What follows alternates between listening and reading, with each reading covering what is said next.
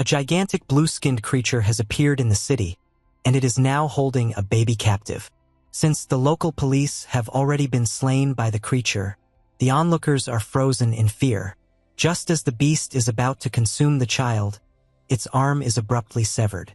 This unexpected rescue comes from our protagonist, a casually dressed man in a blue t-shirt and shorts, his face obscured by a baseball cap and a black mask.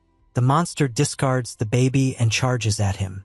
With the civilian now safe, the hero focuses entirely on the danger. He counters the creature's attack with a powerful blow that slams the beast into the pavement, forming a large crater. Before the monster can regain its footing, the masked figure delivers a fierce kick that sends it crashing into a nearby structure. The creature attempts one final snap at our hero from the debris, but the unarmed warrior retaliates by driving his heel into the monster's gaping mouth, effectively crushing its skull. To guarantee the threat is eliminated for good, Bro concludes the battle with a flurry of rapid punches. The impact is so intense that the creature is completely disintegrated. As the debris clears, a profound silence envelopes the audience. The spectators are momentarily stunned, but that astonishment swiftly transforms into an eruption of cheers and clapping. In spite of the mother's immense gratitude and the crowd, our hero stays composed. He utters nothing, merely responding to the mother's gratitude with a fleeting look before bending down and propelling himself into the sky. As he vanishes above the Seoul skyline, onlookers are struck by a realization they once deemed unimaginable. Witnessing such strength firsthand validates a regional tale. Superhumans aren't merely fictional. They genuinely exist. Seo Yun High School, located in Incheon, a standard school day is disrupted by a lecture on ethics regarding natural disasters. The instructor clarifies that the term refers to catastrophic occurrences beyond human control. This scholarly definition resonates deeply with the students, as the world is currently overrun by real-life monsters that embody that description. In the rear of the classroom, two students are engrossed in a viral video on a smartphone. They are viewing high-definition footage of the white-capped superhuman from the recent Ryodong event, the same hero who rescued a child from a blue-skinned creature. The students are captivated by his strength, remarking on the rarity of such clear footage since most individuals are too preoccupied with fleeing to record. However, this digital diversion is abruptly interrupted when a crackling emergency alert blares through the school's intercom. The Inhumans alert system declares that a potential danger has been detected near Incheon Port. Due to the urgent threat, classes have been canceled, and students must return home immediately. While many students are thrilled about the sudden time off, one girl feels an overwhelming sense of unease. She observes that these assaults are increasingly frequent and perilous. She looks over at her classmate, Lim Kong, who remains surprisingly asleep amid the turmoil. Fortunately, Lim Kong isn't as lethargic as he appears. An earpiece concealed in his bag starts to vibrate, prompting him to wake up swiftly to take a call. At the other end, a voice called Ju Ri gives him the precise coordinates of the creature located at the port. Our protagonist remains calm, acting like an ordinary, laid-back student to evade his classmates' suspicion before going to the restroom to change. Incheon Port's situation has now become fatal. A blue creature is frightening the industrial district, halting moving trucks with bare hands and crumpling them like soda cans. Jae-gu and his senior supervisor are cornered behind shipping containers while the monster persistently pursues them, ultimately capturing, lifting and throwing Jae-gu away like a rag doll. As the creature is ready to eliminate them, the boss holds firm with a metal pipe, ready to give his life to allow his younger colleague to flee. As he braces for his last moments, the creature abruptly detects something and looks away. It disregards the humans for a time to seize a huge shipping container, whirling it with immense force before sending it flying through the air like a missile, targeted directly at the workers. Just as the enormous metal container is about to crush them, Lim Kong appears. Clad in his iconic white cap and mask, our hero soars into the air and obliterates the entire shipping container with one powerful punch. Upon landing, he cracks the pavement beneath him and nonchalantly cautions the monster about the hazards of hurling such large items. Lim Kong confronts the blue creature while his handler, Ju Ri, anxiously observes from a remote command center. Amidst the tension, Ju-ri reminds him through his earpiece of a crucial protocol. Always attempt to communicate before engaging in combat. Given that these creatures are usually mindless hunters, encountering one that can speak might reveal crucial insights into their background. With this reasoning, our main character tries to calm things down by inquiring if the monster comprehends him. Regrettably, the creature shows no interest in engaging in dialogue. In reply to the boy's inquiry, the creature's skin shifts to a furious red as it emits a thunderous roar. This change signifies a dramatic increase in its ferocity. The beast charges with such unexpected swiftness that it surprises our protagonist, compelling him to jump and intercept a powerful follow-up kick. The impact's force is so intense that Lim Kong is propelled across the pavement. He soon understands that this adversary is considerably quicker and more powerful than its hefty build implies. As this confrontation takes place, the broader world observes. A news helicopter hovers overhead, capturing the unfolding drama, broadcasting the battle live to an enthralled audience.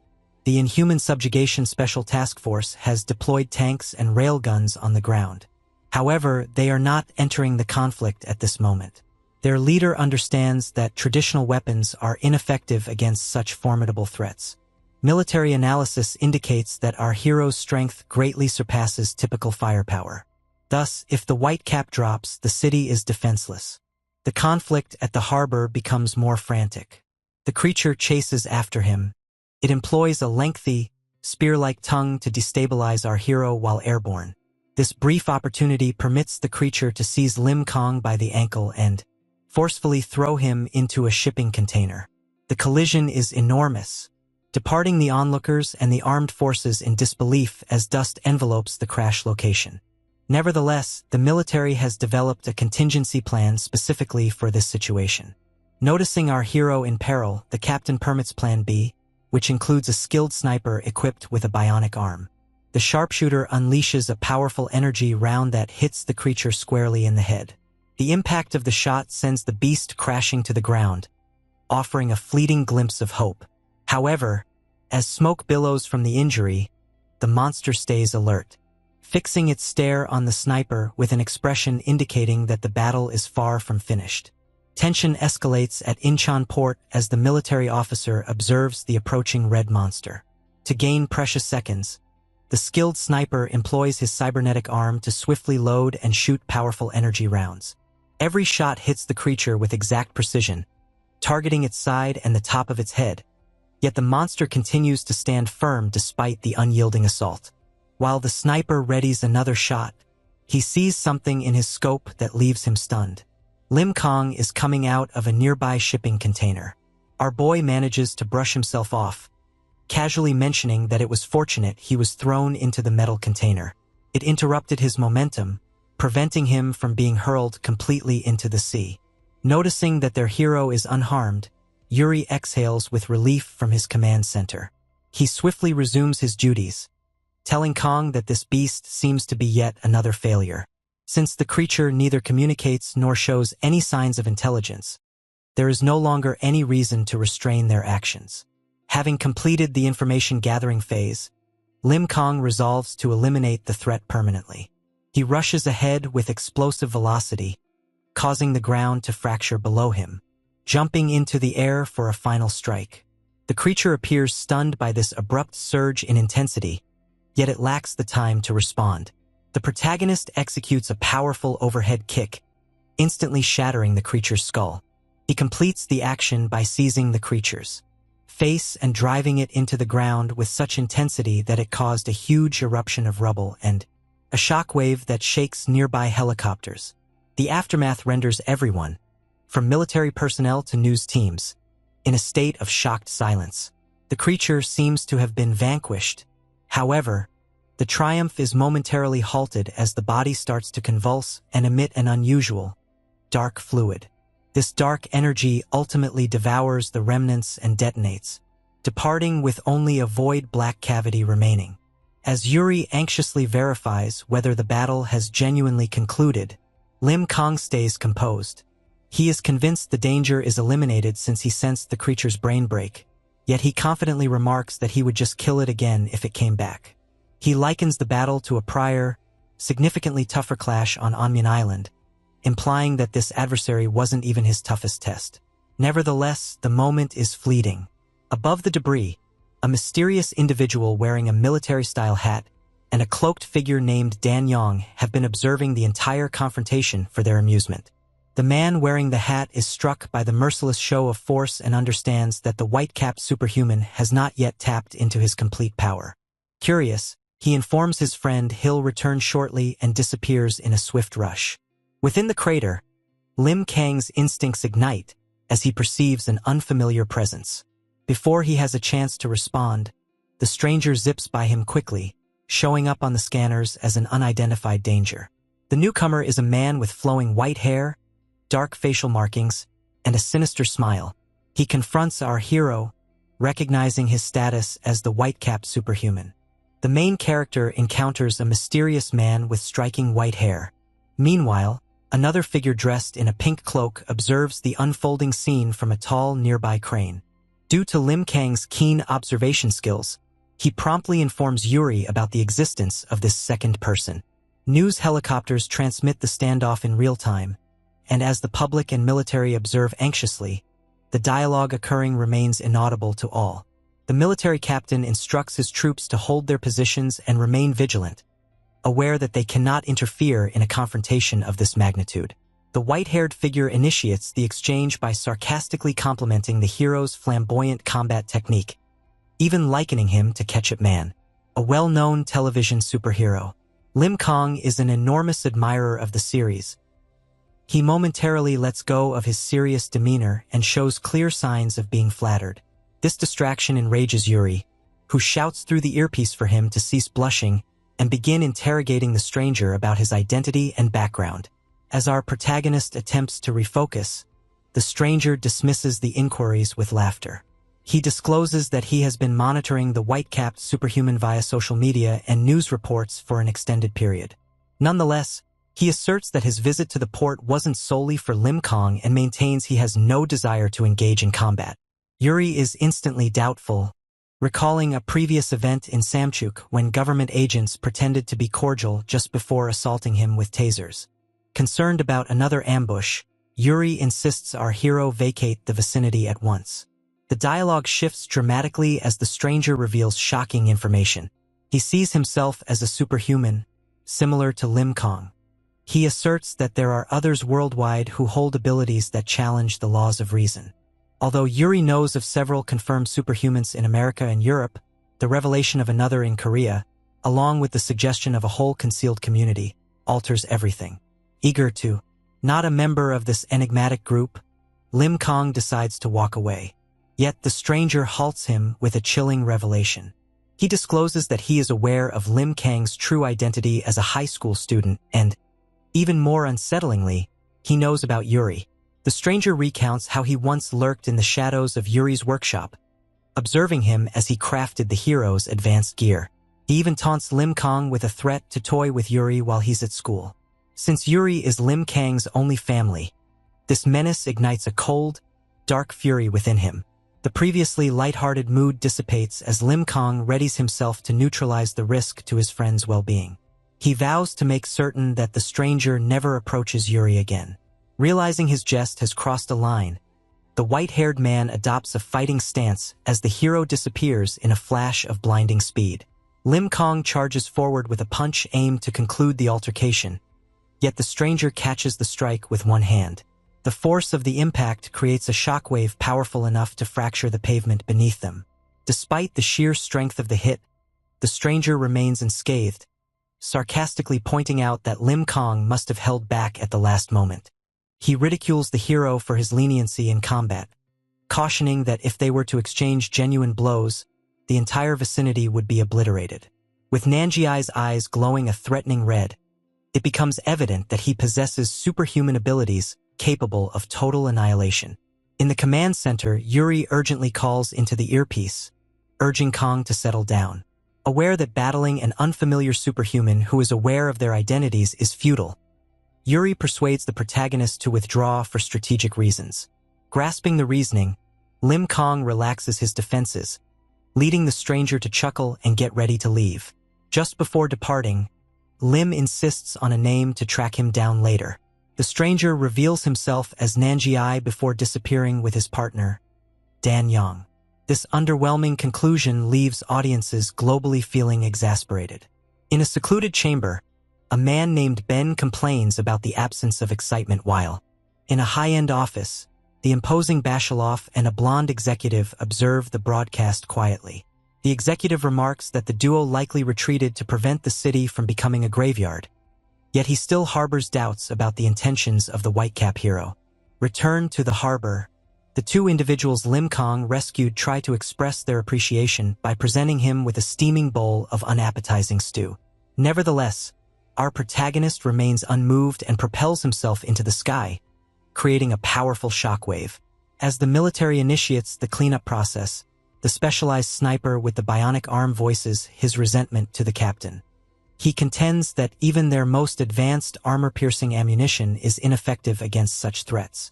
Given the ineffectiveness of human weaponry, he fears they are all destined for a futile demise. The narrative then shifts to Commander by Echo Jean of the Inhuman Subjugation Special Task Force, who is overseeing the retrieval of the creature's remains.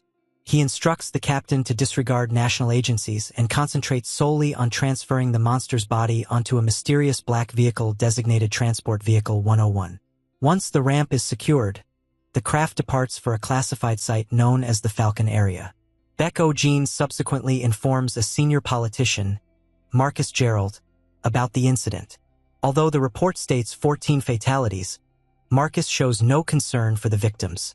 He berates the commander for squandering his time on meaningless nonsense and grumbles about addressing the public, whom he secretly regards as filthy ants. As the transport plane ascends with the inhuman body, Marcus Gerald walks onto a well-lit stage. Beneath a banner heralding a new era, he forces a smile and presents himself to an enthusiastic audience as the beacon for a harmonious future. Perched atop a shipping container, Nanjiai and Dan Yang observe the aircraft vanish from sight, verifying that the military and the government are relocating the remains precisely as anticipated. In New York City, a fierce battle erupts between a creature and the renowned American hero, Ketchup Man, far across the globe. Clad in his signature red and yellow outfit, the powerful hero harshly questions an aged inhuman, insisting on the whereabouts of a base associated with someone named Sherlock. The creature struggles to speak due to the hero's iron grip. However, Ketchup Man views this struggle as rebellion. Without hesitation, the American hero unleashes a colossal punch that propels the creature crashing into the streets below like a meteor. He then executes his trademark ketchup smash, generating a tremendous shock wave that fractures the pavement and leaves the inhuman shattered in a crater. Meanwhile, a throng of enthusiastic fans applauds his masculine physique, and news journalists celebrate him as Earth's hope.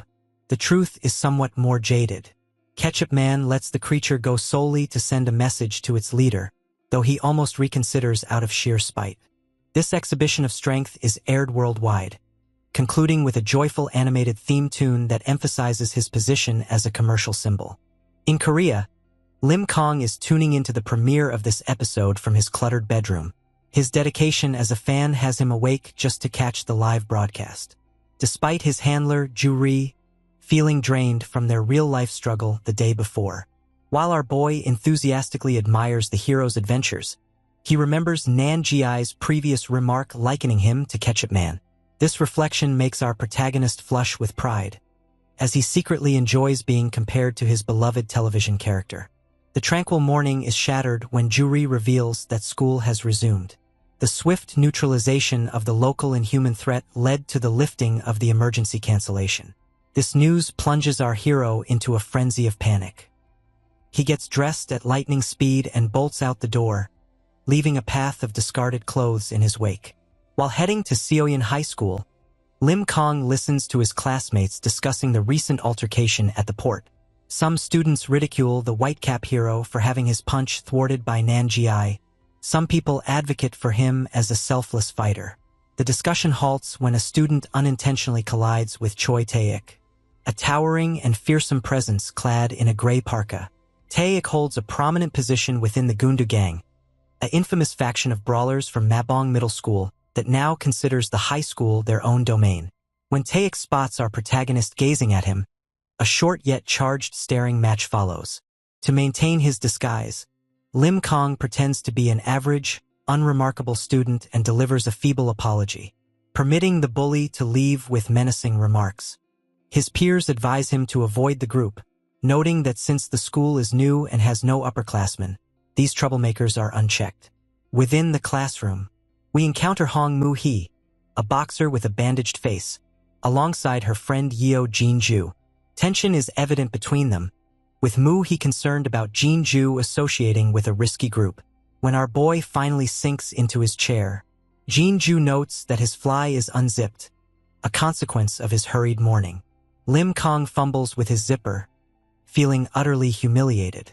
Moo-hee observes with a slight smile, finding his awkwardness charming.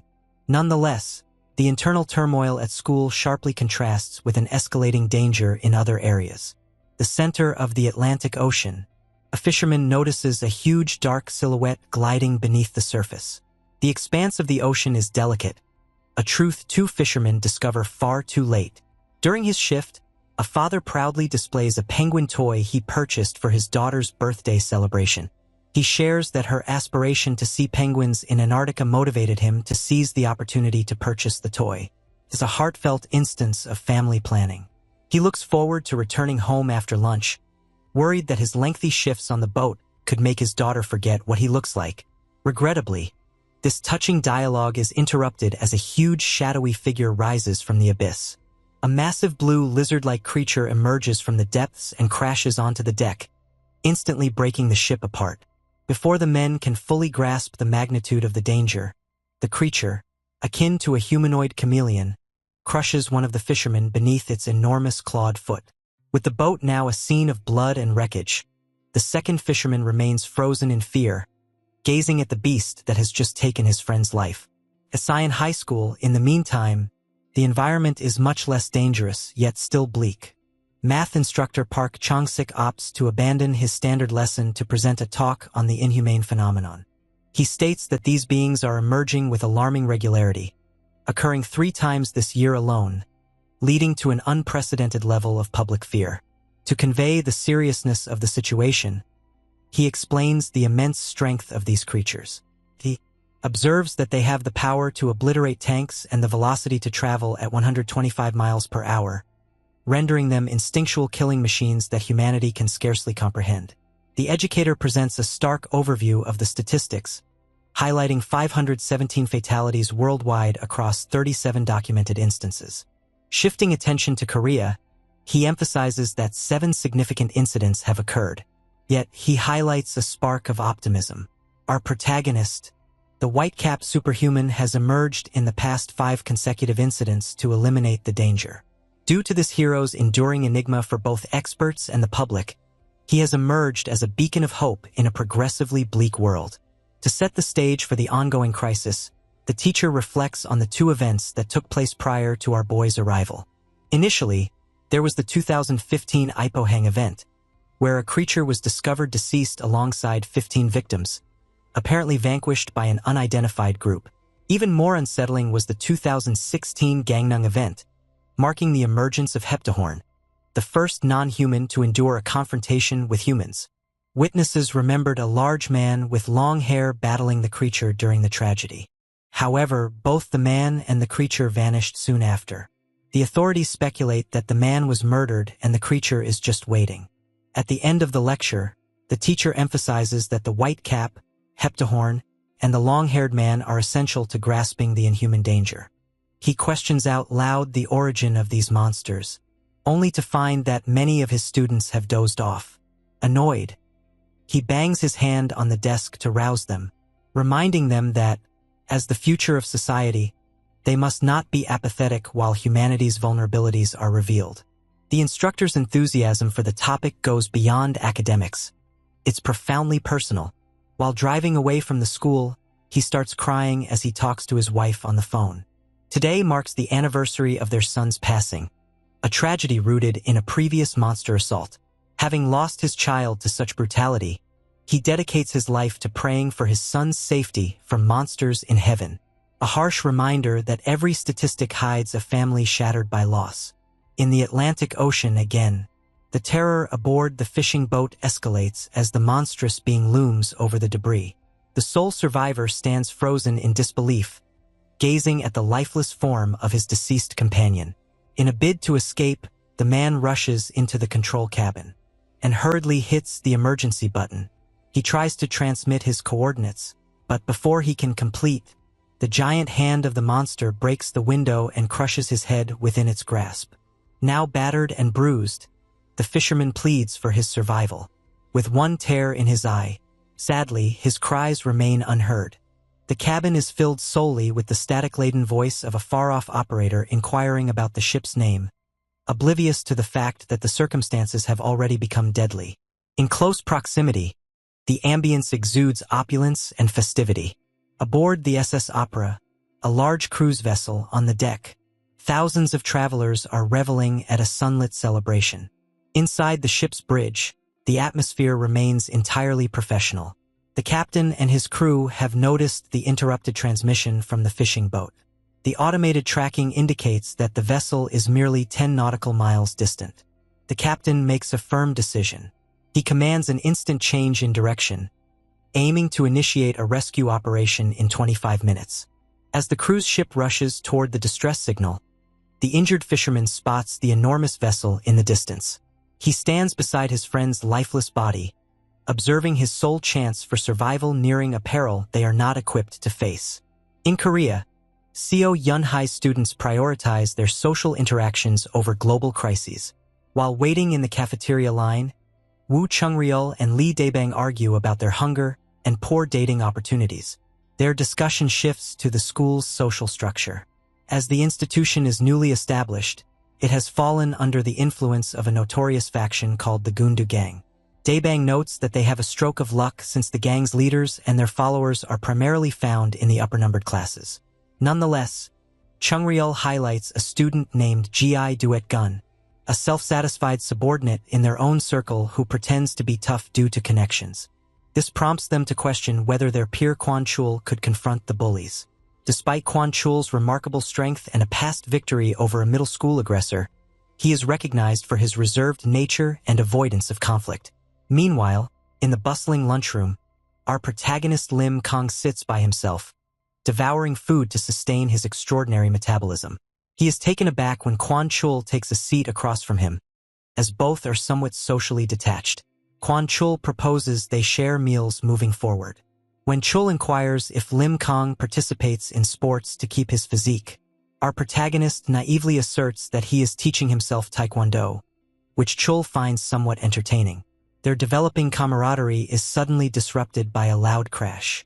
Choi Tae-ik, a senior figure in the Gunda gang, sends a student flying across the room for being too sluggish. Tae-ik reveals that he is struggling to control his anger and chooses to survey the area to confront 5 individuals solely based on his dislike for their appearance.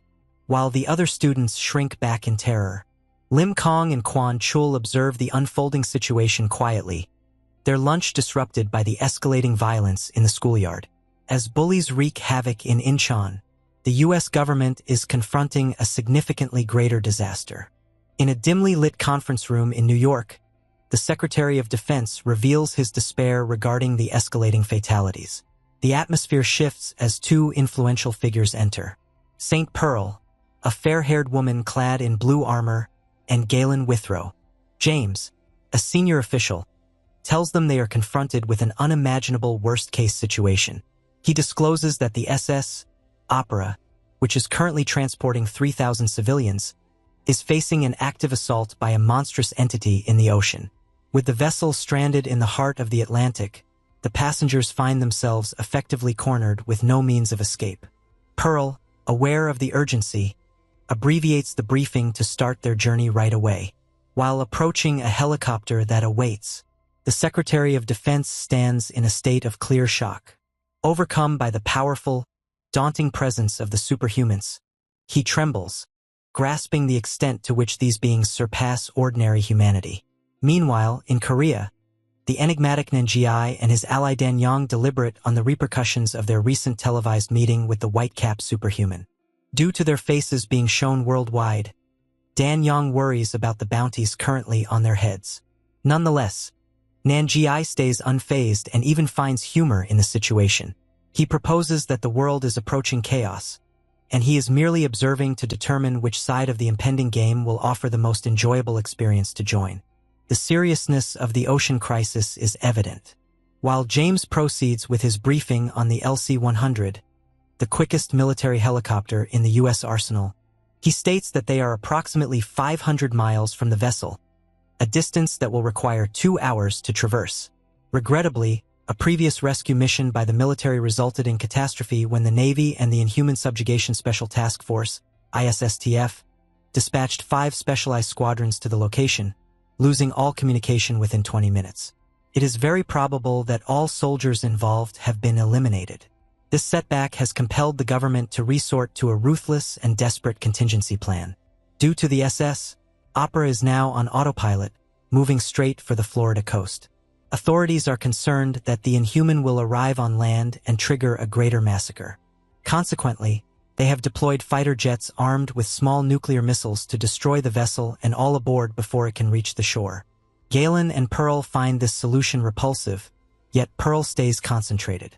She orders James to cease shaking, assertively stating that the results will shift with her presence now. The focus moves from the international arena to the local conflicts at Sion High School in Incheon. The lunchroom has become a place of fear, with the bully Choi Tae-ik launching an indiscriminate attack on students just to release his pent-up anger. He targets a student, forcefully seizing him by the hair for the trivial act of obstructing his path.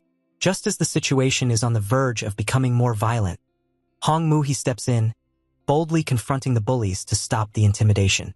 This unexpected act of courage stuns the entire student body, as no one anticipated the girl with the bandaged jaw would challenge the school's most dreaded bully.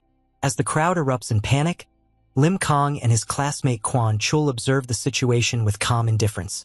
Choi Tae-ik is taken aback at first, but his astonishment swiftly transforms into fury. He looms over Moo-hee, derisively suggesting that the cafeteria food has driven her insane.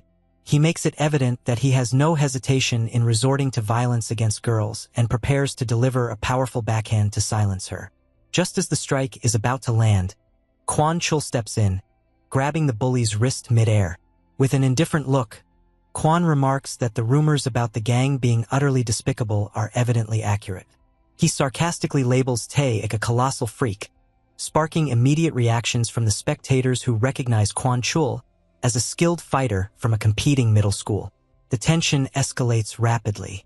Furious at the disruption, Tae-ik delivers a fierce kick that propels Kwon Chul across the room, crashing through multiple tables.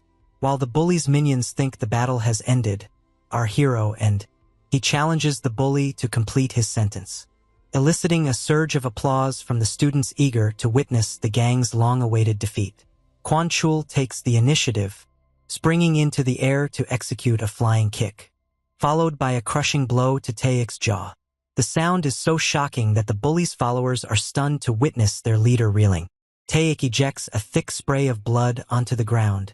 His muscles tense as he understands he's not up against a low-tier rival. He proclaims that he will offer no mercy. As Kwon Chul quietly assesses the situation, the bully's deep sighs indicate that despite receiving a powerful blow, he remains alert, hinting that the victory won't come easily. As the two get ready for another round, an unexpected presence disrupts the battle. A large student with mint-hued hair and golden teeth, recognized as Nam Gung-moo, positions himself between them. He is acknowledged as one of the free heads of the Gundu gang. His presence is so formidable that Moo-hee questions his humanity. As a teacher nears, the radish head leader calls for a halt. He guides an injured Tae-ik away, but not before issuing a foreboding warning to Kwon Chul, vowing that they will meet again soon for crossing the line. As the group withdraws, a thick silence envelopes the room. While the other students murmur in dread about being trapped in a school with such merciless bullies, Lim Kong stays concentrated on his food. He releases a thunderous, room-shaking belch, nonchalantly grumbling that these maniacs believe they own the establishment. The girls at the adjacent table are left appalled, completely oblivious that the boy they are criticizing for the noise is the most formidable superhuman on Earth. Meanwhile, attention turns to a tempestuous night over the Atlantic. James, the military liaison, informs St. Pearl and Galen Withrow that they have arrived at the SS Oprah. Even at 1,000 feet above ground, Pearl insists on opening the helicopter doors. She puts on a biometric earpiece to maintain communication with James, who will oversee their positions from above. Prior to leaping, Pearl delivers a bold message to the U.S. government. Now that she is here, they can officially call off the nuclear strike. The two superhumans plunge into the stormy sky, hitting the cruise ship's deck with a force that breaks the surface apart. They discover a scene of utter devastation, with corpses strewn all around. On the rain-soaked deck of the SS, Oprah, St. Pearl, and Galen Withrow get ready to depart. Pearl believes the Inhuman is close, having already savagely slaughtered the crew. Unknown to the heroes, they are under surveillance. Hidden within the ship's debris, a colossal blue-scaled beast focuses a solitary reptilian eye on Pearl, observing her every action. From the safety of a helicopter, their technical liaison, James, tries to coordinate the search. Given that the cruise ship is a vast maze with varying layouts on each floor, stumbling upon the creature is improbable. This intricacy compels the team to make a tough tactical decision. To maximize their coverage swiftly, James proposes they separate. While Pearl heads to the lower cargo bays, Galen ascends to the upper levels and the engine room. James cautions them that although this is the quickest method to locate survivors, it also means they will likely confront the threat individually without support. Pearl wastes no time, jumping off the side of the vessel and utilizing her superhuman strength to punch handholds directly into the metal hull as she descends. Upon reaching the lower levels, she kicks through the ship's exterior to gain access. She discovers herself in an expansive, quiet storage bay. The space is packed with untouched cargo and shows no evidence of conflict. Pearl first states that all appears normal. The circumstances are now evident. They are much bleaker for Galen. As he navigates the upper decks, he encounters only a path of corpses. Each crucial location, the bridge, the control room, and the information center, has become a site of death. The stress escalates as the communication connection starts to falter. As the vessel navigates an area akin to the Bermuda Triangle, the electronic disruptions intensify significantly. This situation renders James and the helicopter powerless, as he can monitor their positions but is unable to offer verbal alerts or assistance. In the midst of the noise, Galen perceives a soft groan and finds a solitary survivor. Regrettably, the old man has succumbed to insanity due to the trauma from the assault. Rather than perceiving a savior, the survivor yells at Galen as though he were a fiend, his psyche utterly shattered by the terror he experienced. In the cargo hold, Pearl experiences a significantly more optimistic meeting. A young girl hides behind crates, spotting the renowned hero. Pearl comforts the child, but seizes a brief moment of humor by gently correcting her for referring to her as Mrs. Az. Galen persists in his quest, stepping into the grand event hall, where the smell of blood is nearly overwhelming. He is taken aback to spot a blonde woman in the distance who resembles St. Pearl exactly. Perplexed by how his companion managed to ascend from the ship's bottom to the top in such a short time, Galen moves closer to her. This error becomes almost deadly. As the figure shifts, it unveils a ghostly face and a crimson eye. Before Galen can respond, the creature's torso bursts open into a gigantic, jagged maw. This transforming monstrosity lunges at Galen, biting deeply into his shoulder. He is hurled across the ground, bleeding and utterly stunned. Due to the monster's successful impersonation of his comrade, Galen is left gravely injured and confronting a chillingly treacherous foe without any means to summon aid. His lapse in vigilance when he noticed the resemblance to his ally, St. Pearl, allowed the Inhuman to deliver a devastating initial strike. The predicament is more perilous than it appears. As he crouches in agony, he realizes that had his reflexes not activated at the last moment, he would have lost his life. Regrettably, the harm is already critical. Galen has completely lost his right arm. In spite of the pain and excessive sweating, he stays analytical. He observes the creature's facade falter, exposing a hideous transitional form with a replica of Pearl's head perched on a large blue-skinned neck. Since the beast can undergo physical changes, Galen deduces it is not an illusionist. yet a lethal shapeshifter. To remain in the struggle, Galen demonstrates remarkable determination. He employs his free hand to securely bind his black cloak around the bleeding stump of his shoulder. This makeshift dressing is what prevents him from losing consciousness due to blood loss. Fueled by a chilling, vengeful fury, he orders the beast to return his limb prior to entering a fierce, close-quarters fight. As this conflict occurs in the dining hall, the remaining team members are having a tough time with the surroundings. Far above the vessel, the technical liaison, James, battles a fierce lightning storm. With the ship situated in a high-interference area, his earpieces have malfunctioned, forcing him to depend on flickering radar icons to monitor the team. He observes with increasing anxiety that Galen's movements are unpredictable, indicating he is engaged in a critical life-or-death conflict. Worried about the situation, James instructs the pilot to land on the deck amid the fierce winds. In the meantime, the actual St. Pearl remains in the cargo hold. Fortunately, she discovers a substantial group of survivors concealed behind crates in the lower levels. Upon spotting their renowned hero, the civilians, guided by a young girl and a frantic woman, plead for her aid. With numerous lives in jeopardy, Pearl experiences a heightened urgency to evacuate the vessel and locate her partner.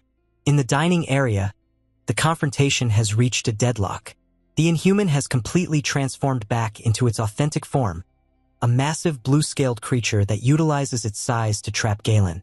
Due to the absence of an arm, Galen faces challenges in keeping his balance during a fistfight. Having just escaped a deadly bite, he understands that although the monster's ability to change shape is an effective means of trickery, it doesn't significantly enhance its strength in battle once the confrontation starts.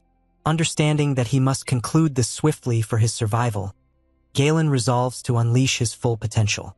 He inhales deeply, and in an instant, his left eye radiates a brilliant electric blue glow. As a superhuman capable of manipulating energy and matter, he transforms the very surroundings into a formidable weapon. He breaks a wooden barrel, and rather than the wine pouring out, he suspends the droplets in midair. These wine crystals transform into sharp projectiles that strike the monster, taking it entirely by surprise. To complete the task, Galen seizes a glass bottle and shatters it, forming a sharp edge. By cascading the leftover liquid onto the glass, he channels his energy to create an elongated blade of crystal strength. No longer interested in playing around, the one-armed fighter aims his new weapon at the creature, prepared to put an end to the day's frustrations for good. To grasp how a man from East Harlem found himself in a high-stakes role, one must examine his recruitment process. In a secure surveillance room, the technical liaison, James, along with his colleague Ben, once examined the footage from Galen's first interrogation. Initially, Ben expressed doubt, pointing out that although the young man had an intense gaze, he didn't seem particularly menacing. However, James dispelled this notion by sharing Galen's background. He had single-handedly decimated the infamous Blood Street gang in an instant and subsequently left the entire Cefario gang incapacitated without a single injury. This was a level of cleanup that even the authorities had found challenging, making Galen a person of significant interest. The interrogation footage further highlighted the nature of his abilities. During a tense exchange with St. Pearl, she remarked that while his physical resilience was remarkable, his most frightening ability was his capacity to halt the bleeding of injured allies instantly. Galen stated that he has the exceptional power to immediately solidify any liquid within a 10-meter radius. Whether it's coffee in a cup or moisture in the air, he can alter its molecular structure at will, transforming it into a material akin to diamond. While this skill challenges scientific principles and demands great stamina and focus, enabling him to transform ordinary liquids into weapons more potent than many firearms. In the present, this ability faces its greatest challenge yet. The blue beast is unyielding, striking with tremendous force, that causes Galen to slide across the dining hall floor. While Galen expels blood, he understands that the absence of his arm has disrupted his balance entirely, leading to missed counterattacks. Even after obliterating half of the creature's head, the monster continues to show no signs of slowing. As the conflict intensifies, St. Pearl dashes through the lower passages of the ship. She observes that the basement areas remain strangely unscathed, indicating the danger lies elsewhere. As she senses a slight rumble overhead, a wave of static suddenly blasts through her earpiece. James, observing the conflict via the helicopter's radar, attempts to direct her to the event hall. A sense of unease overwhelms him. The struggle is dragging on, and he realizes that Pearl must reach the location quickly for Galen to have any chance of survival. Within the dining hall, Galen's sight starts to fade as he approaches his physical threshold. In a last, urgent strategic maneuver, he observes the ceiling's fire sprinklers. He jumps high and thrusts his foot upwards, compelling it to break the pipes. As water erupts forcefully throughout the room, Galen channels the last of his mental strength to unleash his ability. The cascading water swiftly morphs into countless diamond-hard spikes, piercing the creature from all sides and encasing it in a colossal block of solidified liquid. In the observation room, Ben and James deliberated on the possible limitations of such an unusual power. James raised the question of whether the transformation was irreversible or if it had a scientific time limit. Galen's recorded answer indicated that the ability is directly linked to his mental strength. Due to this connection, the effects fluctuate according to his physical state, although the solidified form generally endures for no less than an hour before reverting to liquid. Confident that victory is secured, Galen looms over his immobilized foe, pondering how to conclude the task. Regrettably, his triumph is fleeting. A swift, dark line slices through the air emerging from the shadows. Before, Galen perceives the new danger as a larger, second inhuman appears and decapitates him with one vicious blow. As his form crumbles and the universe dims to darkness, the warrior's last thought is filled with sheer terror. A second monster had been concealed behind him all along. Meanwhile, the atmosphere at the command center shifts from optimistic to frantic. James, desperately typing on his laptop to organize the team's meeting point, observes an abrupt alteration on his radar. Although St. Pearl's signal stays constant, the icon for Galen, marked W, abruptly disappears from the display. Since the earpieces connect directly to the user's biometrics, James realizes this isn't a technical malfunction. The loss of the signal signifies only one conclusion. Galen Withrow is gone. The gravity of this truth sends James into a panic, gripping his head while he stares at the solitary icon still visible on his screen. Meanwhile, within the ship, the quiet of the dining area is broken as St. Pearl forcefully bursts through the thick wooden doors. She shows up prepared for a battle, yet she is instantly frozen by the devastation in front of her. She gazes at a disturbing scene before her, the azure creature, the fresh white being, and the remnants of her companion. As she gazes down, she spots Galen's decapitated head resting in a pool of blood. Her initial astonishment shifts into a chilling, oppressive quiet. This tragedy evokes a touching recollection of a discussion they had while sitting on a park bench. Pearl had previously attempted to instruct Galen on the significance of staying composed and logical in battle. She cautioned him that inhumans can be erratic and, should one of them fall, the remaining individual must manage their feelings and withdraw if needed to safeguard the world. Galen had derisively brushed off her emotional nature, asserting he would abandon her without hesitation if she were to pass away. To illustrate his argument, he utilized his abilities to transform a fountain into a statue for a weeping child before departing Pearl with an understanding grin. Currently, Pearl's own counsel betrays her. As she looms over her friend's lifeless form, the nonsensical words she uttered about maintaining composure dissolve, giving way to overwhelming, unbridled fury. As the red-fleshed beast, the one accountable for the kill, boldly screams at her, Pearl reaches her breaking point. She surges ahead with a sonic blast, fracturing the ground below. Feet as she charges at the beast. She yells in rage, wondering what has become of her determination. She drives the monster's face into the ground with such power that it causes the earth to explode. Pearl then delivers a crushing overhead kick to the creature's spine. Yet the battle is still ongoing. In spite of her wounds, she briefly halts her attack to demonstrate one last gesture of respect, turning to Galen's remains, and softly holds his detached head, shutting his eyes for the final time. Despite the red creature rising again and sinking its claws into her shoulder, Pearl remains steadfast and won't release. This injury only intensifies her metamorphosis. As she gazes at the monster, her eyes have lost their humanity, shining with a feral gleam. By choosing to forsake her typical tactical restraint, Pearl evolves into a vengeful demon. She seizes the creature's enormous arm with her bare hand and starts to crush the limb, smoothly maneuvering the massive creature past a stone column. Drenched in blood and exuding a chilling presence, Pearl proclaims that today marks the lowest point in her career.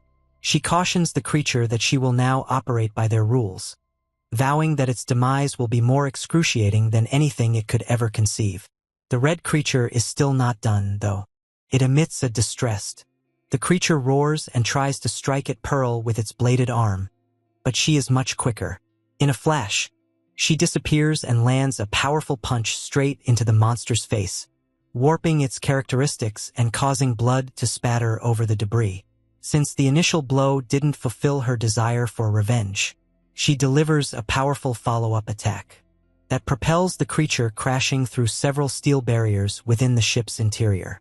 Amidst the wreckage of the ship, Pearl gazes at the twisted mass of flesh with apathy. She informs the creature that it isn't worth the time needed for a complete beating.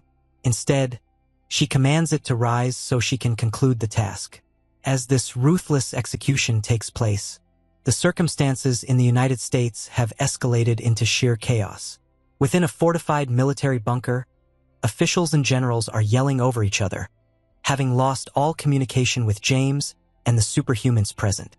Some are anxious that the team may have already been vanquished, while others cling to the hope that the silence is merely a result of weather disruptions. The room is filled with opposing views, as some advocate for increased surveillance while others push for a heightened alert status. The turmoil is disrupted by Marcus Gerald, a shrewd politician who perceives the military's reluctance as a flaw. He derisively criticizes the room for their relaxed attitude and unveils a stark truth. The launch sequence for the nuclear missile is set. With the president having authorized the biometric codes, fighter jets are in the air, awaiting the ultimate command to engage. The generals claim that Pearl and Withrow have always succeeded in the past. Marcus brings up the dire statistics. He notes that every specialized unit dispatched to the ship was annihilated immediately, and with no updates from James, they cannot risk eternal peace. Marcus intensifies his pressure on the president by emphasizing the high stakes involved. Given that the SS Opera is just 90 minutes from the Florida coastline, inaction could result in a massacre in Fort Lauderdale, endangering the lives of 20 million individuals. This frigid reasoning causes the generals to quake with exasperation, as they must balance the lives of the 3,000 individuals aboard the vessel against the security of the mainland. Under immense pressure from Marcus, the president ultimately gathers his determination. He remembers a previous occasion when he expressed gratitude to Pearl for her unwavering dedication. He decides to trust her one final time and formally rescinds the strike order, much to Marcus's irritation.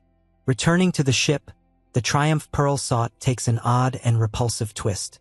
Just as she readies to defeat the Red Beast, she is unexpectedly struck by a burst of sticky webs. To her astonishment, a blue-skinned entity with a reptilian visage emerges from the abdomen of the Red Inhuman. Pearl soon understands that the Red Monster was merely a host or a living prison for this second mutant. This new menace is the real mastermind behind the day's terrors. Pearl's rage hits its climax. She observes that her deceased partner, Withrow, likely wasn't destined for heaven regardless. She instructs the monster to plead for his forgiveness when they encounter each other in the afterlife. With that, Pearl releases a colossal, dazzling beam of energy.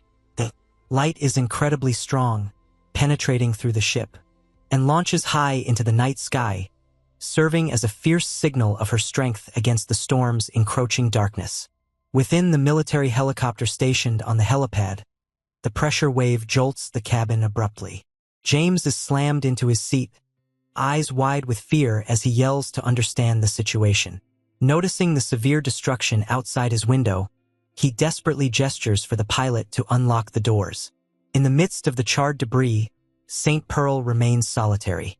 Her form radiates with lingering energy as she gazes through the large opening she has just made in the ship's side. When the helicopter lands, James dashes to the crater's edge on the ship's side, breathless in shock at the extent of the devastation. In the middle of the debris, he spots the weary silhouette of Pearl, her suit ripped and her face stained with blood. The immediate thrill of triumph swiftly transforms into deep anguish as James comprehends the price paid. Devastated by Galen Withrow's passing, James falls to his knees and cries freely on the metallic platform. Although, in the face of tragedy, Saint Pearl stands firm, observing the sorrowful man with a solemn stare. The incident's news reaches top government officials. In a fortified underground bunker, an official answers a panicked call. Clearly disturbed, he storms into a briefing space where the president and military leaders convene. The space bursts into a whirlwind of joy and applause when live images reveal Saint Pearl on the ship's deck. The mood shifts to cold and somber as soon as they discover Galen Withrow has died. On the other side of the globe in Korea, the morning news announces that the SS Opera has safely arrived in Fort Lauderdale, Florida. As the news anchor discusses the damage assessment, Lim Kong is seen in a cluttered living room, fervently slurping from a large pot of ramen, completely absorbed in his meal, resulting in a conflict at home with his handler. Juri storms out of the bathroom, angry since he had clearly instructed our boy to wait for him to eat. Upon discovering Galen Withrow's death, Lim Kong has consumed the entire pot, leaving nothing remaining for Juri. He attempts to redirect his focus to the television to escape his anger. The diversion succeeds, but for a bleak cause. The television shows a black and white tribute image of Galen Withrow, announcing his death to the public. Withrow was a significant superhuman who played a crucial role in addressing many recent global crises. His sacrifice has plunged the world into grief. The location of the memorial instantly dissolves Juri's anger. Shocked by the reality that a superhuman can truly perish, he appears noticeably disturbed. Feeling the weight of the atmosphere, Lim Kong leans over the vacant pot quietly. Trying to ease the tension, Juri advises him to lighten up and just go prepare more ramen.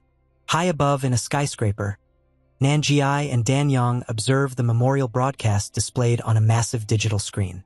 Dan Yong shows her disbelief at the death, while Nanjiai laughs, pointing out that superhumans are not invincible. Speculates that the heroes likely fought alone, as he finds it difficult to believe anyone could have perished under Pearl's supervision. When Dan Yong questions Pearl's strength, Nanjiai shares that he once faced her in a previous conflict. He remembers that, despite her fierce demeanor, she showed enough kindness to allow a wary observer like him to escape. He acknowledges that had she chosen differently, he and Dan Yong probably would have never crossed paths. The mission's aftermath continues to be chaotic for participants. On Interstate 95 in Florida, a frantic James races down the highway in a black sedan. He employs a burner phone to alert his coworker Ben, who is perplexed by the early morning call. James is drenched in sweat and shaking with fear as he reveals a shocking secret. Galen, the body of Rose, has vanished under mysterious circumstances. Since the disappearance happened before the ship docked and while still at sea, James is convinced it wasn't a clerical mistake. Consequently, the Rose funeral has been called off to maintain the confidentiality of the incident. James displays clear disgust at the situation, perceiving the theft of a fallen warrior's remains as a repugnant act of desecration. He assigns Ben to examine the cruise line's data as he readies himself for a high-level briefing. In Korea, Juri is confronting a more intimate crisis after recalling a condescending message from his sister, a self-proclaimed genius based in America. Juri comes to the realization that he has run out of funds. He suspects that Lim Kang's enormous hunger has depleted their joint resources instead of relying on his sister's unpredictable monthly support. The 18-year-old decides to find a way to support himself. He notices a flyer for the Ali Cup arm wrestling tournament featuring a huge 8 million won prize. Recognizing a chance to alleviate his financial troubles, he promptly contacts Lim Kong. A boy is presently at school, surrounded by his classmates during gym class. However, Juri persuades him to call off their weekend arrangements so Kong can take his place in the tournament. During the secure briefing in D.C., James, St. Pearl, and Ben examined the official records of the massacre, revealing a significant casualty count. However, James observes that the death toll was lessened since the Inhuman stayed concentrated on the upper decks. This was primarily thanks to the military unit's sacrifice, which drew the monster's focus, enabling civilians to flee safely. Pearl offers her expert evaluation of the two dangers: a spider-like creature with bladed tentacles and a chameleon-like entity that can change its shape.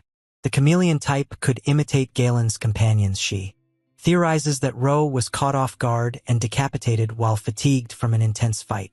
The briefing wraps up by emphasizing the most urgent enigma: the missing body, as the remains of the monsters and other victims remained undisturbed. The intentional theft of Ro's body indicates a deliberate motive from James. Ben and others concur that since the body couldn't have left by itself, someone aboard the ship must have taken it. Ben has made a request for the retrieval of the vessel's CCTV footage, anticipating that a week of data analysis will uncover the perpetrator. The forthcoming arm wrestling competition in Korea is drawing interest beyond just our main character at an internet cafe. The bully Choi Tae-ik notices the same advertisement. Despite typically considering such tournaments uninteresting, the substantial prize money is irresistible as he aims for complete triumph. He resolves to rally the entire Gun-Do gang to seize control of the competition. This prepares the ground for a brutal clash between our protagonist and the infamous school bullies. The Ali Cup arm wrestling tournament begins on a sunny Sunday in Seoul at the LC Auxiliary Stadium because the event has drawn 3 times the number of competitors compared to last year. Organizers have introduced a preliminary round to swiftly reduce the participants to a final 16. Although the top 3 competitors will receive prize money between 1 and 5 million won, all eyes are on the legendary trophy representing the ultimate champion. In the midst of the large crowd, Jury appears anxious, though not solely due to the competition. Has found out that the Hollywood star Ketchup Man is in Korea today, and he has organized a tight itinerary to guarantee they arrive at the airport by 5:00 p.m. By this reasoning, Lim Kong must swiftly secure victory in the tournament to catch their bus on schedule, enhancing their chances of being noticed. Jury has even arranged matching Ketchup Man outfits for them to don. Our hero is fully committed to the plan, his eyes gleaming at the prospect of finally meeting his idol. As the officials announce number 82, Jury nudges a hesitant Lim Kong toward the registration desk, reminding him of their covert training.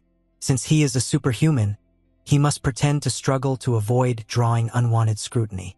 Unfortunately, the protagonist finds it extremely challenging to assess his own strength.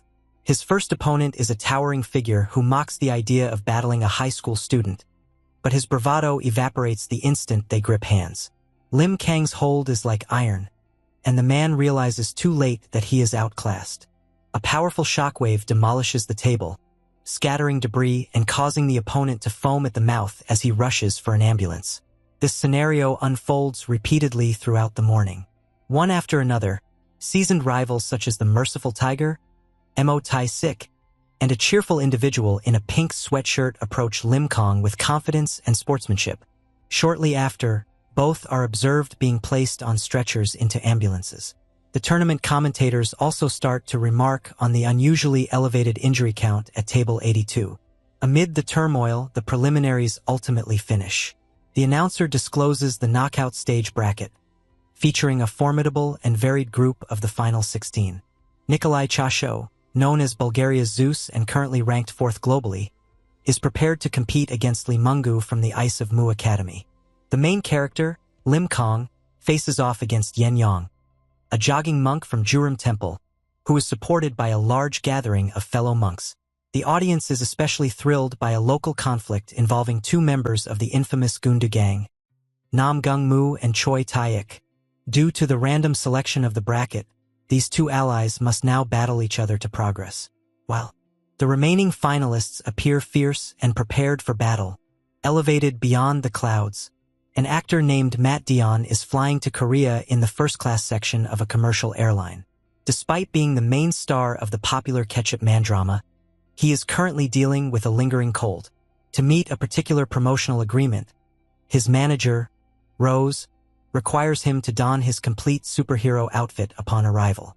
Though Matt feels extremely uncomfortable in the tight suit, His concern for his impact and the fans at the airport leads him to embrace his heroic identity before dozing off again.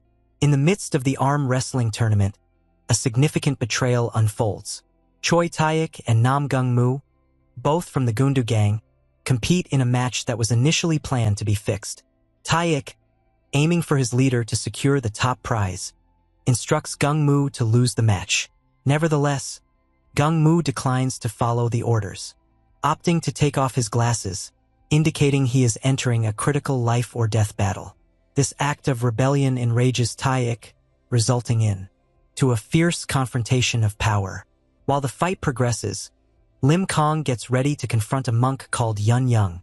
Due to the monk's strict discipline, he quickly perceives a tremendous whirlpool-like energy surrounding our boy. He understands he is confronting an individual of extraordinary power and requests to witness that genuine strength. Before they can conclude their match, the audience is drawn away by a surprising upset at a nearby table. A man named Lee Moon-gu has just triumphed over a world-ranked pro. This significant win leads his fans to burst into celebration, solidifying Moon-gu's status as a favorite among the crowd for the finals. Returning to the gang's table, the conflict between the two thugs comes to an end. After an intense battle of stamina, Choi Tae-ik successfully forces Gung-moo's hand down to claim victory. At the same time, Lim Kong concludes his match. Despite the monk's attempts, our hero stays utterly steadfast. With a slight grunt, our hero secures the monk's hand with ease, moving on to the next round while appearing more relieved about the time than the win. The tournament bracket narrows even more as gang leader Park Gun-do secures victory in his match by default, as his subordinates abducted and restrained his rival.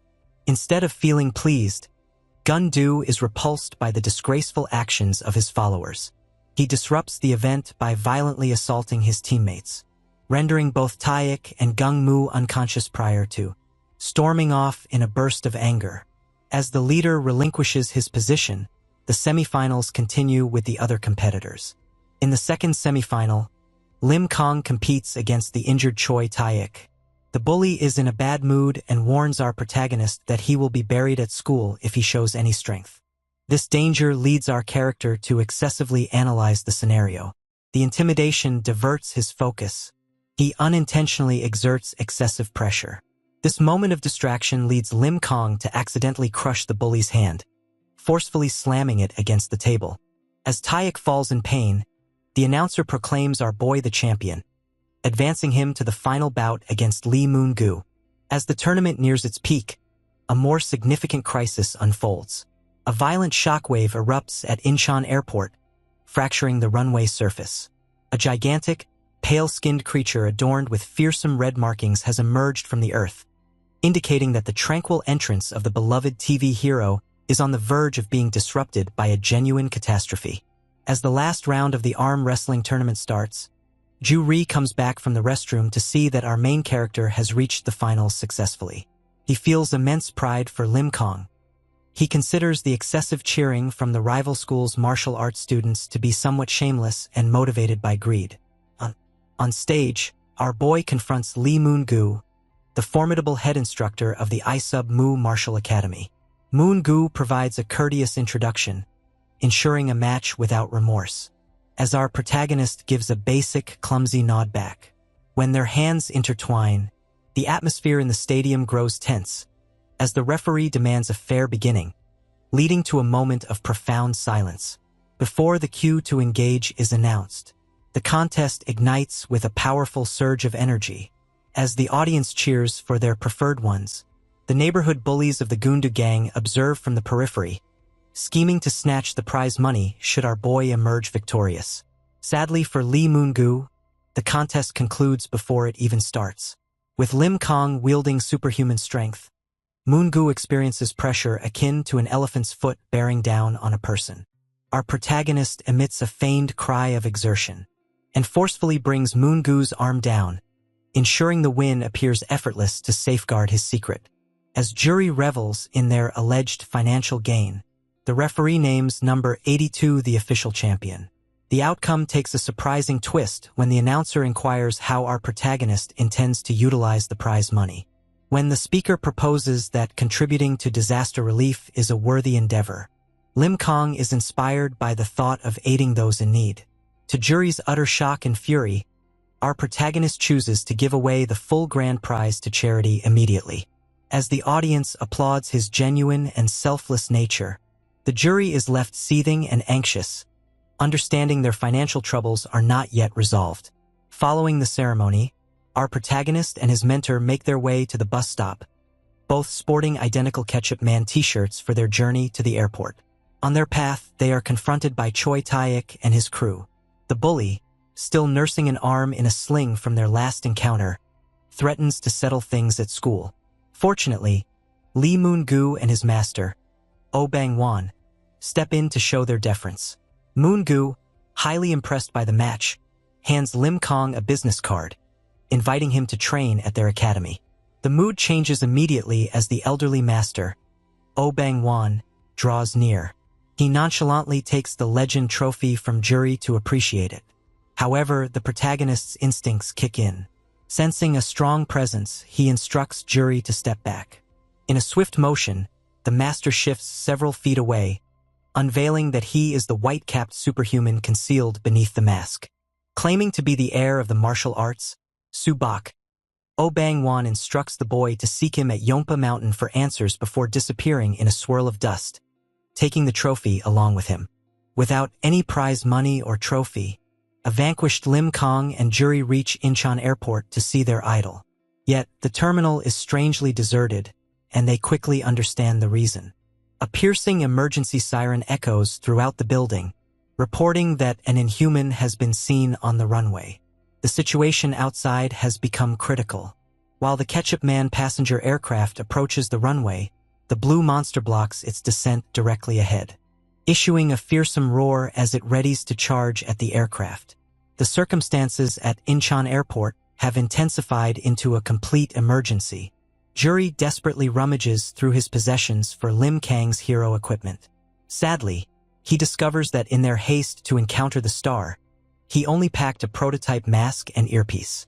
He is missing his usual suit, shoes, and iconic hat. Before Juri can complete his apology, our protagonist grabs the gear from him and vanishes into the frenzied crowd fleeing the terminal. To address his clothing issue, our son notices a man in the crowd donning a white baseball cap. As he glided past the civilian on a busy escalator, he snatched the hat with incredible speed, leaving the man bewildered as he made his escape. Lim Kong quickly entered a public restroom to complete his transformation. He pauses briefly to observe his reflection, recognizing his Ketchup Man persona before shedding his civilian attire to unveil his impressive physique. Once he peeled off a sticker from the stolen cap and adjusted his mask, our hero was set to go. As this preparation occurs, Flight KC-7744, transporting the renowned Matt Dion, initiates its final approach to Incheon. The atmosphere inside the cabin is light until the pilots notice a gigantic blue-skinned creature blocking their way on the runway ahead. Prior to the flight crew being able to lift the plane back into the sky, the creature propels itself off the ground with such power that it forms a huge crater. The creature hits the plane's engine and wing in flight, triggering a massive blast that propels the aircraft into a frightening slide along the runway. The collision traps the passengers, among them an injured Matt Dion and his manager, within a cabin filled with smoke. With the aircraft now a fixed target, the Inhuman moves toward the wreckage to complete the task. It showcases its immense power by effortlessly demolishing a nearby forklift before hoisting the heavy equipment overhead to throw it at the cockpit. Just as the metallic missile is about to obliterate the survivors, our hero steps in. Jumping from the plane's roof, Lim Kong executes a rapid kick that breaks the forklift into a shower of fragments. Our hero touches down decisively on the pavement, positioning themselves between the frightened passengers and the beast. The blue creature stands frozen in disbelief, understanding that its once vulnerable target is now shielded by the white-capped champion. Lim Kong remains steadfast on the Incheon Airport runway, his intense gaze apparent even through his mask as the debris from the broken forklift settles around him. Inside the wrecked plane, a bloodied passenger stares in shock, immediately identifying our hero as the renowned white-capped superhuman. The blue-skinned creature emits a thunderous roar, yet our hero stays unperturbed. Needing a projectile to counter the beast's aggression, he extends his hand and seizes the forklift debris, nonchalantly raising the enormous machine with one hand. Our hero hurls the forklift at the creature with astonishing power. While the beast is momentarily dazed by the airborne equipment, it successfully jumps into the air right as the forklift crashes onto the pavement, resulting in a huge explosion of debris. As the creature emerges from the smoke with crimson eyes, Lim Kong propels himself upward to confront it. He unleashes a powerful knee strike to the creature's abdomen, quickly following up with an overhead punch that crashes into the monster's head and propels it crashing back onto the runway.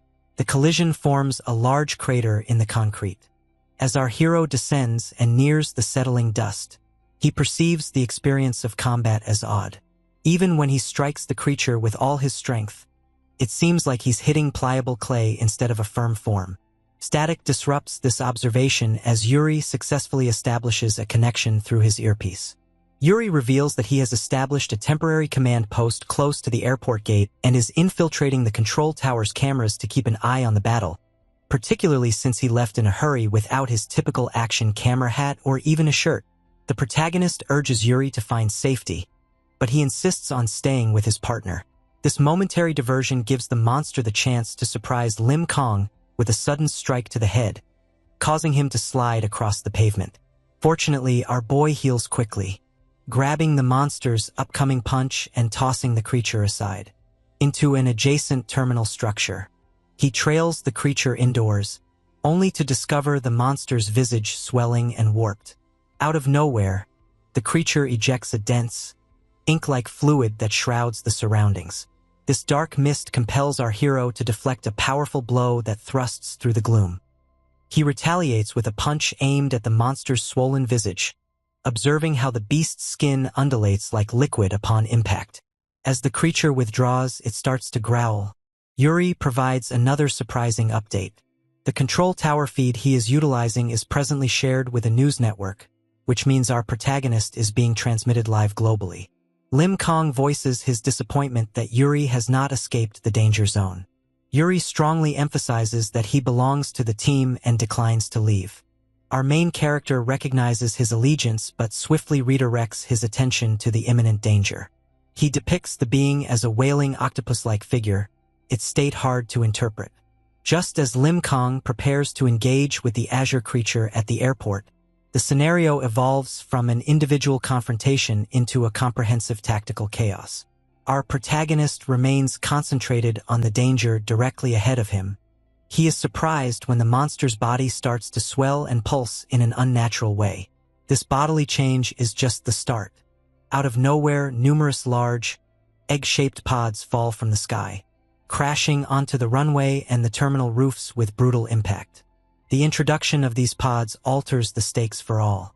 Within the dimly lit command center, St. Pearl and the team observe the broadcast in shock, recognizing that the Whitecap hero is currently engaged in an unusual multi-front conflict. The magnitude of the danger has escalated swiftly. Ben contemplates whether it's time to bring our protagonist onto their official team, questioning if anyone can manage this task solo. The threat intensifies when the eggs start to hatch.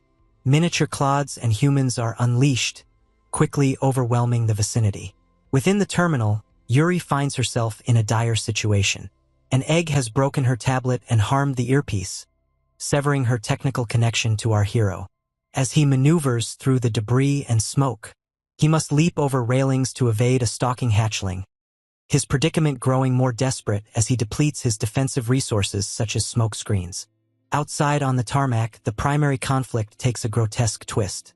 The massive blue creature's back bursts, permitting a second, crimson, multi-limbed entity to extract itself from the host body akin to a parasite. Detecting. Amid Yuri's frantic voice crackling over the radio, Lim Kong resolves to rescue his friend first. Yet, the monsters are determined to prevent his escape.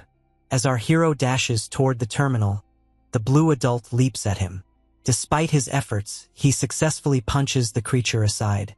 The crimson creature halts him midair with dazzling speed, crashing him onto the pavement and trapping him in a large indentation. Once back inside, Yuri feels trapped.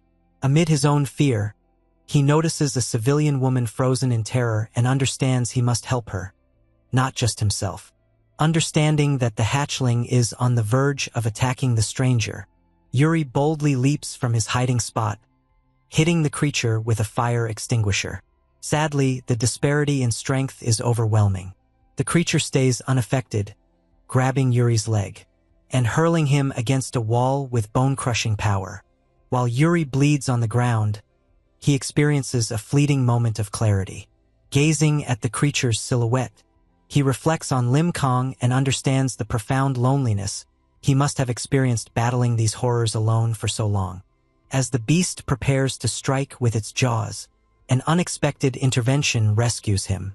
A military boot strikes the earth with force and a figure clad in black tactical attire emerges, swiftly pushing the hatchling aside.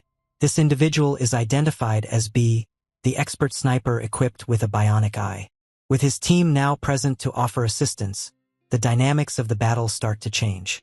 B quickly communicates with his squad, instructing all units to concentrate on the smaller hatchlings, enabling the white-cap hero to conclude the primary confrontation effectively. Close by, Yuri is wounded and struggling to breathe against a wall as a menacing hatchling hovers above him. Recognizing the threat, B gets ready to unleash his actual strength. He unzips a protective cover to expose a sophisticated mechanical arm that starts to whir with deadly purpose. This sophisticated prosthetic aesthetic emerged from extensive modification surgery. While recuperating, a scientist revealed that his arm was engineered to accommodate the Kessler rail, a device with incredible destructive power, yet a disastrous energy depletion. A young prodigy who recently became part of the American division of the ISSTF resolved this power issue. She created the Natum capsule, a glowing blue energy vial that functions as the weapon's power source. Despite remarkable progress, the technology remains unstable, essentially turning our soldier into a human test subject for a weapon that operates for only 2 minutes per charge. In the current moment, a hatchling readies itself to attack the vulnerable Yuri. In response, the soldier summons his tactical dog, a Labrador called C, who dashes through the wreckage, donning a vest filled with energy resources. B grabs a Natum capsule from the dog's vest and strikes it against his forearm. The abrupt wave of energy is so intense that he cries out in pain. Yet the strength enables him to unleash a tremendous explosive blow that propels the creature away. As the fight in the terminal escalates, the runway situation has turned into a massacre. The Inhumans are presently ripping apart the fuselage of the downed aircraft, leading the passengers within to spiral into a complete state of panic. Rose, who manages actor Matt Dillon, attempts to motivate the healthy men to gather weapons and retaliate. However, his request is met with an enraged response from a frightened passenger. This individual yells that battling a being impervious to bullets is a death wish, blaming the celebrities for confusing their television roles with a deadly reality. The debate is abruptly halted as the airplane door bursts open and a creature invades the cabin. The frightened man swiftly discards his values, pushing a woman out of the way as he attempts to escape for his life. In the terminal, B persists in his frantic defense, utilizing his bionic eye to monitor the swarming hatchlings. He unleashes a focus shot from the Kessler rail. However, he soon understands that this experimental weapon cannot eliminate these creatures with just one strike. He determines that to be successful, he needs to target the same location twice, indicating he stands no chance of surviving a confrontation with the adult entity. As his sensors identify additional monsters nearing, he inspects his supplies and discovers that only one capsule remains. Confronted with these daunting challenges, the soldier starts to experience a deep sense of bleak acceptance, dreading that this mission might be his final one. Amidst the debris of the downed aircraft, the eerie stillness is shattered as a colossal white fist bursts through the metal shell. Due to the immense force of the collision, the fuselage breaks apart, forming a jagged outline for a dark figure amidst the smoke. The figure turns out to be actor Matt Dillon, clad in his complete catch-up man outfit, exuding a threatening intensity that leaves the frightened passengers in shock. Matt Dillon swiftly expelled a humanoid Inhuman from the aircraft with a blow so forceful it propelled the being crashing onto the airport runway. Tension within the cabin escalates as a woman frantically gestures toward a second creature lurking down the aisle. Fortunately, Matt Dion stands over the creature, preventing it from endangering the civilians, sarcastically pointing out that it's rather rude for a creature to frighten a woman. Matt seizes the creature by the crown of its head, his fingers penetrating its scalp with an immense, bone-crushing force. Witnessing this show of strength, the passengers are astonished, questioning whether their beloved TV celebrity has truly been a superhuman from the beginning. This discovery is especially startling for Matt's manager, Rose, who remembers a past confrontation in which a passenger ridiculed them for their inability to distinguish between fiction and reality. Confronted with reality, Rose breaks down in tears. Matt Dion turns to his friend with a determined look, realizing that his acting career is probably finished now that his hidden identity is revealed. He offers a sincere goodbye, expressing gratitude to Rose for their shared moments before formally dismissing him to protect the manager from the perilous conflict looming ahead. Having cut ties with his former life, Matt propels himself from the aircraft and onto the tarmac, hitting the ground hard enough to fracture the concrete. He stands surrounded by the grotesque remnants, jokingly remarking that the crimson liquid on the surface is merely ketchup. Yet, beneath the bravado, Matt appears irritated that he must perform his own opening theme song to set the tone. As a monster lunges at him from behind, he effortlessly decapitates it with a swift backhand, maintaining his pace. Matt's focus then turns to the terminal, where he identifies the larger mother entity behind the mayhem. He asserts that he will not show mercy to the threats, vowing to eradicate the monsters. This courageous declaration is aired live, leaving global leaders such as Ben and James utterly stunned. Even St. Pearl is confused. She remembers encountering Matt Dion at previous promotional events, never realizing that the idol was a peer with concealed, tremendous strength. As the world focuses on the runway, the conflict within the terminal reaches a critical climax. The expert sniper, B, utilizes his robotic arm to launch a final, focused energy blast into the head of the Inhuman. The shot hit its mark. The being falls. The soldier collapses to one knee, completely worn out. Regrettably, the triumph is fleeting when he understands. The creature continues to shift, lacking. For the next railgun shot, B summons his tactical dog, C, to fetch him a poisonous dagger. The elite marksman, B, is driven to his utmost physical and mental extremes. Due to the dire circumstances, he resorts to a vicious, close-quarters attack, constantly thrusting his dagger into a blue hatchling, even while bleeding from his own wounds. Fueled by anger and suffering, he persists in the assault until the creature is subdued. At that moment, Point B ultimately succumbs over the monster's remnants, utterly fatigued. Close by, his tactical dog C barks to notify the rest, while the wounded jury remains immobilized on the ground, observing the consequences of the intense battle. On the runway, attention turns to a colossal red, multi-limbed creature towering over the debris. Matt Dion, clad in his Ketchup Man outfit, readies himself to confront the beast, sarcastically vowing to transform the creature into octopus sashimi. Yet, Matt hesitates as a large impact site in the distance draws his attention. He understands that Lim Kong must have endured a significant hit previously. But his worry is fleeting as a formidable figure starts to ascend from the vast chasm.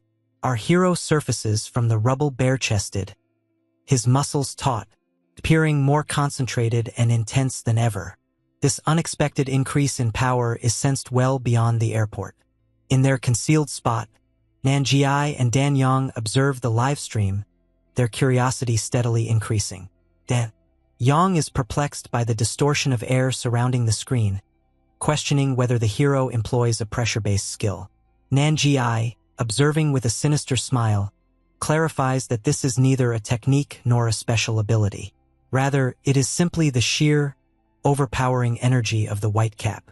The density of this spirit is so immense that it is effectively suffocating the surrounding time and space, establishing an artificially tense environment. Nan Jiai suspects that our boy could be battling in a subconscious state, propelled by instinct instead of his own volition. Back at the airport, the crimson creature lunges at Lim Kong with a frantic strike. Our hero stands completely motionless until the final moment, then reacts with such incredible swiftness that his counterattacks turn into a haze. In just 1 second, the monster is struck 7 times across its torso and down to its knees. Our protagonist concludes the encounter with a devastating blow to the creature's face, departing with the creature hemorrhaging. Matt Dion observes in astonishment, understanding that the white cap's strength and velocity are challenging to follow, even for someone of his expertise. The creature makes a last counterattack attempt, utilizing its tentacles to ensnare our guy in a firm hold. This turns out to be an error, as Lim Kong unleashes a sudden surge of raw energy that makes the tentacles burst into fragments, leaving the grotesque figure mangled on the ground. Noticing the significant disparity in power, Matt Dion determines the battle has ended and starts to move closer. Yet, the triumph is disrupted by a chilling new voice resonating across the runway. A ghostly, long-haired figure draped in a cloak materializes, accompanied by a gigantic, amorphous creature. This arrival instructs the heroes to release the monster, emphasizing that this is not a suggestion, but rather an ultimatum. Matt Dion is frozen in disbelief as the enormous figure in the red cloak has just spoken. This is a frightening turn of events since, although the being is evidently not human, Matt cannot perceive its presence whatsoever. While grappling with the nature of the monster before him, Lim Kong stays determined and prepared, concealed behind his mask. While the white-haired stranger ridicules their bewilderment, the Inhuman expresses complete contempt, admonishing the heroes for their arrogance in fearing those they perceive as lesser creatures. The strength of this emerging threat is immediately evident when he effortlessly pulls the damaged red monster through the air using an unseen force. This show of telekinetic prowess compels our boy and Matt Dion to remain spectators as the speaker proceeds with his lecture. From her elevated position, Dan Yang is filled with dread. She understands that this creature is not only communicating but also dressed and employing sophisticated powers, an unprecedented combination in her experience. Even the typically arrogant Nanjiai has lost his smile, now wearing an expression of serious concern. He acknowledges that the energy emanating from this clothed individual is extraordinarily perilous and surpasses anything he has faced before. Concerned that the two heroes on the runway face imminent danger, Nanjiai instructs an unwilling Dan Yang to get ready to step in. On the tarmac, the white-haired figure towers over the shattered red creature, asking if it recalls him. Matt Dion observes the interaction, perspiring, realizing that this adversary is 3 times larger than an average human and functions at a level far superior to the mindless foes he has faced previously. When the red beast merely replies with a distorted roar, the newcomer runs out of patience. Although he insists he was warned against killing again, the creature's defiance infuriates him. In a disturbing act of violence, he strikes straight into the creature's throat, splattering blood across the runway. He proclaims that the being is unworthy of battle and throws the remains to his hovering ally, a blob-like creature known as Vanisher, which consumes the body entirely. Following the execution, the white-haired creature fixes his icy stare on our protagonist, vowing to rectify all he considers arrogant. This danger prompts our character to spring ahead in a swift flash of movement. Witnessing the reckless action, Matt Dion yells in alarm and rushes to intervene. He positions himself between the creature and Lim Kong, urgently trying to avert an impulsive assault from such an unpredictable force. As he deflects the blow, Matt becomes aware that something is amiss. Our hero fails to react to his words as he is engaged in a battle while unconscious. The two champions engage in a fierce battle of raw power, their clash generating shockwaves that fracture the concrete below. Matt Dion pushes back against the overwhelming force of Lim Kang's punch. Irritated, the two champions start to battle. He is compelled to confront his own teammate while a creature observes from the periphery. Understanding that neither the Inhumans nor his unresponsive ally will relent, Matt Dion ultimately loses his temper. He starts to radiate a fierce purple aura, proclaiming that he will annihilate anyone who stands in his path. He hits the masked hero squarely in the face, generating a horizontal shockwave that reverberates throughout the airport. Consequently, our main character is propelled backward like a missile, smashing through the glass and metal of a terminal structure, before ultimately stopping hundreds of feet distant. Having dealt with the immediate internal danger, Matt Dion refocuses on the main adversary. He stands with his back facing them, emanating purple energy and particles resembling stardust from his body.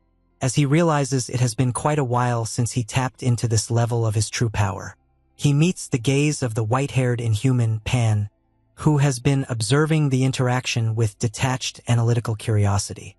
Pan observes that Matt is channeling his energy into both hands, a degree of concentration that intrigues the creature, yet also dismissive of Matt's arrogant demeanor.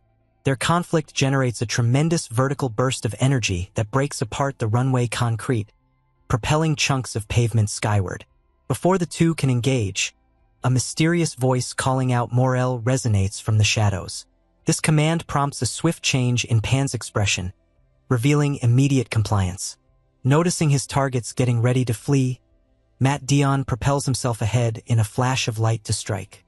Regrettably, a complicated geometric magic circle unexpectedly materializes under Pan. Matt watches in bewilderment as a teleportation sequence initiates. Pan's blob-like friend, Vanisher, starts to float and evolves into a large, see-through portal resembling a jellyfish. As Pan ascends into the heart of the teal energy, he presents a sinister, toothy smile to Matt below. He confesses that he had aimed to eliminate them, but now understands that he misjudged their power. Before vanishing entirely from the ancient skyline, Pan delivers a final, sinister vow. The next encounter will result in everyone's demise. The portal contracts into a singular point of light, plunging the devastated airport into profound silence. The story subsequently transitions from the current turmoil, plunging into the shadowy, unclear abysses of the sea, where the white-haired Pan floats aimlessly in the water. The narrative shifts to October 2nd, 2012. Brilliant, high-tech lights cut through the darkness as the submersible Drew Hill MKT-2 starts its downward plunge into the depths. Within the cockpit, the team nonchalantly chats about the debut of the catch-up drama featuring Matt Dion, oblivious to the groundbreaking discovery awaiting them. Upon reaching the 340-meter depth, the chief engineer contemplates the essence of exploration, asserting that its true significance resides in the journey and viewpoint rather than solely in the outcome. The contemplative atmosphere is disrupted as a red alert flashes on the radar. The assistant indicates a reflective wave from the ocean, signaling their proximity to the ground. Due to the sonar's unusual behavior, the chief engineer commands an increase in light output to its highest level. The illuminating floodlights expose a chilling graveyard of submerged aircraft, war vessels, and contemporary wreckage scattered across the ocean floor. Interestingly, the technician observes that the sonar retrieval value is significantly low, merely 1/9 of the expected amount. This prompts the chief engineer to a shocking conclusion. The sound waves aren't reflecting back due to the ground absorbing them or letting them pass through. Fueled by a profound scientific curiosity, the chief instructs the team to initiate a drilling operation at the ground's most permeable location. The crew observes in astonishment as the submarine's lights reveal a colossal metallic formation set into the ocean floor. It appears to be an enormous ancient hatch, convincing the chief engineer that they have at last discovered the fabled Pandora's box. Following the ancient airport crisis, the recovery efforts continue as the city confronts unprecedented destruction. While the airport transformed into a battleground for 4 harrowing hours, reports indicate that a far greater catastrophe was averted due to the swift action of the ISSTF and the surprising involvement of 2 influential figures. The community remains in disbelief after learning that Matt Dion, the lead in the Unyielding Ketchup Man series, is, in fact, a genuine superhuman. Since his talent agency asserted they were oblivious to his skills, global scrutiny is now directed at his upcoming actions as he makes his way back to his homeland. Meanwhile, in a nearby medical facility, the skilled sniper jolts awake, still confused from his wounds. His commander is right next to him, insisting he remains still due to his significant weakness. Inquiring about his tactical dog C, B is directed to the ground where the dog lies soundly asleep. Fortunately, C sustained only minor scrapes, although he ultimately succumbed to fatigue after steadfastly staying by his partner's side. The chief delivers a grim report on the situation, stating that 50 individuals sustained injuries and 6 fatalities occurred, including 4 ISSTF members who perished battling the unleashed monsters. He discloses that B was also near death as a result, due to significant blood loss and a punctured lung from his mechanical suit collapsing into his internal organs. Oddly, B survived solely because a young civilian rendered awkward yet successful first aid by ensuring his airways were clear and bandaging his torso with clothing. When the marksman inquires about the child's location, the chief reveals that the child was in critical condition and needed to be transferred to another hospital. B finally shuts his eyes in relief, grateful that they both survived.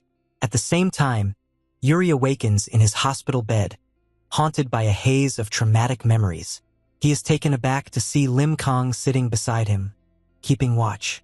With bandages covering his body and his arm in a sling, Yuri winces in pain as our boy inadvertently bumps the bed. Once the confusion subsides, their discussion shifts to the recent battle. The main character acknowledges a shocking reality. He may have truly been defeated by a non-human. He describes how, in his haste to rescue Yuri, he was unexpectedly struck by the octopus-like creature while airborne.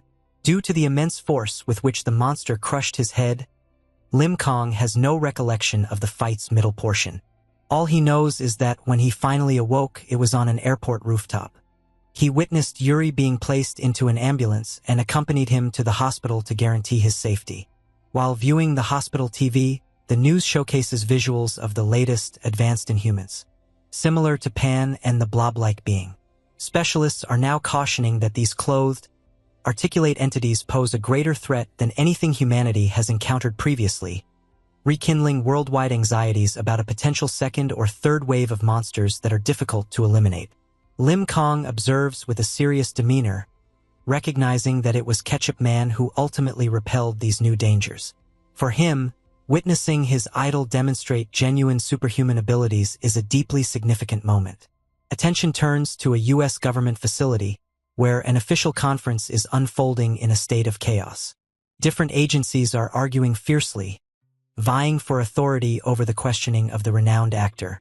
The standoff is interrupted when St. Pearl disregards the squabbling men and confidently enters the interrogation room. She meets Matt Dion with a focused, intense look, recognizing their previous connection. Given the unusual circumstances, even the typically self-assured Matt Dion feels uncomfortable during the meeting, as he did not anticipate a peer of her expertise to spearhead the investigation. In a secure interrogation room, St. Pearl disregards official procedures to challenge the renowned actor, Matt Dion. Aware of his actual capabilities, she expresses her lack of interest in his reasons for concealing his identity, but she is intrigued by the soft idol image he has presented. The persona of Ketchup Man has been overshadowed by a tough, irritable reality. He irritably informs her that he isn't in the mood for foolishness and insists on knowing her purpose. Government officials observe this interaction intently through a one-way mirror. Although some find Pearl's rebellious actions frustrating, James justifies her actions, stating that because Matt Dion is a superhuman, only another superhuman like Pearl can genuinely comprehend and engage with him.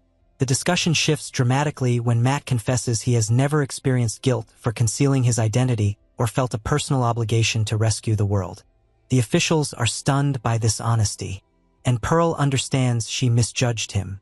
As she gets ready to depart, sensing the conversation has hit a standstill, Matt halts her by referring to her deceased colleague, Withrow. The remark triggers a fierce wave of energy to emanate from Pearl, disrupting the tranquility of the room, making a nearby glass of water tremble. She cautions him to select his following words wisely, but Matt stays composed. He shares that in the airport confrontation, he communicated with the colossal Inhuman, Pan, and learned that the being had significant intelligence and a considerable ego. Matt notes that although he has faced Inhumans previously, these emerging dangers are of a completely different caliber. As the White Cap hero was battling in a frenzied state, the Inhumans ultimately withdrew. The situation concluded, yet a chilling message was conveyed beforehand. Matt tells Pearl that the Inhumans didn't merely give a warning. They implied that the demise of all superhumans was an inevitable reality. James and the other witnesses are shocked by this disclosure. Matt observes that although monsters once emerged randomly, the existence of a clever leader indicates they are now operating in a coordinated manner. Should these organized Inhumans manage to eliminate the world's dispersed superhumans, it will signify the certain demise of Earth. Even aware of the risks, Matt stays independent. When Pearl inquires if he continues to decline fighting, he makes it clear that he will battle, but he has no desire to join a team or adhere to a government timetable. Standing tall above her, he asserts his preference for solitude and advises her not to seek him out again. Their isolation is broken when Ben glances into the room, humorously remarking that being a certified superhuman is a challenging job that needs a manager. To Matt's utter astonishment, Ben brings in a recognizable figure, Rose, the manager Matt had once dismissed for his own protection. As the heroes in America strive to coordinate, attention turns to a snow-blanketed cathedral in Russia. Kirilov leads the massive Maxim Basilov through the icy desolation. Bishalov is irritable, swearing at the creature they are pursuing for forcing him to trek through the snow without any food. Upon nearing the cathedral, they discover a gigantic, unnatural footprint frozen in the ice. Fueled by fury and hunger, the Russian giant strides toward the structure, vowing to eliminate the beast as soon as he locates it.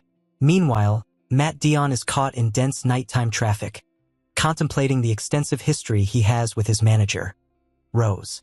He remembers a sentimental moment when they enjoyed drinks together, celebrating their friendship and vowing to remain in touch regardless of circumstances. Currently, the actor's tone has shifted to a much harsher one. He emphasizes to Rose that their moments of sentimentality have ended, as the global circumstances have grown too urgent for trivial distractions. When Rose inquires whether they are officially becoming part of the team led by St. Pearl and James, Matt stays wary. He clarifies that it's not about choosing sides. He just cherishes his independence too greatly to be constrained by bureaucracy. Nonetheless, he acknowledges that as Inhumans start to expose themselves while humanity remains unready, superhumans must unite to prevail in the impending conflict. Simultaneously, the probe in Russia directs Kirilov and Maxim Basilov to a vast, snow-laden cathedral. It seems odd to them that the front doors remain completely undamaged, given the height of an Inhuman's trail, as most creatures would have easily broken through. As Basilov swings the heavy doors open, the two men step into a dim, quiet hall that smells of blood. Kirilov observes that there is an unsettling sensation, as the energy of a non-human entity appears to permeate the entire four-story structure instead of emanating from one location. The tension dissolves when they understand. The pews are occupied by pale-skinned beings with crimson eyes. As these beings charge at them with a shriek, Kirilov notes that they are not typical Inhumans. While they are 3 to 4 times quicker than an average individual, they are still considerably slower than the creatures the heroes typically battle. As Kirilov jumps onto a stone pillar to assess the danger, Basilov adopts a more straightforward method. He seizes one of the beings by the throat, understanding that the being is solely intent on sinking its teeth into his neck. As Kirilov attempts to caution him, these beings may still possess humanity. Basilov delivers a devastating punch that completely annihilates the assailant. He contends that they must not be naive or indecisive, as these entities no longer possess a human scent and are already deceased. The reasoning behind his partner's cruelty, Kirilov expresses regret and enters the battle. They traverse the cathedral to guide the last innocent souls to heaven, convinced that a genuine Inhuman mastermind lurks close by, manipulating events from the shadows. At a hospital in Korea, Yuri awakens to discover Lim Kong soundly asleep, slumped against his bed. While Yuri tunes into the news, he encounters alarming reports of high death tolls and missing persons in northeastern Russia, with military authorities linking these events to inhumane actions.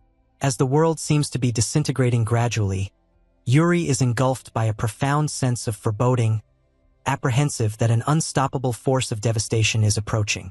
At the Russian cathedral, the conflict reaches its climax. Basilov looms over the twisted remnants of the pale beings, exasperated by the battle's circumstances. He glances upward and notices a tall, cloaked silhouette dangling upside down from a wooden beam high above the floor. Identifying this individual as the orchestrator who compelled them to eliminate the altered humans, Basilov insists the creature must crawl down or endure a beating. The figure quietly loosens its hold and falls to the ground, landing with a menacing elegance. Rising to confront the two heroes, it unveils a fearsome, red-armored visage embellished with horns and white spikes, signaling the onset of a significantly more perilous clash.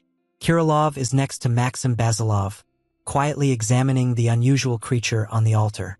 Kirilov observes that although the Inhuman's body isn't notably large, even seeming smaller than Basilov, its look is remarkably strange. Draped in a dark cloak and a crimson mask, the being is adorned with wing-like appendages. This made Kirilov question whether he was encountering a bat-like creature or a contemporary Dracula figure. This belief is strengthened by the gruesome, bloody bite marks discovered on the victims previously, leading him to conclude that this creature is responsible for the local vampire epidemic. Due to the significant risks involved, Basilov advances and cautions his partner to remain behind. He understands that if one of them gets bitten, the change into a monster could be permanent, turning this into a dangerous battle. As he gets ready, Basilov seizes his wrist and tightens his fists, bracing his large body for the blow. He propels himself ahead in a swift burst of speed, barreling through the wooden benches to hit the creature. Nonetheless, the creature demonstrates its superior reflexes. By seizing Basilov's enormous fist with its clawed hand, the creature swiftly ascends, spreading its massive wings to float close to the ceiling before returning to the altar below. Kirilov is struck by the creature's agility, observing how it adeptly defends itself with its feet while staying completely composed. Unlike other Inhumans who succumb to panic and act purely on instinct, this one demonstrates clear control over its movements. The tension escalates as the monster's body starts to ripple and fracture, initiating a secondary transformation phase where it shifts its wings into its arms. The scenario shifts from perilous to transformative when the entity starts to communicate. It reveals itself as a fighter under a leader called Pan, noting that their faction was struck by the abilities of those who defeated another non-human known as Ophir. The acknowledgement of a structured, thoughtful hierarchy leaves both individuals completely stunned. Basilov is perplexed by the name Ophir. As Kirilov starts to realize, they are confronting a significantly larger organization than they had initially believed. The dialogue concludes suddenly as the creature emits a piercing scream and leaps from the altar. In spite of Basilov's effort to retaliate by seizing the creature's facial spikes, the beast proves to be exceedingly swift.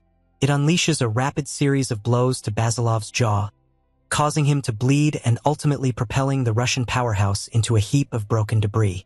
Towering over the downed Basilov, the creature derisively asserts that these men were incapable of slaying Ophir. It trivializes their existence, asserting that soon, everyone will meet their demise, but opts to create an exception by transforming Basilov into a puppet. Just as the creature readies to inflict this ultimate humiliation, a sudden burst of radiant energy cuts through the atmosphere. Fortunately, Kirilov acts swiftly.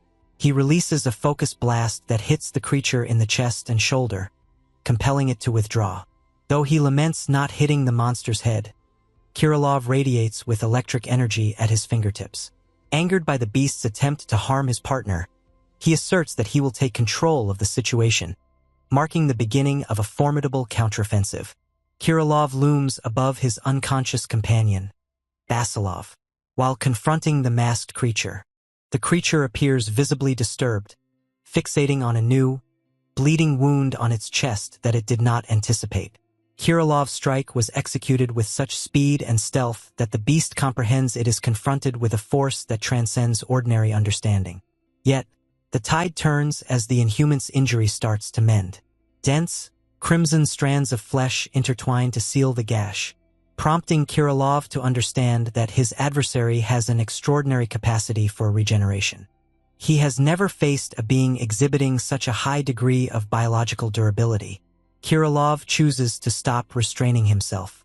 He casts off his brown cloak, displaying a poised demeanor and a chilling resolve. He nonchalantly expresses his intense disdain for filthy creatures such as bats, indicating his desire to conclude the battle swiftly. The monstrous being lunges ahead like a shadow, yet Kirilov remains steadfast. As the entity swipes with its claws, Kirilov launches crescent-shaped energy blades. To the creature's astonishment, Kirilov starts conjuring tangible items from thin air for his defense. A semi-transparent sword emerges to deflect an attack, succeeded by a barrage of ethereal fists that hit the creature from various directions. This sequence concludes with a gigantic, ghostly fist crashing down on the being, sending it crashing into the stone ground and generating a cloud of dust and rubble. As the dust clears, Kirilov reminisces about his initial encounter with Basilov.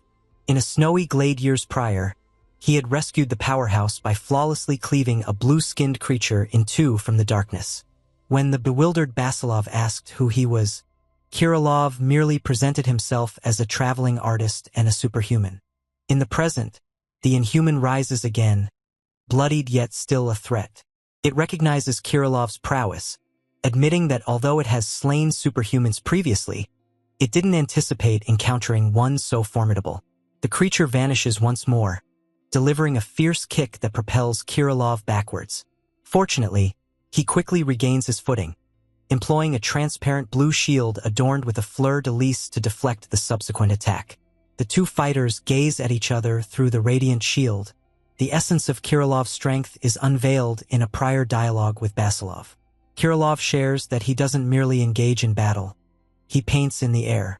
By harnessing his imagination to bring his drawings to life, he can conjure axes, swords, or shields at will. With his thoughts manifesting into reality, the roaming artist emerges as one of the most erratic and adaptable dangers the inhuman hierarchy has encountered. In a previous discussion, Basilov remembers witnessing a creature being cut into pieces by an object thrown and understands that Kirilov was responsible. Kirilov affirms this, stating that he had conjured and hurled a ghostly axe. He emphasizes that the primary advantage of his power lies in the incredible velocity of his projectiles, rendering them almost untraceable by the human eye. By intensifying his mental focus, he can elevate the speed of these objects, making them exceptionally challenging for any adversary to evade. Yet, this strength demands a significant cost. Kirilov discloses that with each use of his power, his sight diminishes. Although he hasn't lost all vision yet, the threat of lasting blindness hangs over every fight he engages in. In the current conflict at the cathedral, a blue shield floats between the fighters. Aiming to conclude the battle, the artist channels his power to create a massive spectral spiked mace. He launches the morning star with immense strength, surprising the inhuman unexpectedly. The creature is struck by the spiked ball, propelling it through the aisle past wooden pews and crashing into a stone column. Despite the force being strong enough to shatter the masonry and make the creature spit blood, it remains aware. Kirilov shows clear frustration at the monster's resilience, as his effort to crush its skull did not eliminate the danger. The pressure of the conflict starts to wear on Kirilov. With his eyes radiating blue energy, blood begins to seep from the edges of his eyelids, causing his sight to become alarmingly unclear. Awareness of his diminishing sight sets in, and he struggles to maintain his focus. Yet a misty white fog starts to envelop his view. This fleeting distraction nearly costs him his life. Upon blinking, the area where the creature was now appears vacant. The being leaps out from darkness, emerging from behind for a deadly claw attack. A spray of blood arcs through the air as Kirilov is struck and sent tumbling to the ground. The beast looms above the downed Kirilov, mockingly pressing its weighty foot onto his head. It recognizes Kirilov as a strong adversary, yet readies itself to overpower him anyway. Unexpectedly, the being observes blue energy particles swirling near its foot, and understands it has been positioned above a decoy.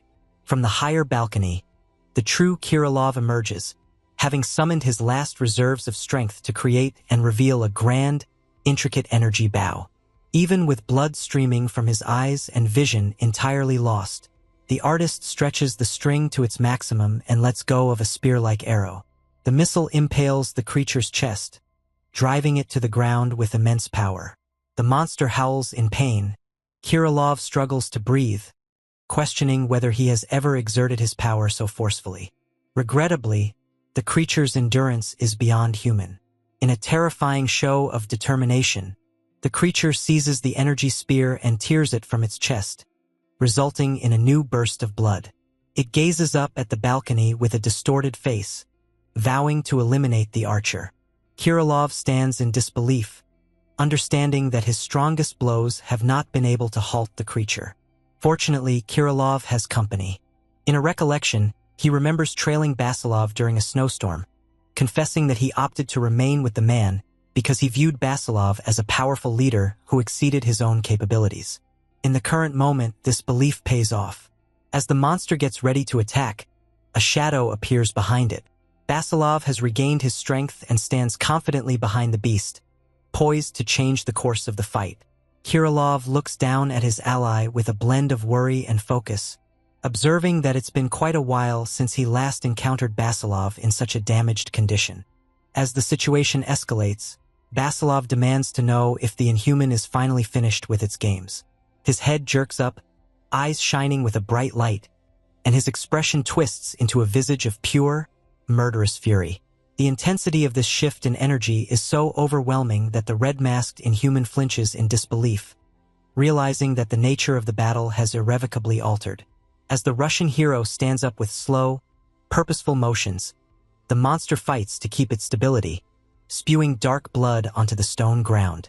The creature shows clear signs of confusion, as its adversary's outline now seems slimmer and more compact than it did earlier. While the Inhuman ridicules the warrior for rising once more while secretly concentrating on its own healing. Due to the slow healing of wounds from Kirilov's energy blades, the beast emits deep, anguished cries, as it harnesses dark energy to reconstruct its flesh anew.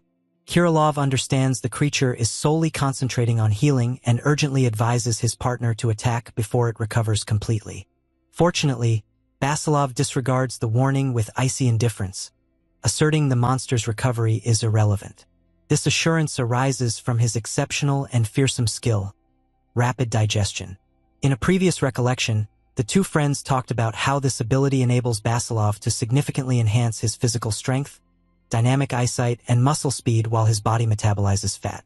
Since this skill cannot be activated at will, it necessitates a formidable adversary to serve as a catalyst.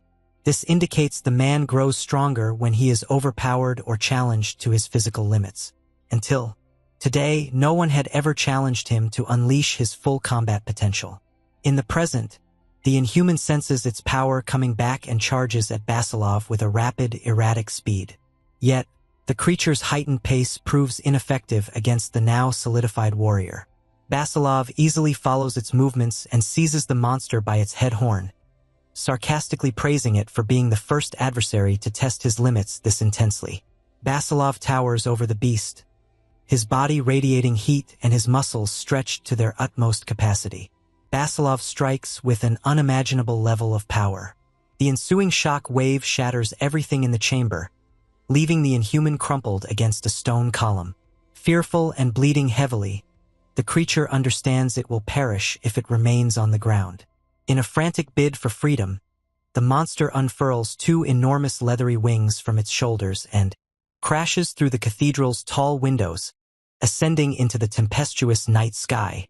Kirilov stands in disbelief as the creature tries to escape into the sky, but the pursuit is brief.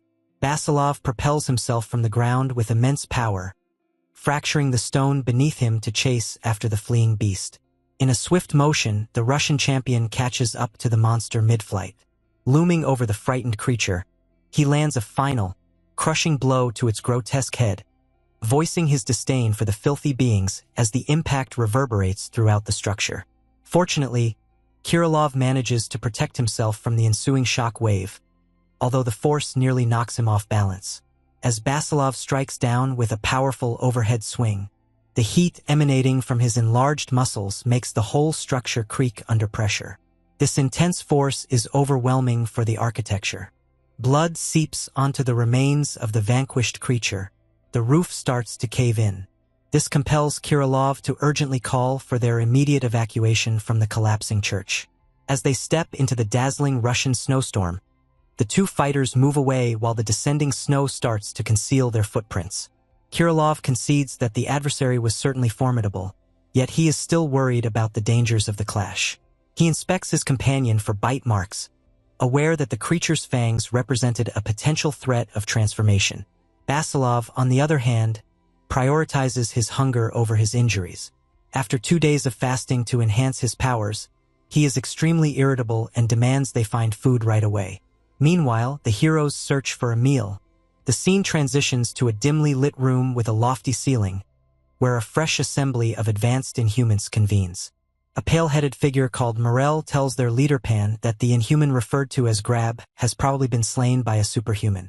Pan shows clear irritation at this information, having explicitly instructed his followers to steer clear of conflict while looking for the remnants of Ophir. Regardless of this setback, the Inhumans appear unfazed, indicating that the demise of a single foolish bat won't disrupt their broader strategic objectives. In Korea, attention shifts back to Lim Kang's home life. Yuri has left the hospital and limps back to his apartment on crutches, his legs still confined in a substantial cast. While he is glad to be back home, a sense of lingering trauma from the airport conflict remains. He discovers a sticky note from Lim Kang affixed to a frying pan, notifying him that our protagonist prepared fried rice for him prior to school.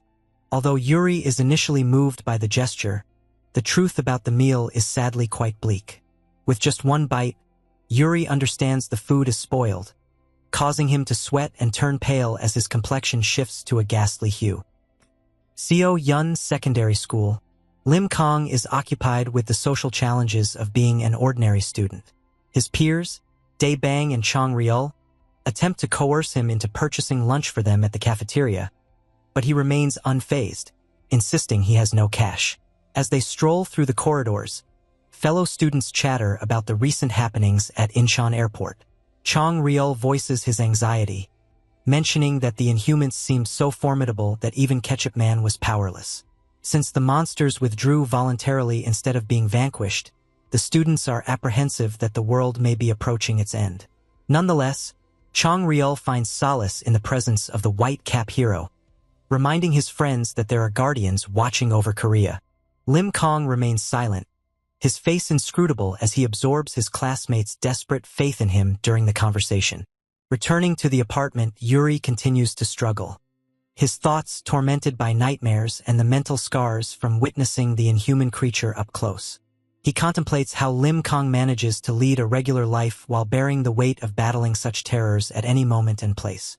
Our protagonist gazes through a school window at the radiant sky, pondering his identity and true purpose in this evolving world. In his quest for answers, Lim Kang retrieves a small, crumpled piece of paper from his pocket, unveiling the business card for the Submu Martial Academy. Gazing at the name Lee Mun-gu, he reflects. He is drawn back to a memory of the tournament when the aged Oh Bang-won insisted he had numerous questions to address. After the old man absconded with the champion's trophy, our protagonist remembers the enigmatic direction to find him at Mount Yongpa. His introspection is interrupted as classmates Dae Bang and Chong Ryul come near. To prevent raising any eyebrows, the protagonist swiftly conceals the card and engages with them, dismissing his distraction as merely a fleeting notion. Later that night, the focus moves to the apartment where Yuri is healing from his wounds. As they share pizza, our guy talks about his intention to go to the dojo. This choice stems from a quest for clarity, particularly as Lim Kang has discovered that the grandpa thief is, in fact, a superhuman. When his handler inquires about his certainty, the protagonist reveals that it stems from an instinctive feeling, akin to the disquieting vibe he perceives from Inhumans, such as the enigmatic man in the black hat he met at the port. Their discussion is cut short by a special news segment showcasing a superhuman analyst, Chief Kim Hyun-young. With Inhuman assaults on the rise, the public is eager for updates. The analyst points out that, despite the awareness of 3 official heroes, Matt Dion and the late Galen Withrow likely represent many more concealed guardians. He cites the vast quantity of vanquished Inhuman bodies discovered in locations such as Russia as proof. Nonetheless, he cautions that not every superhuman aligns with humanity's interests. He identifies the Black Hat and his ally in the Red Cloak as possible threats, categorizing them as a perilous adversary to global security. The transmission takes an unexpected twist when Chief Kim discloses that a new superhuman has officially stepped forward to collaborate with the government. The newcomer is Jane Sonata, a Scottish woman who asserts that she single-handedly defended the United Kingdom and is already familiar with St. Pearl. Yuri displays clear shock and trembling upon encountering yet another formidable powerhouse. The interviewer shifts focus to the identity of Korea's white cap. This makes Lim Kong and Yuri both break out in a cold sweat. The analyst asserts they have uncovered the hero's true identity. Fortunately, the stress dissipates into humor as the chief boldly claims that the individual in the white cap is probably a woman in her late 40s or a foreigner. With every aspect of the analysis flawed, the two remain in shocked silence, understanding that the experts are genuinely unaware of the boy's real existence. The following morning, our main character gets ready to leave for Mount Yongpa in a tracksuit. Despite Lim Kang's offer to go solo to avoid burdening his injured friend, Yuri insists on accompanying him. He contends that the young hero lacks the experience to deal with a veteran con artist like Oh Bang-won. Equipped with his crutches and a strong sense of justice, the handler asserts that it requires a scammer to confront a scammer. Having established their plan, the pair embarks on a journey to the mountain to retrieve their prize and unveil the mysteries of the old martial artist. Lim Kong reclines on a bench at a secluded rural bus stop, his expression marked by fatigue from their lengthy trip. After traveling for an extended period, our boy is already inquiring about the remaining distance to their destination. Yuri glances at his phone while readjusting his leg cast and crutch, realizing they are close to their destination if they can catch this last bus. The protagonist feels especially fatigued since he skipped breakfast, which is a major issue for someone who usually consumes 4 meals daily. While waiting, Yuri gazes at the vast fields and mountains, feeling increasingly irritated. Noticing the absence of stores or supermarkets in the area, he quips that they may need to catch mudfish just to make it through the afternoon. Lim Kong expresses doubt, noting that they have been waiting for 40 minutes already. Fortunately, Yuri stays optimistic based on a blog he encountered, asserting that this is the sole feasible path to MT Yongpa. The journey has challenged my endurance, featuring packed trains, navigating cities on crutches, and countless bus rides across the countryside. A distant mechanical hum eventually disrupts the quietude of the farmland. To Yuri's delight, a bus eventually comes into view on the road. After they get on, the amiable driver reassures them that they are en route to MT Yongpa. He guarantees to notify them upon reaching the final destination, enabling the two travelers to relax for the remainder of their journey. While the bus shakes by rice fields and tractors, the tone of the discussion shifts. Yuri cautions Lim Kong that they are approaching a possibly hazardous person. Believing the elderly man possesses superhuman abilities and is aware of his thievery, Yuri cautions our protagonist to remain vigilant. Nonetheless, the main character remains unexpectedly composed. He confesses that despite the grandpa being unfamiliar, he has an innate sense that the elderly man isn't truly malevolent. As they converse, a news segment on the bus television draws their focus. The report highlights Jane Sonata, who has delivered a serious caution to the paparazzi. Since she is now officially working with the government, she warns of dire consequences for any surveillance devices employed to stalk her. Soon after, the driver announces they have reached the mountain and the pair jumps off to start the last ascent. They swiftly find a wooden signpost hidden among the trees indicating the path ahead. The perspective changes to America, where the vibrant city skyline thrives under the night. In a dimly lit bedroom, St. Pearl is startled awake by a buzzing smartphone. James urgently calls from the laboratory, apologizing for disturbing her despite the importance of the message he needs to convey. James announces a significant development. They have successfully retrieved the restored CCTV footage from the Opera cruise ship. With the technicians pinpointing the precise location of the clash with the Inhumans, Pearl is unwilling to wait until dawn. She tosses aside her blankets and readies herself to depart right away, resolute in her desire to review the footage with the team. She understands that time is crucial in grasping the tragedy that unfolded at sea. In Korea, the climb up the mountain grows progressively harder. Yuri has started maintaining a journal, inspired by his sister's practice of documenting everything. He remarks that the route to the Submu Martial Academy resembles an animal path rather than one for people, characterizing the mountain as the most challenging terrain he has ever faced. The trip includes traversing shallow streams and traversing unstable suspension bridges. Due to his injury, Yuri perceives himself as a liability, yet he confesses in his notes that he couldn't allow our boy to venture out alone. He has begun to experience a profound anxiety whenever Lim Kong is out of view, haunted by dreadful thoughts of potential dangers. Upon traversing a shadowy cavern reminiscent of a tale from a ghost story, their determination ultimately rewards them. The Academy's classic gates stand tall ahead, indicating that they have arrived at their goal. At the American ISSTF lab, the doors part as St. Pearl enters. James and Ben glance up from their screens, their faces somber.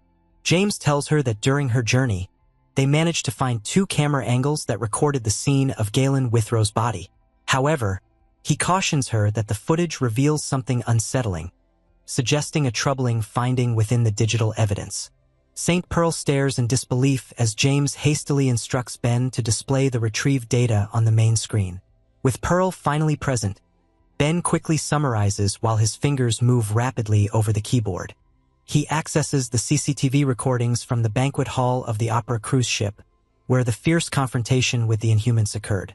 The display shows 6 distinct views, but Ben concentrates on angles 2 and 5, the only ones that recorded the downed figure of Galen Withrow. James shifts his sunglasses while sweat trickles down his face, clearly nervous about what lies ahead. Due to the low quality of the second angle, the team concentrates on the 5th camera instead. Ben observes that the flickering in the video isn't due to a technical error. Instead, it results from a physical phenomenon stemming from the intense energy of Pearl's nearby battle. He points out the digital timestamp located at the bottom of the display. At 01-17-48, the body of Galen Withrow abruptly disappears from the ground. The 3 analysts gaze at the blank screens in total disbelief. Pearl squints, understanding that this was more than a mere vanishing. The video appears blurred. To gain a clearer view, she instructs Ben to replay the video at the slowest speed available. At 0.1x speed, the enigma starts to unfold. Once the timestamp hits 47 seconds, a subtle, indistinct afterimage seems to rush past the body. Pearl quickly identifies the anomaly and commands a halt. Ben magnifies the image to the maximum resolution possible, unveiling a warped, rapidly shifting silhouette looming over the corpse. James highlights a unique bucket hat, while Ben observes what seems to be vividly colored long hair paired with a lengthy coat. Pearl comes to a chilling realization that this is the person who took their fallen partner. She feels unsettled by the thief's astonishing speed, understanding that someone was quick enough to almost evade high-speed surveillance.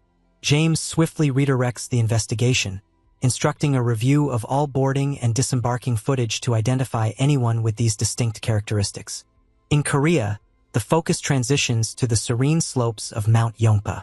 Lim Kong and a jury member, who is still using crutches, approach a traditional home. Our boy questions if anyone is actually home, yet jury's keen ears detect a faint noise.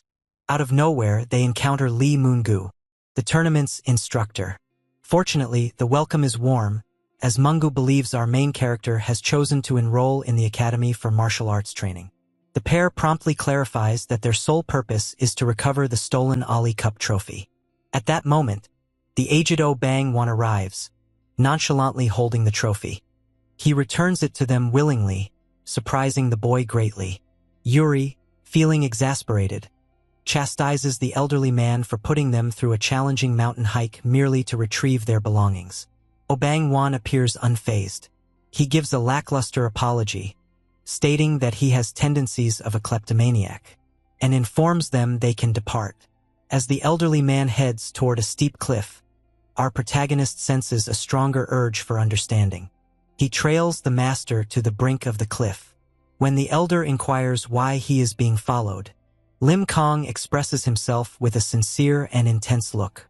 He confesses that even though others label him as a superhuman, he is uncertain about what that truly signifies or his own identity. The master hears quietly, before bending down to grab a sharp stone. Bang-won presents a mysterious challenge, inquiring whether our guy could intercept the rock before it lands if it were tossed. Before our son can even grasp the question, the master throws the stone with great force. As the boys remain stunned by the throw, the old man unexpectedly turns around. In a frightening exhibition of rapid aggression, he unleashes a forceful kick at the vulnerable Yuri. The handler is sent hurtling backward over the cliff's edge. Our boy responds with extraordinary speed as soon as he witnesses Yuri being thrown off the cliffside. As the handler descends into the void, our hero propels himself off the edge with such strength that the rock below shatters. He plunges into the chasm, speeding downward to reach his friend who is falling. To counter the drop, our protagonist presses against the sheer wall, embedding his fingers into the rock for grip. Due to the effectiveness of this slowing move, he manages to catch the unconscious Yuri midair. Clutching his friend firmly, the young hero stops their fall by driving his free hand into the cliff, bringing them to a standstill. While suspended from the rock, our main character sees that Yuri has collapsed in fear. This compels a swift recovery, and our boy hauls the limp handler back up the steep wall, to the security of the grassy glade. Lim Kong is engulfed by rage as he stares at the old master, insists on understanding the old man's thoughts. Yet, Oh Bang-won shows no sign of being affected by the hero's fury, icily questioning if he wishes to engage in combat. Upon the protagonist's pause, the master labels him as both arrogant and naive. He admonishes the boy, clarifying that having compassion for an elderly man while a friend is at risk indicates a lack of strength. The master states this reflects a lack of accountability. He asserts that our hero's heart is as vacant as a tin can, as he exerts false pressure on those he has no real intention of confronting. He delivers a stern, final warning. With such a cruel and uncertain mindset, our hero will meet his end sooner than expected. The tension dissipates as the protagonist understands that Yuri has truly ceased to breathe. Unexpected emergency shocks the elderly man, who quickly sheds his tough demeanor and hurries back to assist. With emergency services unable to access this isolated area, they collaborate on the grass to massage the handler's legs and bring him back to consciousness.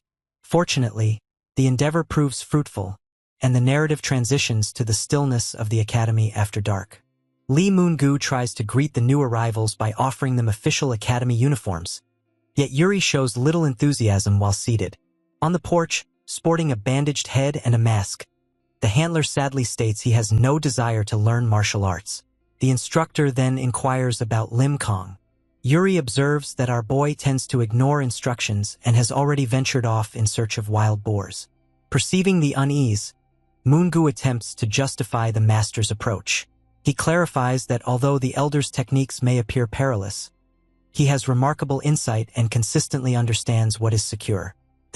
The instructor shares a gentler perspective of the academy, noting that many individuals present are outcasts who have been separated from their homes and families. Moon-gu sees the master as a genuinely good individual, as he welcomed them when they had no other options, despite the master's kleptomaniac behaviors. He brushes off the present quiet of the academy by stating that the other 10 students are on a 2-day field training excursion. Despite this, Yuri stays doubtful and preoccupied with his wounds. The instructor stays passionate, assuring a training routine that blends intensity with enjoyment. Despite, Yuri notes in his journal that the master is terrible, yet oddly acknowledges that the day's trauma makes the situation somewhat intriguing. In a serene cafe, the renowned Scottish superhuman Jane Sonata encounters St. Pearl, at first concealing the gravity of her visit with light-hearted chatter and over-the-top charm. Jane's status as a prominent public figure creates quite a buzz with the waitress. However, Pearl swiftly navigates the distractions to insist on the true purpose of their gathering. This compelled Jane to recall a moment right before the unfortunate opera cruise ship event. A moment when she had failed to present Pearl to another superhuman she holds dear as a younger sister, a girl called Sway. Jane discloses that Sway recently encountered a shocking sight on a European street that alters everything they understand about their species. While out at night, Sway encountered a towering blue-haired man mercilessly choking a victim to death. With her extensive experience in combat against humans, she quickly realized that this assailant was a superhuman.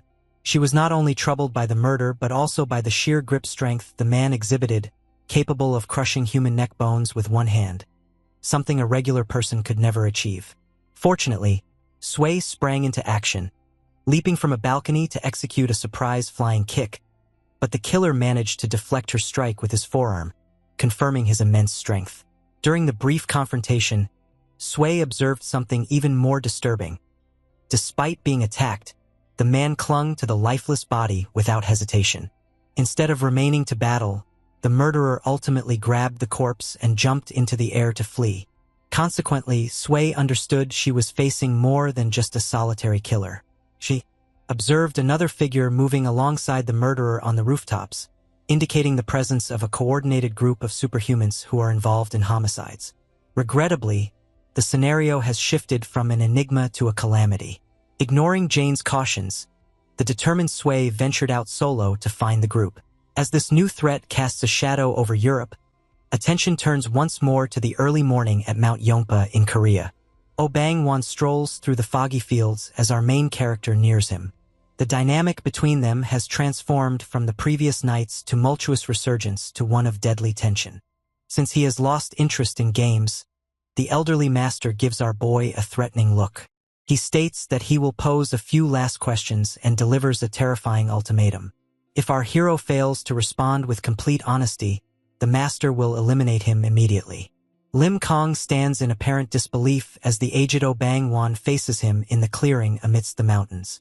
The master acknowledges that, despite being nearly unfamiliar, he has already pinpointed a significant problem with our boy. Due to the protagonist's apparent lack of comprehension regarding his situation, the old man is uncertain whether the young man is merely foolish, seeking danger, or genuinely brave.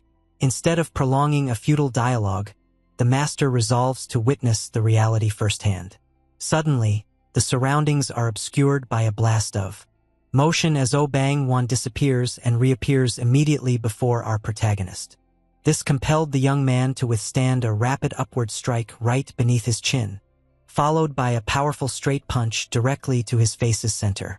The impact of the strike propels Lim Kong backward, causing him to smash forcefully into a heap of large boulders. Even after being asked multiple times if the strikes were painful, our guy rises from the debris with a serious look and coolly remarks that they did not. The master's astonishment is palpable.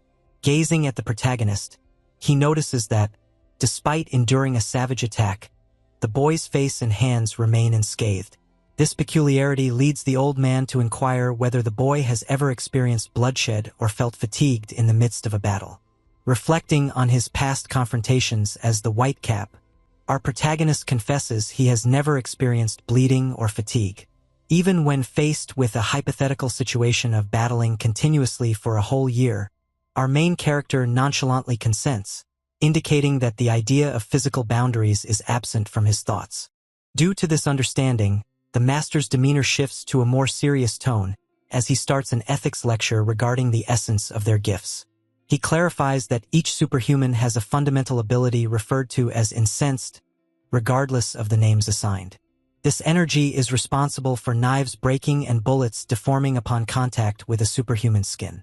It infiltrates their bones and muscles, resulting in a power disparity that differs among individuals. Meanwhile, other heroes such as Saint Pearl and Basilov have flourished, discovering their own distinct abilities.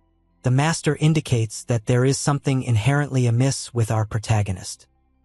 An elderly man issues a final, sharp judgment while gesturing straight at our hero's chest. He clarifies that although every superhuman ultimately recognizes their unique ability, Lim Kong remains an exception at this time. As his anger has not yet blossomed, the boy serves as an endless source of energy that has yet to discover its genuine form. Master Oh Bang-won contemplates the harsh blows he inflicted on Lim Kong, acknowledging that the match ended in an unexpected and ironic manner. He notes that, unlike other heroes who battle with seemingly limitless physical power, they engage without the accompaniment of incense. Given our boy's current condition, the master understands that the young hero still possesses ample time to achieve his full potential. He recognizes that our main character is a skilled and powerful superhuman, characterized as a being who surpasses human boundaries to confront inhumans in direct combat. The master clarifies that although many superhumans possess incensed within their bodies to different extents, influencing their resilience and combat techniques, this phenomenon has not yet been observed in Lim Kong. He observes that our protagonist is an exceptional individual who has been competing at an extraordinary level solely as a human, without any apparent enhancements.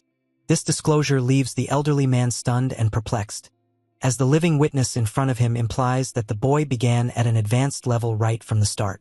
As the protagonist reflects on his previous failure and his blackout at the airport, the master discloses that he witnessed the superhuman in the white cap on the news.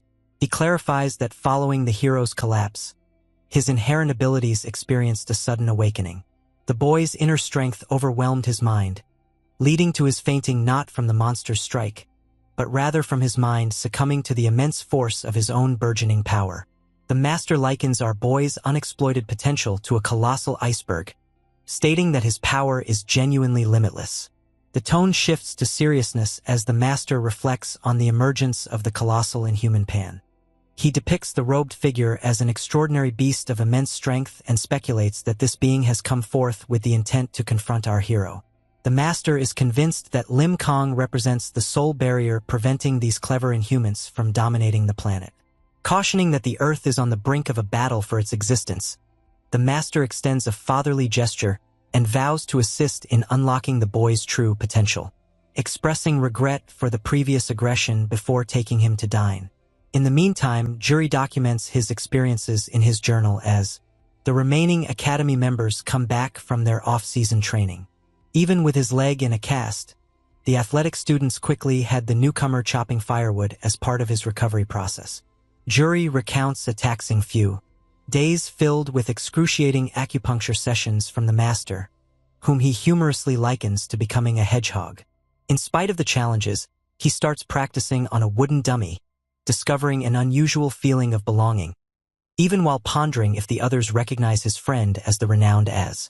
As time goes by, Lim Kong and the master frequently vanish together for what Jury believes is specialized training, only returning when it's mealtime. Although our boy often faces punishment for unintentionally damaging training gear, the group's connection strengthens. That evening, the aged master softly covers the two slumbering boys with a blanket, keeping a watchful eye as they recuperate from their efforts. At Quiet Mountain Academy, Jury encounters a significant challenge. The protagonist must go back to school, as the shift from the tumultuous training on the mountain to a conventional academic environment is so drastic that the handler is ready to confront the aged master Obang Wan should he deny the boy's departure. Unexpectedly, the master urges Lim Kong to return right away, surprising both of them. He proposes that if our boy runs the whole distance, he can utilize the long run as a beneficial component of his endurance training. Lim Kong starts getting ready for the trip, lacing up his sneakers as Jury hands him a list of tasks to complete at home. With the handler not coming back soon, he requests the hero to include a charger, game console, and laptop in his packing. Upon getting precise instructions on the direction to run, our boy gives a slight smile and reassures his friend not to fret. In a moment, the tranquil courtyard erupts in a cloud of dust as our protagonist propels himself skyward. Obang Wan observes from the tiled rooftop, as white lines streak through the sky, signaling the protagonist's rapid exit before nonchalantly asking Jury to join fishing. At the same time, the focus moves to the advanced setting of Ben's lab. Ben is carefully reviewing security footage from an X-ray checkpoint that every passenger on the Opera cruise ship was required to go through. He concentrates on the warped silhouette in the bucket hat, seeking a corresponding hint that links to the criminal who took Galen Withrow's remains. To uphold the fallen hero's honor, James urges Ben to maximize the technology's capabilities to uncover the identity of the thief. James has a hunch that the person might not have embarked on the ship through standard procedures, heightening the importance of the digital probe. The intensity of the lab work is disrupted by a call from St. Pearl, who discloses that she is now in Northern Ireland. James is taken aback by her abrupt move, but Pearl clarifies that she is partnered with Jane Sonata to search for Jane's sister, a superhuman called Sway. Regrettably, Sway vanished after observing a string of swift killings and vanishings that Pearl suspects were perpetrated by other superhumans. This results in a disturbing understanding. A possible link exists between these European offenses and the removal of Withrow's remains. Pearl recognizes the threat posed by aggressive superhumans but is determined to solve the case to rescue Sway. Knowing the investigation could last several days, she directs James to uphold a strong sense of vigilance throughout the process. If a new inhuman alert arises while she is gone, Pearl instructs James to reach out to Matt Dionne. As the renowned actor is presently in the United States, He stands as the sole influential figure capable of protecting the area during her absence. James feels reassured that Jane Sonata is supporting Pearl, despite acknowledging that an unprecedented task to track down rogue superhumans seems extremely foreboding. As the dialogue concludes, Pearl's eyes shine with a fierce determination, indicating her unwavering commitment to complete the mission. Watching the interaction, Jane Sonata remarks that Pearl is lucky to have such committed co-workers, as they get ready to enter the core of a highly perilous conflict. In a dilapidated stone plaza, a superhuman with blue hair pulls a bloodied corpse along the pavement before tossing it aside effortlessly with one hand. The victim, wearing a green shirt, strikes the ground face down with a loud thud, rendering him immobile and drenched in blood. An unseen observer takes in the devastation, remarking that the body lies utterly annihilated and that their mission has encountered a significant obstacle. From the dim corners of the decaying chamber, a man with flowing white hair in a chair takes charge, directing a new assignment to the gathered individuals. 3 days earlier in Northern Ireland, a local called Hershey rests wearily at David's pub, requesting an additional beverage. The tattooed, muscular bartender David Joshua attempts to stop him. The inebriated man grows defensive and requests a cup of Balkan from a new employee in the back. Due to a series of murders and disappearances haunting the area, Hershey is frightened to walk home alone at night and pleads with David to stay and drink until dawn. Their argument is cut short when the pub door bursts open, and a man in a gray coat, Matthew McCurry, walks in, playfully aiming a handgun at the group. Despite the bartender's indifference to the detective's risky humor, Matthew ultimately puts down the weapon and orders a beer. The atmosphere shifts to a serious tone as Matthew, a seasoned police officer, talks about the community's crisis. He mentions that 13 individuals are unaccounted for, and the victims lack any connections. Even more unsettling is the finding of a disfigured blue inhuman corpse discovered in the street, lacking its upper body and limbs. The death is so peculiar and precise that Matthew questions whether a standard superhuman could be accountable. During the briefing, the new bartender, Pabo, proposes that the murders and the brutal killings could potentially be attributed to a single individual. As the evening comes to a close, David instructs his employees, Evan and Gasvidal, to start shutting down the shop. Gasvidal drags the unconscious Hershey through the doorway. Matthew understands it's time to depart and assures the team he will take back their community from the offenders. He comically sidesteps the tip by saying he forgot his wallet in the car. The detective departs from the pub. Evan observes him with admiration, convinced that a noble figure like Matthew represents the city's greatest chance for justice. The next morning at sunrise, the tranquil vibe of the pub is disrupted by Matthew McCurry's return, but his intensity feels genuine this time. He bursts through the door, aiming his handgun at the customers, which includes a blonde woman and the employees. Due to the revelation of a shocking new crime, the detective's demeanor shifts. He displays his police badge and instructs everyone to lift their hands for alibi verification. A stunned David Joshua attempts to soothe him, but Matthew discloses the dark cause of his rage. The previous night, the inebriated Hershey was discovered dead, his body so severely mangled that the detective now considers everyone nearby as a possible suspect. In the charged environment of David's pub, Detective Matthew keeps a serious demeanor as he steadies his firearm.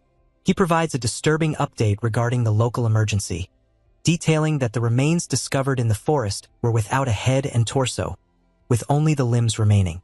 Due to the severe dismemberment, David Joshua initially entertains the hope that the victim is not Hershey. However, Matthew is convinced of the identity, having spotted an expensive Fastek Philippe watch on the body, identical to the one he noticed Hershey wearing during his drunken episode the night before. This identification is corroborated by a call to Hershey's spouse, who verified that he did not return home. The detective observes that the absence of the costly watch indicates the murder was not driven by theft. Rather, the precise and savage technique of dismemberment aligns with the characteristics of the serial killer haunting the area. This insight transforms the pub into a place of interrogation. Matthew starts probing the staff's alibis, compelling Joshua to detail his timeline. The bartender shares that after the detective departed, he and Gasvidal remained late to tidy up before enjoying a beer and playing cards, while their colleague Evan dozed off in the store. As per Joshua, they stayed out until dawn, with Evan at the pub the whole time.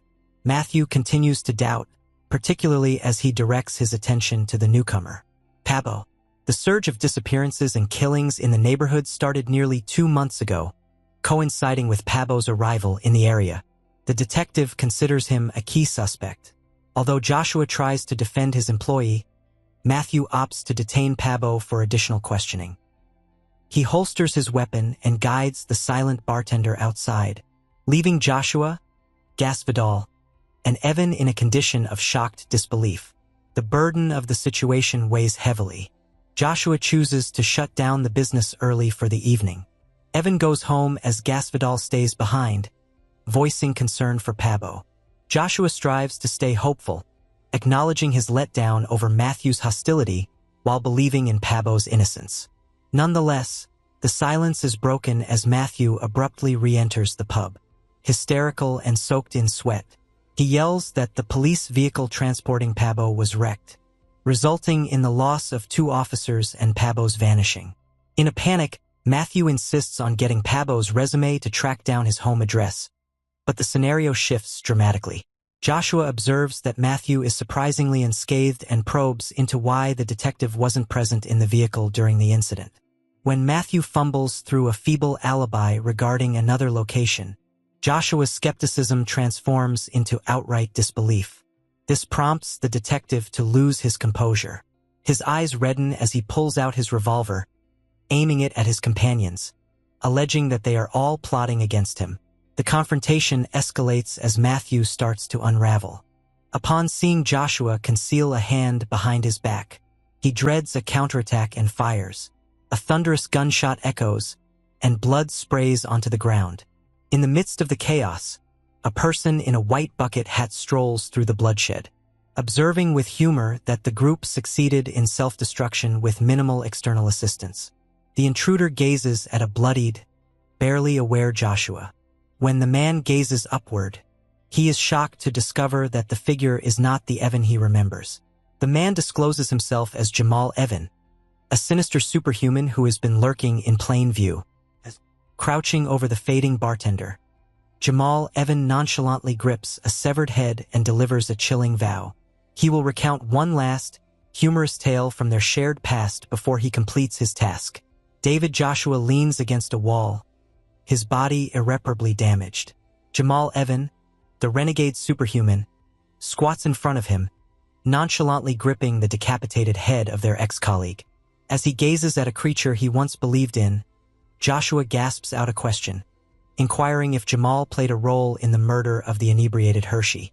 Evan stays composed, confessing to Hershey's death, though he insists it wasn't his initial aim.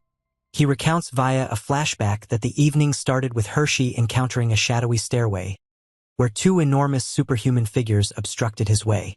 Hershey's drunken and rude behavior led him to unleash his fury on Jamal. This disrespect compelled the killer to take the man's life, viewing Hershey's demeanor as utterly absurd. When Joshua inquires about the other staff members, Jamal responds with a sarcastic grin. He discloses that he still views himself as part of a team. The majority of individuals Joshua was acquainted with now lie lifeless on the ground. He gazes at Gaspadal's corpse with insincere emotion, referring to him as a good friend. Before raising the severed head of Pabo, Jamal confesses he was especially intrigued by Pabo, the attractive new bartender who had joined the team just a few months earlier. Jamal describes the instant he ambushed the police vehicle transporting Pabo. After colliding with the car and eliminating the officers, Jamal faced Pabo amidst a pool of blood. Pabo's unusually calm and indifferent demeanor remained unchanged, even when confronted with mortality. Jamal was eager to uncover his real identity. He believed the bartender might be a concealed force or another deranged killer. To evaluate this, Jamal proposed a malevolent bargain. He assured he would save Pabo and Joshua if the bartender would just plead for his life using both hands. Regrettably, the outcome of the test repulsed the murderer. Pabo gazed up with a frenzied, fearful smile, exposing that one of his hands was already cut off. Unable to truly beg with both hands, he nonetheless pitifully implored for mercy. This unforeseen cowardice diminished Jamal's enthusiasm. He found the display pathetic. He harshly seized the man by his hair and ended his life, feeling disgusted by the whole encounter. In the current moment, Joshua yells defiantly, accusing Jamal of possessing a demonic gift and asking why he kills without discrimination. Evan ponders, citing boredom, vengeance, and curiosity as his main driving forces. Yet, he maintains that he isn't a terrible person. As a blue flame ignites above a magical circle, Jamal shares his warped ideology, claiming he revives deserving souls by offering up those he deems worthless. He perceives himself not as a demon, but as a divine creator defying the rigid rules of fate. With the first rays of dawn illuminating the town, Jamal presents Joshua with one last opportunity to embrace life. Overwhelmed by intense hatred for the man who deceived his friends, Joshua bluntly tells him to go to hell. Jamal lets out a dry chuckle and exits the pub, allowing the bartender to draw his last breath. While standing on the street, Jamal contemplates that the world may already be a hell, as it remains unchanged. A buzzing phone disrupts the serene morning. Jamal picks up a call from a person named Carol and hears a startling update that shifts his expression to a predatory one. This information compels him to go back to an old, dilapidated temple where his followers await.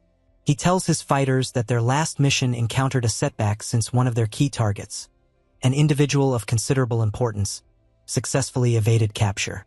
Because the escape occurred recently, and Jamal believes the target remains close by. He rises and displays a picture of the person, instructing his team to track them down without delay. He cautions them that due to the target's fame, they need to act with complete accuracy to capture him before he vanishes permanently. Evan's team leaps into action to execute his command to track down the person depicted in the image. Jamal Evans perches on a stone column, observing the turmoil with an indifferent demeanor. Although he appears composed, he privately acknowledges his discomfort with the circumstances. He thinks that when surprises happen, bad luck is likely to ensue, leading him to decide that it's time for him to take action as well. As Jamal Evans descends the stone steps to exit the hideout, he tells a young girl named Carol to remain behind. This command quickly ignites a clash. Carol rises and yells at him in exasperation. She's fed up with being abandoned and feeling bored, even going as far as to label Jamal an idiot.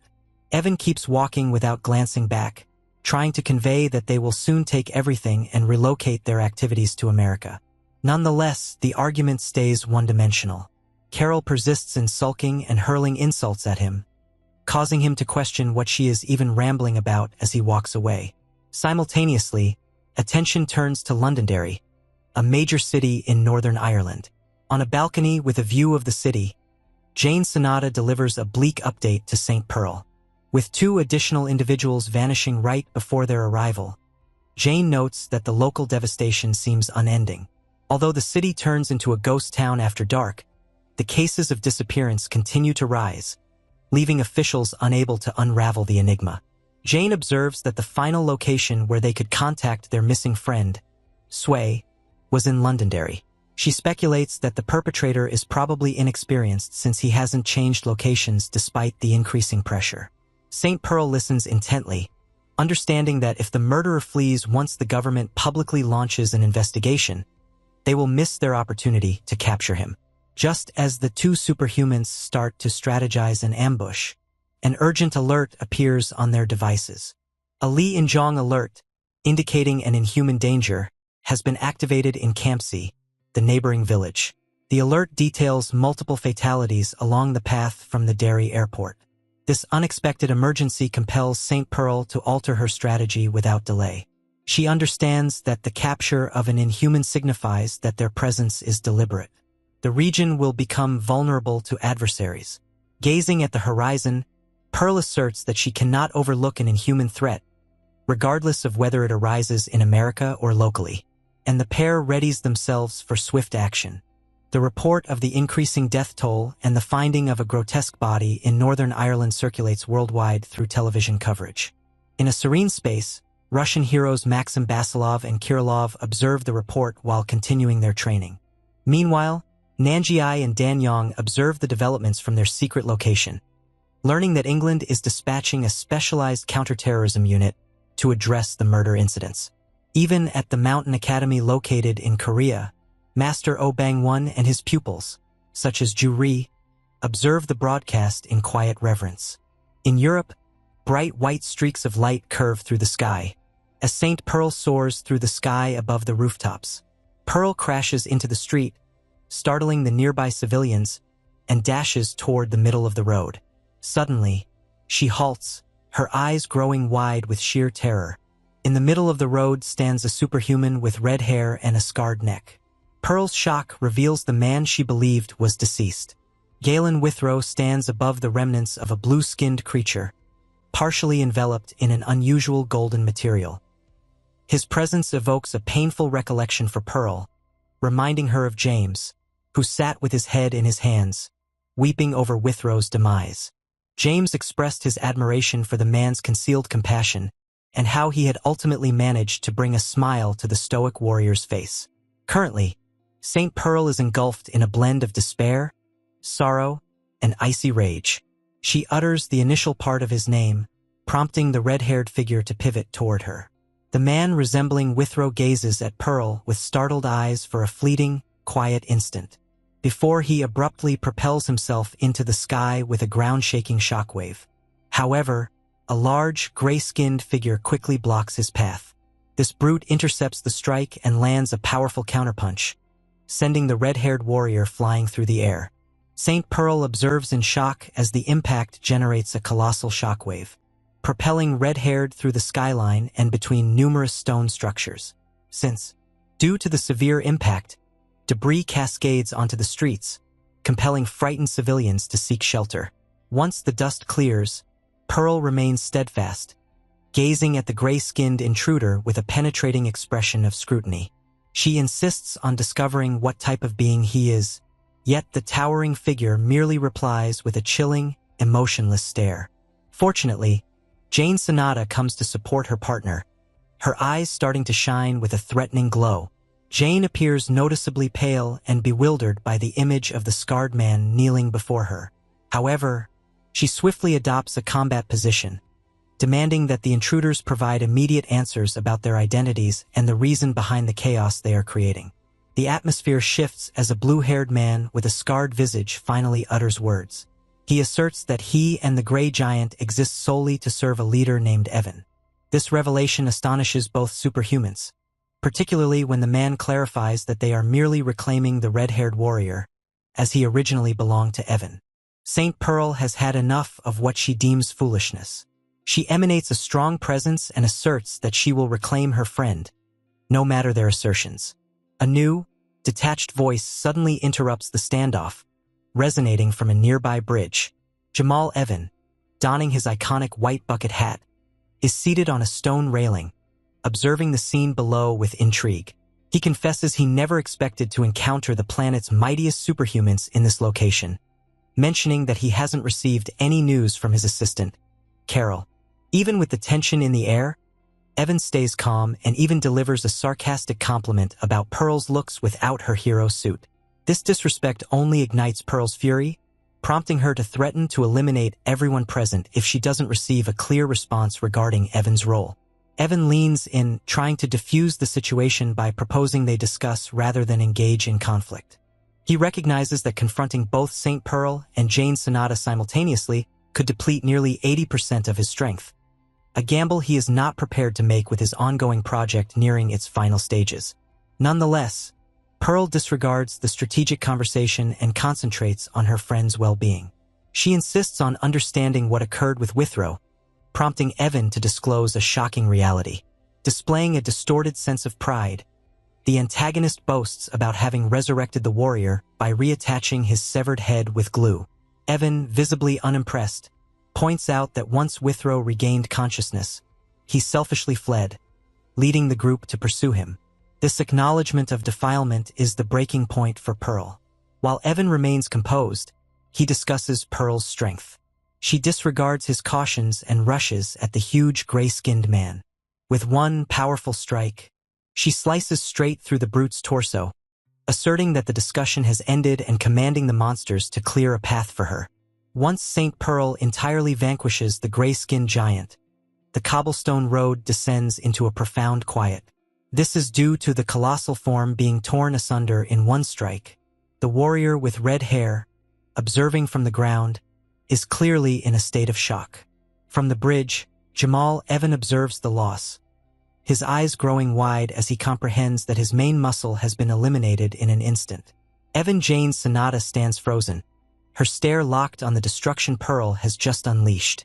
Recognizing that the immediate threat has passed for now, Pearl extends her hand toward the scarred man with red hair.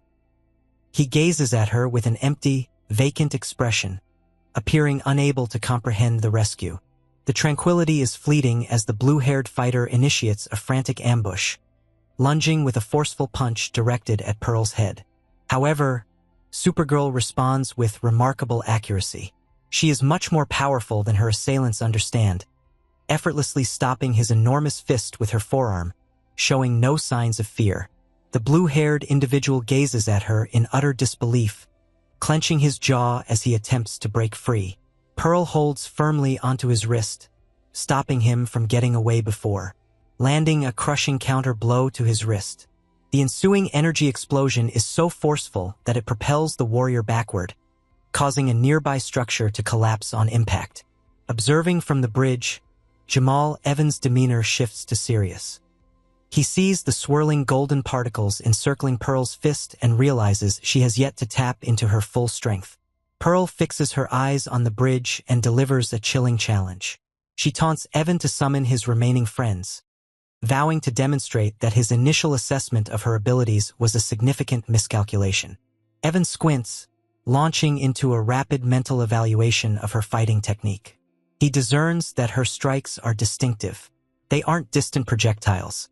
Instead, they are focused flashes of light that appear precisely when she engages physically. This celestial, golden glow grants her both extraordinary power and an inexplicable resilience. He remembers the blue-haired girl landing a precise hit on her chin earlier, which didn't cause her to flinch. Evan determines that Pearl is probably the sole individual on Earth to receive a celestial favor from the sun, as indicated by the noticeable increase in temperature throughout the region due to her mere presence. Instead of feeling intimidated, Jamal Evans laughs mockingly, admiring her boundless charm. Yet, the scene on the battlefield becomes grotesque behind them. The vanquished blue-haired attempts to stand, expelling thick clots of blood as his body starts to transform unnaturally. He emits a chilling scream as his muscles swell and rip through his garments. To Saint Pearl's shock, a scorpion tail bursts forth from the warrior's back. This transformed version is swifter and deadlier. The mutated blue-haired strikes with his tail, hitting the ground with such power that the pavement fractures. Pearl is compelled to jump back, observing a dark toxin oozing from the stinger's tip. She swiftly understands this change is eerily reminiscent of the Inhumans they typically battle. The blue-haired fighter launches a coordinated assault of punches and tail strikes, compelling Pearl to navigate through a whirlwind of rapid attacks that transforms the street into a desolate scene of dust and debris. Noticing his subordinate's choice to battle to the death, Jamal Evans opts to leave. He pivots and starts to walk over the bridge, tipping his hat in a final sign of respect for Blue-haired's resolve. Regrettably for the antagonist, a shadow interrupts his departure. A massive rock plummets from the heavens. With a thunderous crash, the bridge collapses. Evans disappears in a flash to escape being flattened, reappearing on the pavement below as the stone edifice crumbles. Before he can regain his footing, another enormous boulder crashes onto the cobblestones beside him. Amidst the settling dust, Jane Sonata emerges, suspended in the air, encircled by a dozen floating boulders. As Evan tries to disregard her and move on, Jane locks eyes with him, delivering a frosty, critical stare and asserting that he must be reprimanded for acting as if she were invisible. As tensions rise in Londonderry, Jamal Evans watches Jane Sonata with a shrewd eye, acknowledging her with a dark familiarity. Having previously gone after her allies, Jane is filled with a chilling resolve, insisting that the antagonist refrain from harming her friends. She shows a strong contempt for the opposing group, struggling to accept that such perilous individuals are guided by a leader she deems worthless. In close proximity, The turmoil of combat rages on as St. Pearl violently breaks the mutated blue-haired fighter mid-flight. Jamal Evans stays surprisingly composed in the face of his men's loss, stating that retreat was never his plan. He discloses that his main objective was to retrieve the battered, red-haired Galen Withrow. Gazing at the bewildered man on the ground, Jamal likens Withrow's mental condition to that of a fawn suddenly confronted with an unpredictable and chaotic environment. Withrow's resurrection through Jamal's gruesome techniques leads the villain to claim sole responsibility for the warrior's return to life. This warped reasoning only angers Jane Sonata more. She will not hear another word. Her eyes shimmer with energy as the stones nearby start to tremble in reaction to her fury.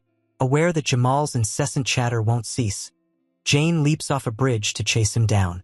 She plans to capture and question him regarding the chaos he has caused, but Jamal finds it difficult to match her pace. At the same time, a drone broadcasts the crisis worldwide. In South Korea, Master Oh Bang-won and his pupils at the Submu Martial Academy assemble around a television, observing the live broadcast of the monstrous alarm in Northern Ireland. Although the heroes' identities remain somewhat hidden, Yuri is astonished to find Jane Sonata entangled in such a massive conflict.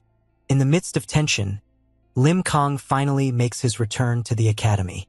Welcomed by his peers just as the transmission transitions to the frantic struggle occurring on the opposite side of town. In Ben's lab, the atmosphere is just as tense. James and Ben scrutinize the footage with increasing anxiety, swiftly recognizing both Jane Sonata and St. Pearl. James becomes immobilized upon seeing the unique white bucket hat that Jamal Evan wears. This aligns with the information from the cruise ship's security footage, leading James to understand they have at last identified the person who defiled the Rose remains. Meanwhile, Ben desperately attempts to comprehend how their quest to locate their friend Sui escalated into chaos. The conflict in Ireland escalates dramatically as Jamal Evans races through the streets of Londonderry, caught in a defensive battle while rocks cascade around him. He soon understands that these are not mere stones. They move with an unsettling organic fluidity, suggesting they have a will of their own. With increasing dread, he observes that there are no apparent triggers to control them. Instead, they seem to pursue him like predators, making it nearly impossible for him to approach her. This unexpected assault compels the villain to acknowledge that Jane is far more formidable than he had ever expected. Despite his rapid movements, Jamal finds himself trapped. He jumps to evade one rock, but is taken by surprise when a second stone halts abruptly in midair. Before he can respond, Jane Sonata stands right in front of him, labeling him a rat as she confronts him, strikes a crushing blow to the antagonist's face. The force is so intense that it propels Jamal Evan crashing through multiple stone structures, leaving a trail of blood. Shocked by the blow, he swiftly gathers himself again. Across the street, Jane Sonata looms over a sea of levitating rocks, observing him with focused intent. She mentally assesses the encounter, acknowledging that although she landed a strike to his face in an instant, Jamal was adept enough to deliver a kick to her abdomen at the moment of impact, mitigating the force. Despite his impressive reflexes, Jane remains assured, knowing the hit was substantial. She concedes that she initially misjudged him but now sees her opponent's extensive combat experience. Jamal retorts with a sneering grin, brushing off her compliments despite his bruised visage. His demeanor quickly shifts to one of predatory focus as he discloses that he has unraveled the mystery of the floating stones, expresses that he senses numerous souls emanating from her. That sparks a memory for Jane. Years prior, she clarified to young Sui that she doesn't just manipulate objects. Instead, she is part of a group known as Henge. These comprise 80 distinct stones, each with its unique pure soul and independent will. As they express their thoughts and feelings, Jane stands as the final Stonehenge, the main physical embodiment of this shared energy. In the present, Jamal feels a sense of pride for figuring out the algorithm of her abilities and their exact figures. During the battle, he confesses that facing 80 opponents makes his own predicament seem rather bleak. Yet he swiftly redirects his attention to St. Pearl, whom he refers to as a supreme entity.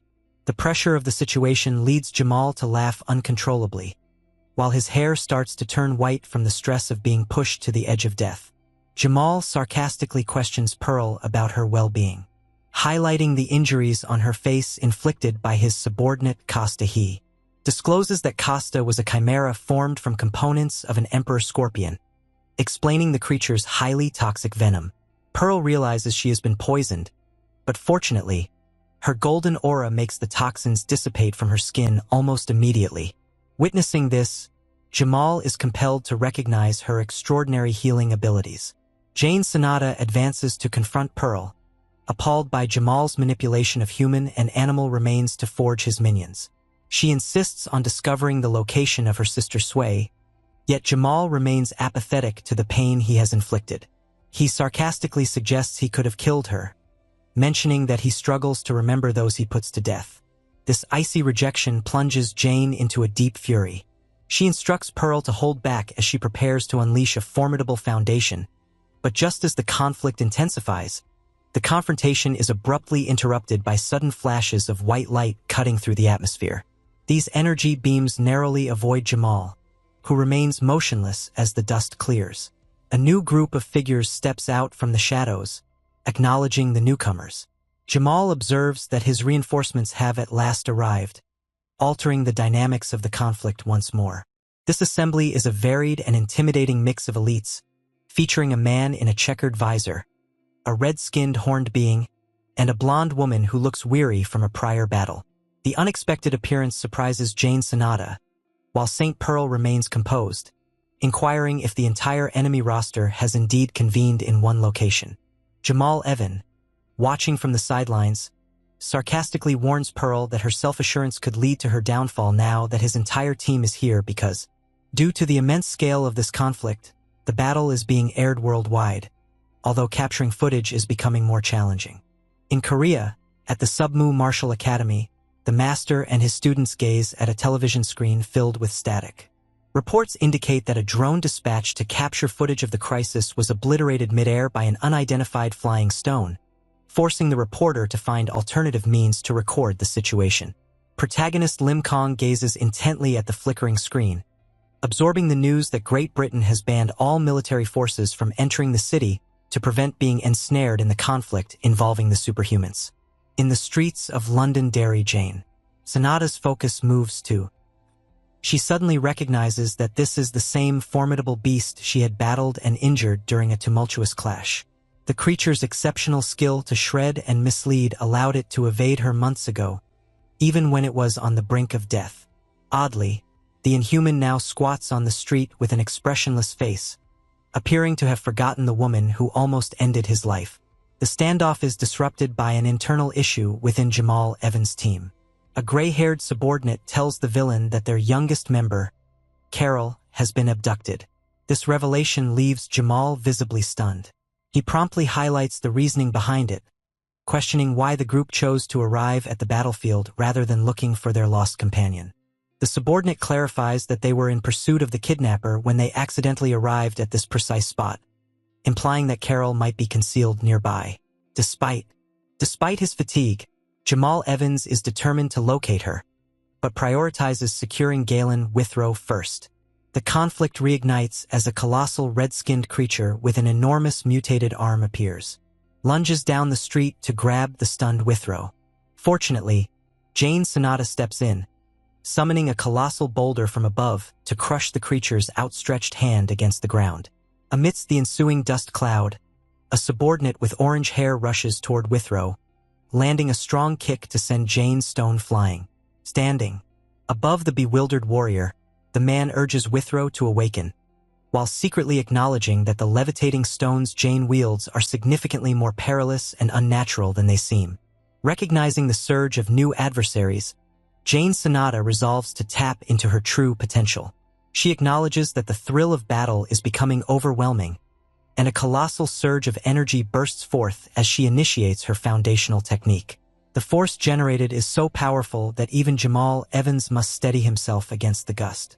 In a whirlwind of energy, the suspended rocks in the atmosphere fracture and transform into sharp, rectangular formations. As Jane Sonata ascends, encircled by countless deadly stone shards aimed at the elites, she delivers a final, chilling caution for them to brace for their demise. Just as she prepares to attack, a recognizable voice echoes from afar, pleading with her to hold on. Jane and Pearl react with astonishment to find Sway, who had been absent for several days. Sway greets St. Pearl with a cheerful wave, indicating she has been anticipating assistance. To everyone's astonishment, Sway is securely holding the small child Carol in her arms, effectively possessing the enemy's lost piece. This reunion offers a brief moment of relief to the heroes, as Jane Sonata envelopes Sway in a tight hug while St. Pearl takes hold of the young Carol. Nonetheless, Pearl's keen observation leads her to quickly sense something off. The girl exhibits dazed, swirling eyes, indicating she is in an unusual mental condition. This finding piques the interest of Jamal Evans, who observes the interaction with a blend of astonishment and predatory curiosity. Understood that Sway had successfully followed him without being noticed. The moment is disrupted as the red-skinned being named Del Opir crashes onto the ground, breaking the pavement under his immense weight. This creature is significantly more perilous than a mindless animal due to its capacity for speech and strategy. Del Opir advocates for a brutal solution, proposing to eliminate the superhumans to retrieve the child. However, Jamal Evans stays vigilant. Aware that Pearl and Jane are formidable threats, he concludes that facing them head-on is too perilous. Instead, he plans to withdraw with Alexander Kalin and his team, placing Carol's safety above engaging in a violent clash. Sway, though weary, asserts dominance in the negotiation. She directs a finger at the antagonists and delivers a chilling ultimatum. Any movement, and she will take the child's life. This danger causes Jamal and his team to halt, recognizing that Sway comprehends precisely how crucial Carol is to their strategy. Jamal Evans is truly amazed, wondering if Sway played a role in the release of the revived Kalin Withrow. While Sway refutes any connection to Withrow's liberation, Jamal is captivated by the enigma instead of feeling annoyed. He redirects his attention to the deal, cautioning Pearl that his tolerance has worn thin and that he is ready to engage in full-scale conflict if they fail to return Carol. Sway discreetly encourages St. Pearl and Jane to agree to the trade and end the conflict at once, having closely monitored the opposing group. She cautions her allies that the adversaries hold concealed reservoirs of strength that remain undisclosed. She contends that an all-out war would result in devastation unlike anything the world has ever seen. Acknowledging the validity of Sway's caution, Pearl shifts her focus to Jamal's abilities. She inquires whether the souls he revives are eternally under his control, aiming to grasp the real condition of her deceased companion. Jamal Evans delivers a haunting account of how he brings them back. He reveals that those he resurrects are generally tied by an indissoluble vow, behaving like infants devoid of memories from their previous existences while adhering to his orders. Nonetheless, he acknowledges that Withrow is a distinct failure. For reasons that even Jamal can't grasp, Withrow succeeded in breaking free from his restraints and reclaiming a sense of independent awareness, which motivated his initial escape. As Pearl understands that Withrow is now catatonic and in a delicate condition, she consents to the trade, offering the child in exchange for the red-haired warrior. Jamal Evans agrees to the deal without protest. The trade unfolds with meticulous accuracy as Alexander Kalin propels Galen Withrow toward the heroes, while Pearl sends Carol back to the villains. After the swap, Jamal is alarmed to discover Carol unconscious and questions what the heroes have done to her. Sway insists on her innocence, asserting that the girl merely fainted from the pressure of being captured. Before the villains leave, Jane Sonata issues a grave warning. She informs Jamal that regardless of his extraordinary abilities, he must cease endangering innocent lives, or she will ultimately have to pursue him. Jamal Evan gives a relaxed goodbye prior to. His group ascends rapidly into the sky, 5 figures, including Del Opir, fleeing the area. St. Pearl stands alone in the devastated street, her eyes locked on the one who lingers, Alexander Kalin. For a fleeting moment, he meets her gaze, his red eyes piercing through the chaos surrounding them. Before she can respond, he disappears into the sky to reunite with his team. The danger has subsided, but Sui appears shaken, contemplating whether to assign someone to watch the brat who just got away. Meanwhile, St. Pearl, holding the catatonic Galen with Ro in her arms, determines that the focus has changed. She informs her friends that it's time to return, leaving the shattered city walls in their wake. A day later, the focus turns to the consequences of what the media refers to as the Camp City riot. The English government has sent in specialized units to address the crisis. However, due to the rapid actions of the superhumans, the soldiers discover only remnants of a massive conflict. Even in the absence of tangible proof, the event captures global attention, with news outlets worldwide airing footage of Jane Sonata and St. Pearl. The true surprise arises from eyewitness accounts, as multiple elderly individuals enthusiastically claim to have spotted a man with long red hair and dark skin, the famed Galen. Despite Roe being officially declared deceased months prior, this announcement brings a surge of uncertainty and optimism in. Jury, the handler of our protagonists in Korea, watches the report incredulously. As the enigmatic Nanji reflects on the unlikelihood of resurrection, public pressure intensifies, compelling the American government and St. Pearl's representative, James De Niro, to respond to speculation regarding Rose's reincarnation. Notably, the well-known actor Matt Dillon is spotted observing the news with a grave demeanor. Remarkably, despite the fierce battle, the casualties were confined to just one fatality. At their headquarters, James and Ben analyzed the data, recognizing that Jane Sonata's megalith power probably shielded the citizens from the crossfire. The lab doors slide open, and Pearl arrives with Jane and Sui. Their long absence makes the reunion a blend of relief and awkwardness. Ben, flustered by the lively Sui, inadvertently expresses his thoughts on her attractiveness, leading to his own embarrassment. Meanwhile, James greets Jane Sonata with a handshake, marking a moment of connection amidst the tension, experiencing an awe-inspiring energy radiating from her, reminiscent of Pearl's unique presence. The professional environment resumes as Ben poses the burning question. Is Galen with Roe truly alive? St. Pearl affirms that he has returned, but he is not quite himself and is currently recuperating in a secure lab. Sui steps up to lead a briefing, volunteering to disclose all she has noted about Jamal, Evan, and the young girl, Carol. An intercom announcement cuts into the meeting, informing James that a visitor has evaded security and is approaching the conference room directly. To everyone's astonishment, the intruder is identified as Matt Dillon, who disregards the guards and turnstiles to push his way into the conversation while the heroes of the world assemble in America, while a subtle tension rises in Korea.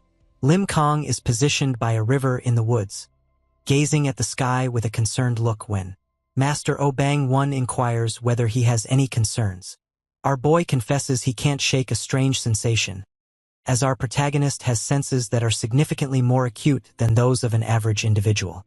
The master understands this isn't merely teenage angst. Oh Bang becomes earnest, sensing that the boy's intuition is detecting a genuine danger. His instincts are validated as the scene uncovers a massive, moss-covered, humanoid figure quietly lurking in the forest shadows, observing them intently. Master Oh Bang-won is positioned on a substantial rock beside the river, when he abruptly perceives an unusual presence. This compelled the elderly master to carefully glance around a rock to explore the origin of his instinct.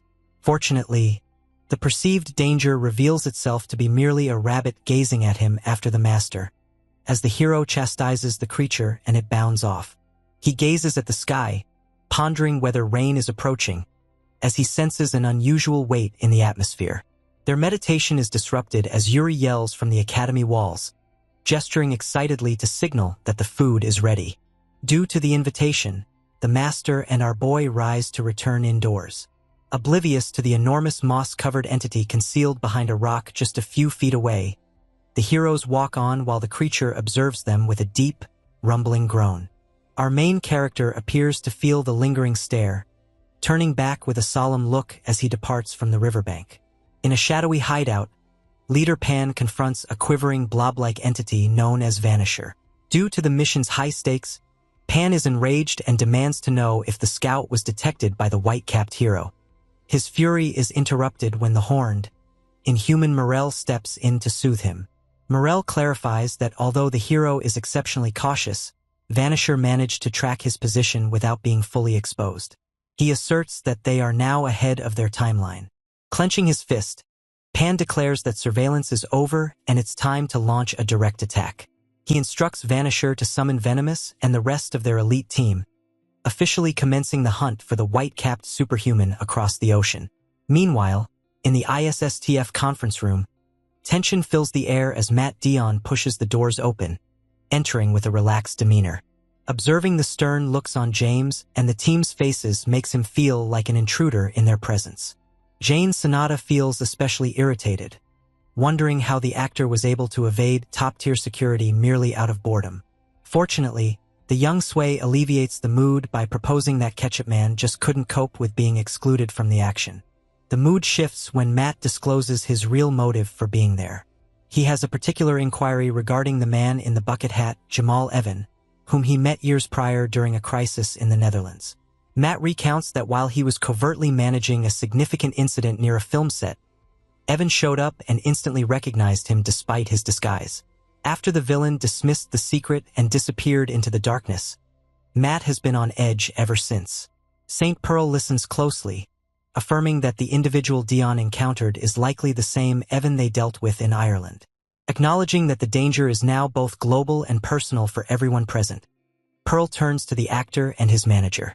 Given their common past and the increasing threat, she formally extends an invitation to Matt and Rose to join their alliance. The advanced, clinical atmosphere of Dr. Oldman's lab, a woman with pink hair, named Joo-hee, stands isolated, her gaze darting around the room in a state of frantic bewilderment. She is looking for someone, but her focus ultimately lands on a vertical medical tank containing a luminous cyan fluid. Inside, the scarred, red-haired Galen Withrow is submerged. Despite her defiant nature, Joo-hee pauses, aware that tampering with the doctor's intricate equipment would lead to serious consequences. The quiet is shattered as Dr. Oldman bursts into the room, perspiring and clearly taken aback to see his former student in his lab. He quickly starts to scold her for the unexpected interruption. Joo-hee merely smirks. She observes that the doctor remains unchanged before meeting his gaze with confidence, teasingly mentioning that she hasn't inflicted any harm so far. As they relax with coffee mugs, their discussion shifts to the worldwide crisis. Dr. Oldman is intrigued by Joo-hee's motives. However, the young woman discloses her intention to remain for now. She feels the doctor would face significant difficulties without her assistance, particularly with the escalating danger posed by the Inhumans. Joo-hee articulates that as ordinary humans, they cannot rely solely on the enigmatic abilities of superhumans for salvation. Since Inhumans surpass human capabilities in both speed and strength, she contends that humanity's sole chance rests in rapid scientific advancement and the development of advanced weaponry. Joo-hee is exceptionally intelligent, considering many top researchers as foolish individuals in a bubble, too at ease in their monotonous, conventional careers. She prioritizes tangible outcomes over appearances, which is why she enjoys her role as an. When talking about intelligence, she affectionately references her brother in Korea. Despite being a minor, she views him as a fellow genius who is significantly more valuable than the global academic elite. Attention turns to the screen showing Withrow schematics.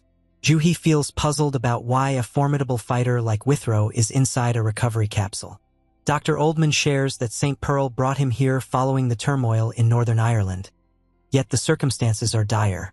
Because of the brutal experiments, Withrow's mental condition is dire, leaving him unable to recall his own identity. Dr. Oldman discloses a shocking reality. Withrow has actually perished, and Evan managed to revive him as an infant, devoid of any history. This shocking news leaves Joo-hee in disbelief, as the notion of one individual having the ability to bring the dead back to life contradicts all scientific reasoning. At the ISSTF headquarters, an unexpected wave of shock spreads among the team. James is left shaking as she suddenly disappears before his eyes. Fortunately, she reappears immediately, clarifying that she isn't invisible, but is utilizing a special skill known as Secret Hidden Room. By using her own blood to mark the ground, Joo-hee can form a spatial fold that entirely conceals anyone within the barrier. Since the barrier functions in both directions, it serves as an ideal instrument for surveillance, but it can be breached if an unintended individual enters the concealed space. Joo-hee utilizes a whiteboard to update the team on Jamal Evans' activities.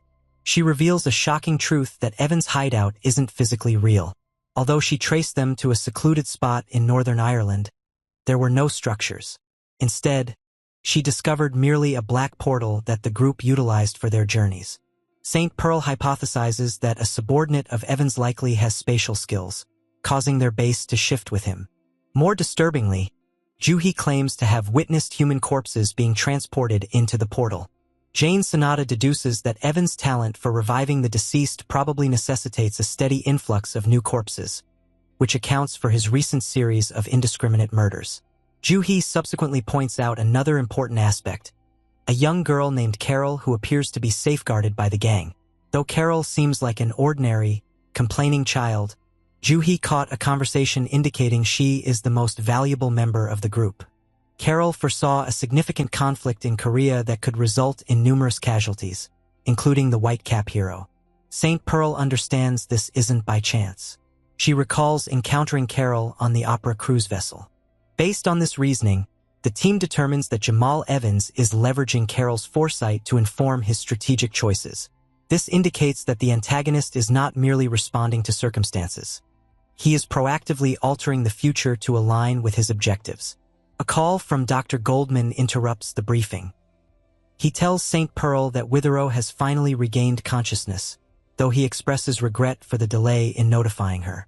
Before ending the call, the doctor notes that his former student, a devoted admirer of Pearl, is present at the lab and has important information to convey.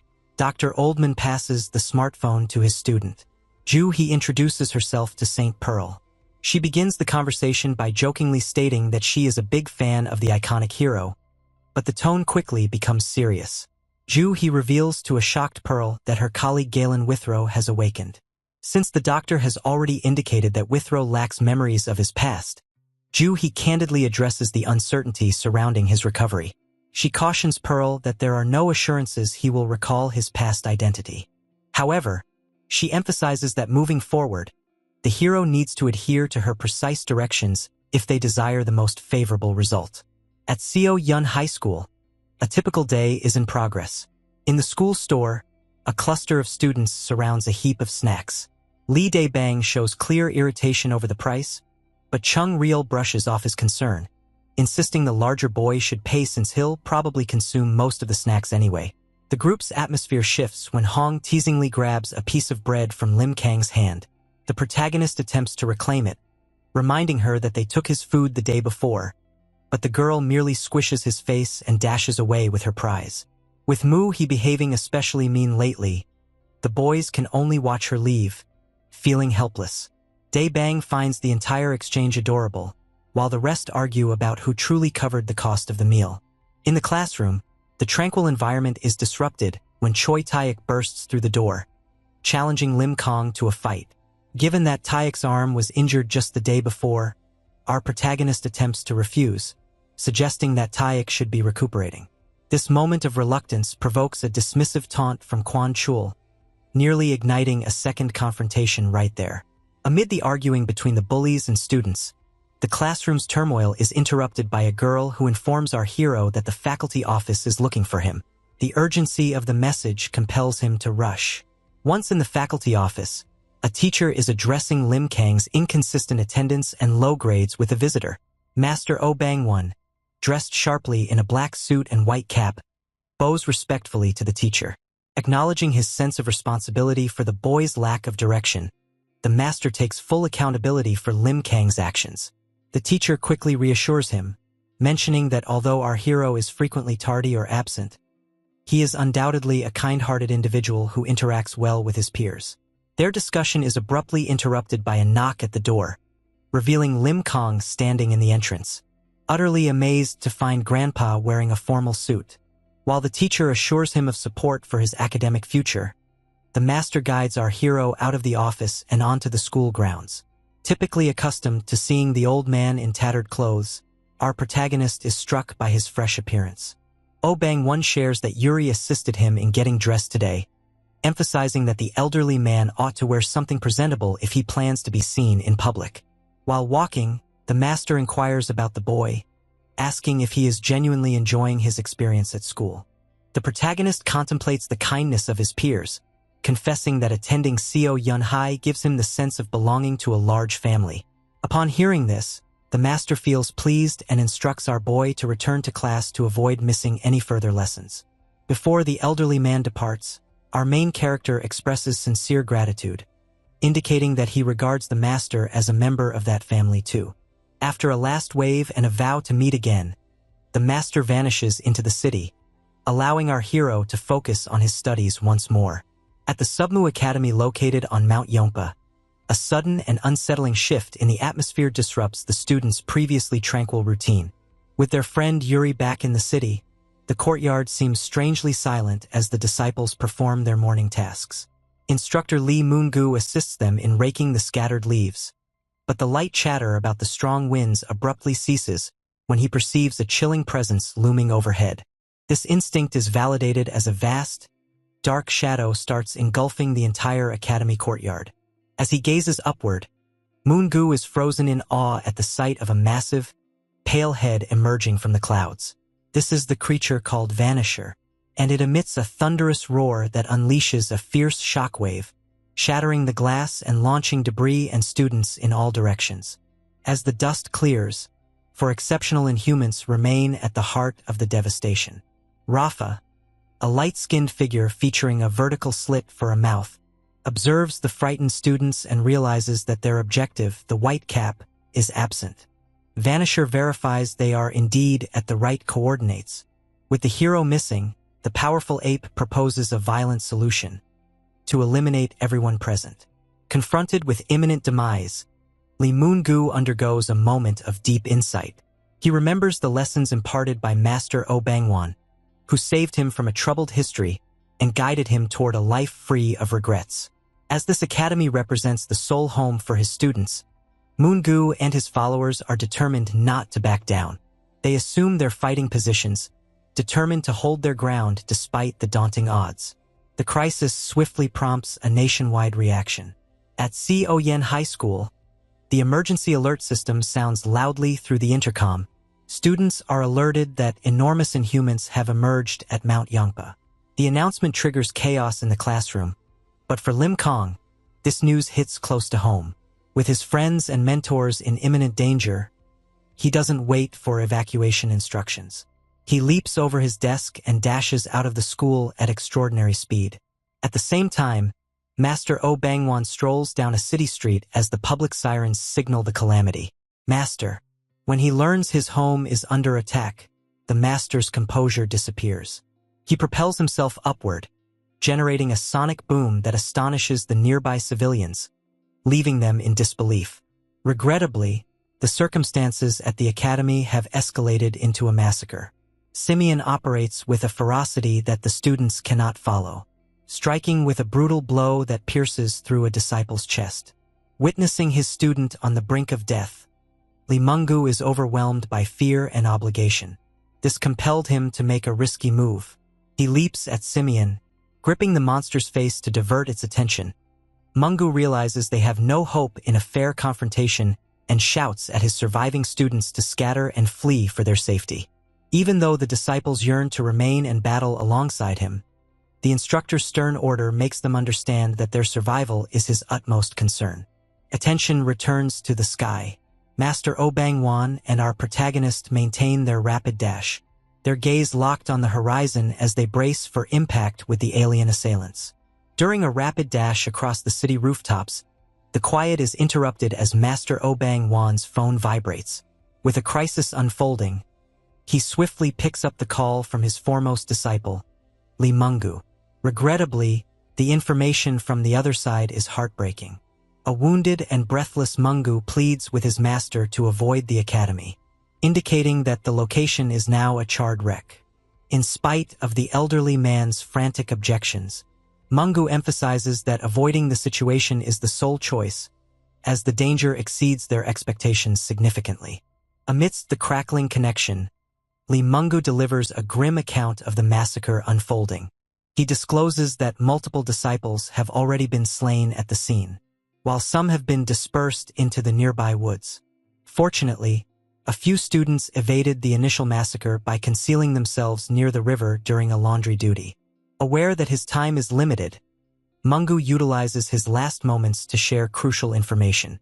He tells the master that the merciless invaders are already aware that Lim Kong is the superhuman with the white cap. Because our protagonist was absent from the academy, and the monsters have now redirected their focus to the high school to draw him out. The dialogue shifts to a sorrowful moment as Mungu readies for his conclusion. He bids an emotional goodbye, expressing gratitude to the master for a life free of regrets and addressing him as father for the first time. As memories of their wintry history and familial affection surge in the master's thoughts, a blast detonates on the opposite end of the call. With the signal cut and the phone shattered in his shaking grasp, Master Oh Bang-won is overtaken by a chilling, vengeful determination. He faces Lim Kong and orders our protagonist to rush to the school at full speed, his own gaze aflame with the burden of his grief. Meanwhile, at Seo Yun High School, an ordinary afternoon swiftly morphs into a horrifying ordeal. While packing their bags, students Dae Bang and Chong Ryul are startled by the enormous pale head of the monstrous vanisher emerging from the clouds. Due to the creature's thunderous, bone-rattling roar, the school descends into a sudden frenzy. The scenario intensifies as 4 monstrous pods crash into the schoolyard with tremendous impact, unleashing the elite invaders right onto the campus. A blue monster called Pyongoid is one of them, starts to melt and spread over the pavement, serving as a vibrant gateway for numerous smaller, pale hatchlings. The distinguished leaders, Rafa and Simeon, find themselves surrounded by the bustling army, observing that the white cap remains absent. With no desire to delay, Rafa commands his troops to initiate a magnificent feast of devastation. Authoritative, the school barriers and breaking through classroom windows. The students are ensnared and rushing to the upper levels, engulfed in sheer panic. As the merciless army gets ready to storm the building, a shadowy figure hurtles down from the sky above Seo Yun High School, resembling a dark silhouette diving toward the ground.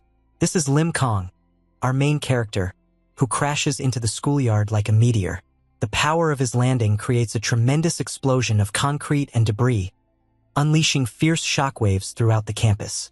On the ground, the elite Inhumans, Simeon and Rafa, gaze at the impact crater in disbelief, recognizing that their objective has come.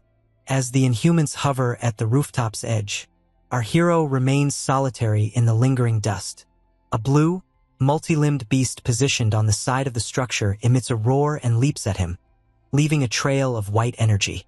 Lim Kong stands completely motionless as the creature descends with its claws outstretched. Just before the attack lands, our hero disappears and suddenly reappears in the air to execute a crushing upward blow.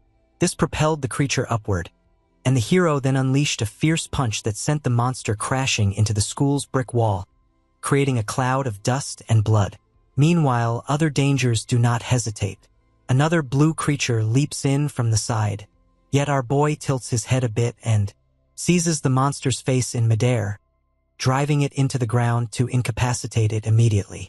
Even with blood splattering across his face, our hero presses on with his fierce counteroffensive. He seizes another monster by the head while gripping the building with one hand, throwing the creature with such power that it generates a sonic boom. This immense strength sends the monster crashing through the terminal windows in a blast that shakes the whole structure. From their vantage point on the ground, Simeon and Rafa see that each part of their subordinate's body is being methodically crushed. Rafa ultimately reveals the hero's identity, emphasizing that even without his iconic hat, the warrior is unmistakably the white cap. As the elites strategize beyond the school, fear infiltrates the hallways. An emotionless blue creature traps a girl named So-hee, causing a surge of students, including Dae Bang and Chong Ryul, to sprint toward the chaos in sheer terror. They realize they are caught between the beasts descending the staircase and the one menacing their peer. As the monstrous entity gapes wide to consume So-hee, a swift rush of movement darts down the corridor. Lim Kong materializes, unleashing a fierce kick that propels the creature through a brick wall. Amidst the rubble, our hero stands, his white shirt smeared with blood, and his face obscured by debris. His classmates gaze at him in utter disbelief and bewilderment, struggling to identify their once quiet friend transformed into this blood-drenched fighter. Regrettably, the elite inhuman Rafa chooses to alter the battle's dynamics. His body starts to throb with intense red energy, and he emits a thunderous roar that unleashes a colossal crimson shockwave. This energy envelopes the whole school and city skyline, serving as a mental disruption. Consequently, every student, along with Lim Kong and the incoming master Oh Bang-won, is struck by the wave. The students stand motionless in a trance, their faces taking on a vacant, glassy look. Due to this psychological attack, Lim Kong undergoes a terrifying hallucination, gazing at his hands as the environment shifts, merely to witness a vision of his peers being violently killed. In this nightmare, Dae Bang is seized by the neck. A clawed appendage stabs through Moo-hee's chest. Our protagonist gazes at the lifeless forms of his companions, his face reflecting a vacant, somber look, his thoughts briefly shrouded by the illusion of their death. Fortunately, Master Oh Bang-won remains undeterred. He races toward the schoolyard, his motion resembling a streak of rapid white energy. The master commands the two elites, moving with such speed that Simeon is unable to see him approaching. He lands a hit that brushes past Rafa, narrowly avoiding a lethal impact by a millisecond. While suspended in the air with a new injury, Rafa sarcastically confesses that nothing excites him more than probing into another person's thoughts. Master Oh Bang-won remains resolute, his expression dark and menacing as he straightens his tie. He critically assesses the creature responsible for the mass hallucinations and inquires whether these are the entities that injured his sons at the academy. Consumed by a frigid rage, Oh Bang-won loosens his tie and tosses it away. Fixing his stare on the elite, inhuman Rafa, the master delivers a last warning, pledging to repay the monster double for the havoc they've wreaked. With grim resolve, he extends a finger ahead, vowing to slice the scoundrels in two. The conflict ignites as the powerful Simeon vaults into the sky with a raw roar. Master stays entirely composed as the creature falls.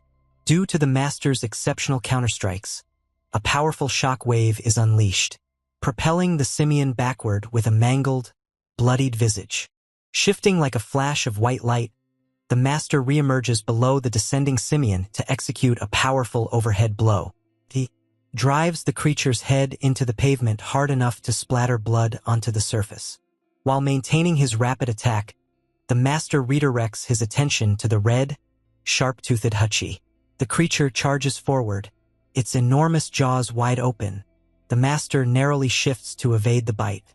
In a brief moment of rapid uncertainty, the Hachi almost throws him off balance, but the master retaliates with a deadly kick, shredding the creature in a spray of blood. Simeon attacks once more, yet our hero intercepts the blow with his bare hands, his face darkened with fury. Within the school corridor, the horrifying vision of carnage finally dissipates. Lim Kong is seen calling out for his classmate, Hong Moo-hee, who is slumped against a wall, emerging from her daze. He reaches out to her, imploring her to focus on him.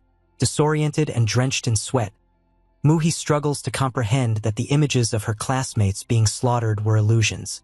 Their peers, Wu Chong-rue and Li De-bang, observe in utter disbelief. They realize that our protagonist moved like a white blur to rescue the class president, prompting them to pose a question they once deemed impossible. Are you superhuman? Lim Kong maintains a serious demeanor, shrouded in shadows as he prepares to don his iconic white cap. A scream reverberates in the corridor as students claim the upper levels are being overwhelmed. With the situation dire, Lim Kong addresses his friends with calm authority, stating he can't afford to linger. He dons his cap and readies himself to return to the fray. He reassures his weeping classmates that he's pleased they've come to their senses and encourages them to remain where they are. With a determined expression, our hero vows to safeguard them, leaving the students astonished as they discover that the white cap legend is one of their own. In the schoolyard, Master Oh Bang-won assesses his challengers. He observes that the primate is more resilient than any creature he has defeated thus far and is effectively adjusting to his pace. As the creature understands his strategies, the master becomes aware that his speed no longer provides him an advantage. In the meantime, Rafa taunts in a twisted voice, pointing out that the master is utilizing a standard prosthetic leg. The shows a distorted fascination with the way the elderly man conveys energy to a prosthetic limb, yet proclaims that the master's nightmare has only started. Oh Bang-won gazes at the creature with utter contempt, finding the monster's words tedious and uninteresting. The scene transitions to a conference room in the USA, where St. Pearl is conducting an urgent meeting. With the crisis in Korea escalating globally, she declares her plan to assemble an unprecedented international team. This announcement surprises Ben, as a hero intervening in another nation marks a historic first. Matt Dion backs the initiative, pointing out that the Whitecap student is presently at a disadvantage compared to Jamal Evans' forces at St. Pearl starts giving her commands with military precision. She directs James to go to Dr. Oldman's lab since a developer named Juhee is actively seeking him. Meanwhile, the rest of the team, which includes Sway, Rose, Ben, and Dion, is instructed to remain in America. The necessity for the mission to have the utmost level of power at Pearl indicates that she and Jane Sonata will be traveling to Korea together. Two strong women journey across a dark, stormy sky, approaching Saoyeon High School to engage in the chaos within a ruined classroom. A frightened student cowers against filing cabinets as a gray, monstrous figure with elongated blue tongues towers above him. Just as the beast prepares to attack, a forceful punch lands on the side of its head, resulting in a spray of blood. The fist's power is so intense that it instantly shatters the monster's skull, eliminating the danger before it can hurt the boy. The savior is unveiled as Lim Kong, standing over the defeated creature with his white cap pulled down low. Having just observed his classmates' astonishing abilities, the student finds himself completely stunned and in disbelief, ultimately collapsing to his knees upon the realization that the white-cap legend and the quiet boy from his school are one and the same. Our protagonist swiftly forgoes conversation and dashes out of the room. As he navigates the school corridors in a white flash, he assesses the seriousness of the circumstances. He detects the heat signatures of 30 to 40 Inhumans assaulting from various angles. Understanding that the building is being methodically overwhelmed, he concludes that his sole option is to move toward the zone with the highest concentration of danger, directing his focus to the school basketball court. Within the courtroom, the environment is utter turmoil as a teacher desperately attempts to corral students at the rear of the classroom while numerous blue Inhumans stalk through the strewn bodies because the emergency exits are obstructed by additional monsters outside, leaving the students feeling trapped and despairing. The horror escalates as the smaller Inhumans start to combine into one throbbing mass of flesh. This combination leads to the creation of a colossal multi-limbed being called Peon Goid, characterized by grotesque mushrooms protruding from its back. The creature reveals a central mouth and unleashes numerous long blue tentacles that whip through the gym, compelling everyone to seek shelter. Just as a tentacle is about to grab a student, Lim Kong bursts through the high windows, shattering the glass. He lands solidly on the court floor and seizes the creature's extending limbs with his bare hands. Driven by a deep sense of personal duty, our hero swings the tentacles with enough force to topple the enormous Peon Goid off its feet. He delivers a powerful, energy-charged punch straight to the creature's face, crushing its skull inward. The impact of the blow generates a fierce shockwave that propels the Peon Goid through the building's wall and into the school grounds, leaving the creature destroyed. As the dust clears, a profound silence envelopes the onlookers. A student, recognizing the boy in the white cap, is overwhelmed with emotion upon realizing who has been watching over them. Lim Kong stands in the smoldering crater, his shirt marked with blood as he directs his glowing gaze at the remaining smaller Inhumans. The beings are so consumed by his lethal intent that they start to retreat in terror. The protagonist shows no signs of mercy. He accelerates with a fierce intensity, methodically taking apart the last of the monsters through a relentless barrage of kicks and punches after smashing two Inhuman heads together. He stands resolute as blood pours down around him. With a menacing vow to the trembling creatures, he proclaims that none will flee, for he plans to eliminate every last one of them today. As the massacre unfolds at the school, Jamal Evan reaches an empty Incheon airport. Attired, wearing his white bucket hat, he casually remarks that the weather is far too pleasant for such brutal combat, before concluding that South Korea is truly a delightful location on the third level of Shao Yen High School.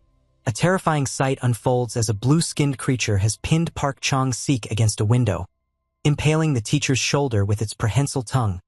While students look on in paralyzed fear, the educator overlooks his own pain to ensure their safety because he perceives his students as his own offspring.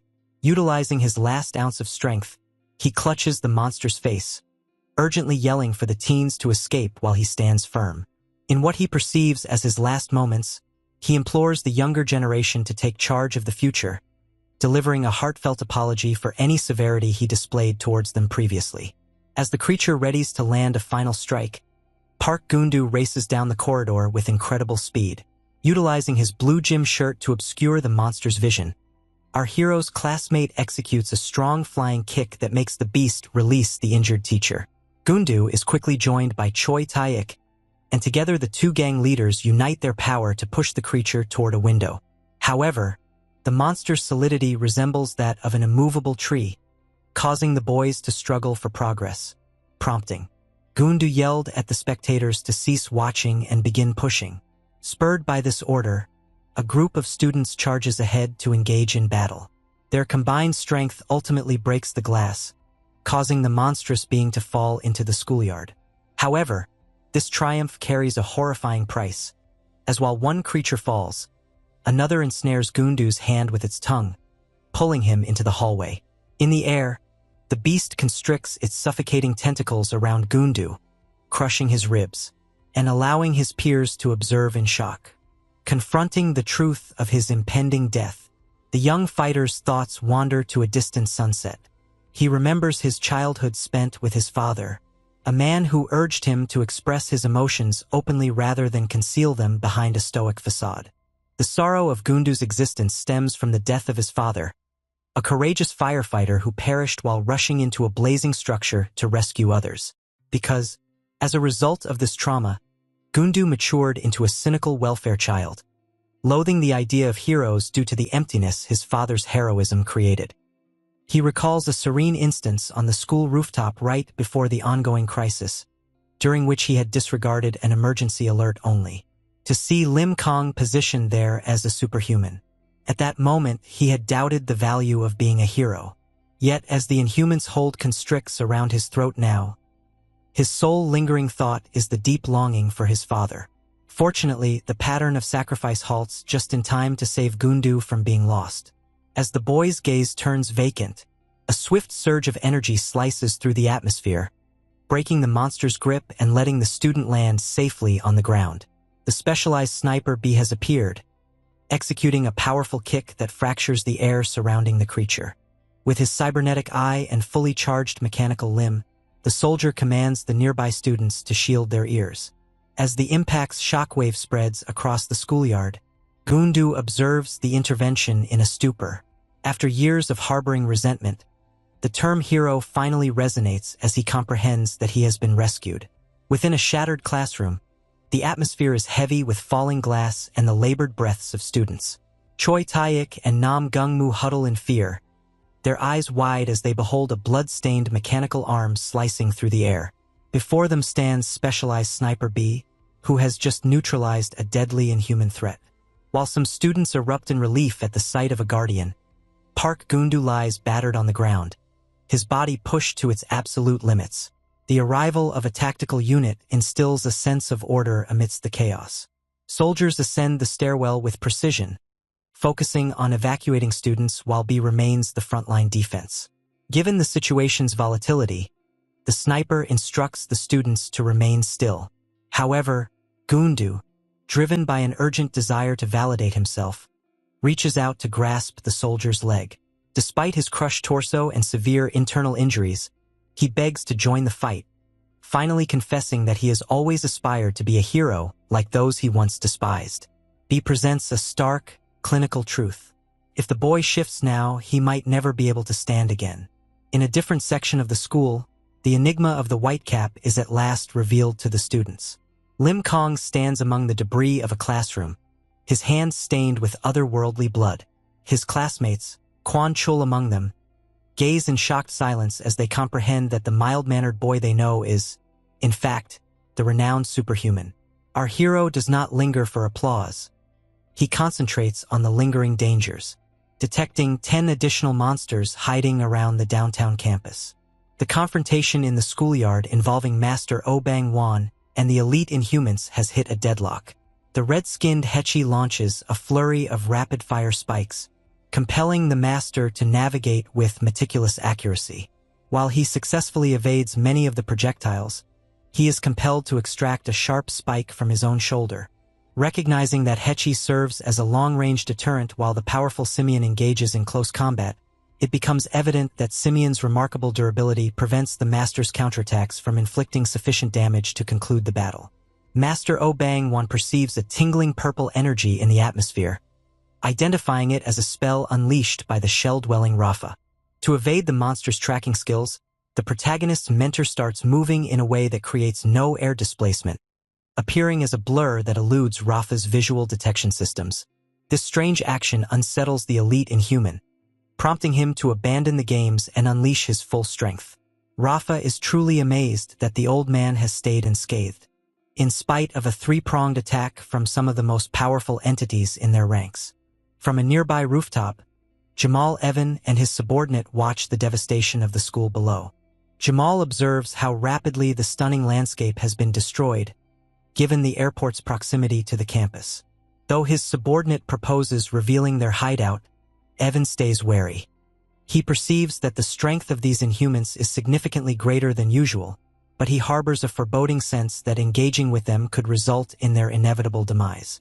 As the sky grows darker, the man in the bucket hat delivers a chilling forecast. A second wave is approaching, promising a degree of horror and anguish that the land has never experienced before. Master Oh Bang-won is engaged in a fierce battle with the monstrous Simian. His face contorts as he deflects a huge pale arm reaching for his head. The Master firmly clasps the monster's forearm with both hands, keeping the heavy appendage just inches from his face. In a swift, bloody motion, he unleashes such immense power that the creature's arm is entirely ripped off. The monster howls in pain, arching its head back as its limb is detached, splattering blood into the air. From a vantage point, the elite Inhuman Rafa surveys the destruction with a detached, analytical stare. The Master looms large, his ragged attire and bloodied hands contrasting with his demeanor as he sarcastically remarks on the absurdity of a monster's scream. He gazes at his foe, pondering whether these beings truly experience pain akin to humans. Nevertheless, the Master's assurance is abruptly broken. Upon witnessing a vision of his disciple, Lee Mungu, kneeling on the ground and grasping a twisted arm, the Master, taken aback by the sight of his injured student, is momentarily distracted. Simian capitalizes on this chance, delivering a powerful punch to the Master's face. Before sending him sprawling onto the pavement, our hero's mentor slides across the yard, struggling to breathe while completely worn out. While he fights to heal, the echoes of his deceased followers start to reach him through a swirling, purple-tinged mist. He perceives the hazy, tear-streaked faces of his students gazing at him through the mist, and his gaze becomes vacant, turning completely white. As he becomes entirely engulfed in this illusion, he finds himself vulnerable in the actual world. Simian thrusts ahead with its last limb, executing a deadly slash that slices through the Master, leaving the Master shattered and lifeless in a pool of blood. Rafa floats above, gazing down at the remnants with a cold sense of pity. The elite determines that although the Master displayed remarkable mental resilience by fending off multiple adversaries simultaneously, even the most formidable mind ultimately succumbs to the five senses deception. Convinced the battle has concluded, Rafa faces the school structure, realizing he hadn't anticipated sustaining this much harm prior to encountering the white-cap hero. Perched on a nearby rooftop, the antagonist Jamal Evan observes with dismay. He thinks it's astonishing that such a strong human lived. Still, he feels frustrated that the Master passed away before he could see the battle's complete scope. Unexpectedly, Simian is surprised by an unfamiliar presence.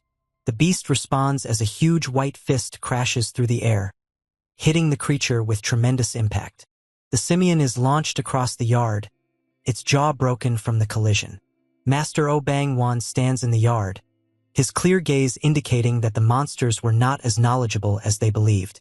Panic overwhelms Rafa as he spots a hole in Simeon's chest from a blow that should have been unthinkable.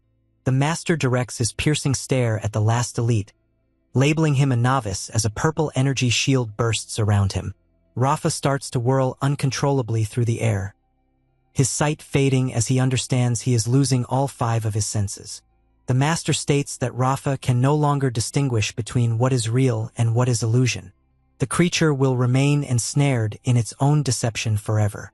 As the creature yells that this is a trivial ruse, the master explains that he merely borrowed the skill. He discloses that in their first encounter, he hit Rafa's forehead to create a mark, enabling him to temporarily absorb the enemy's power. The mentor of our hero confesses that his earlier defeat was simply an act to lure the monster into a false sense of security. As he readies for the decisive strike, the master shares a philosophical insight about purpose. He likens superhumans to ordinary individuals, stating that they are all merely in pursuit of a reason to exist in their lives. He reminisces about a cherished moment with his students at the academy, filled with laughter and playful arguments as they got ready for a group photo. They desired the picture solely because Jury was having his cast removed, a trivial yet meaningful cause for their happiness. In the present, tears flow from the master's eyes as he contemplates the life these creatures have ravaged.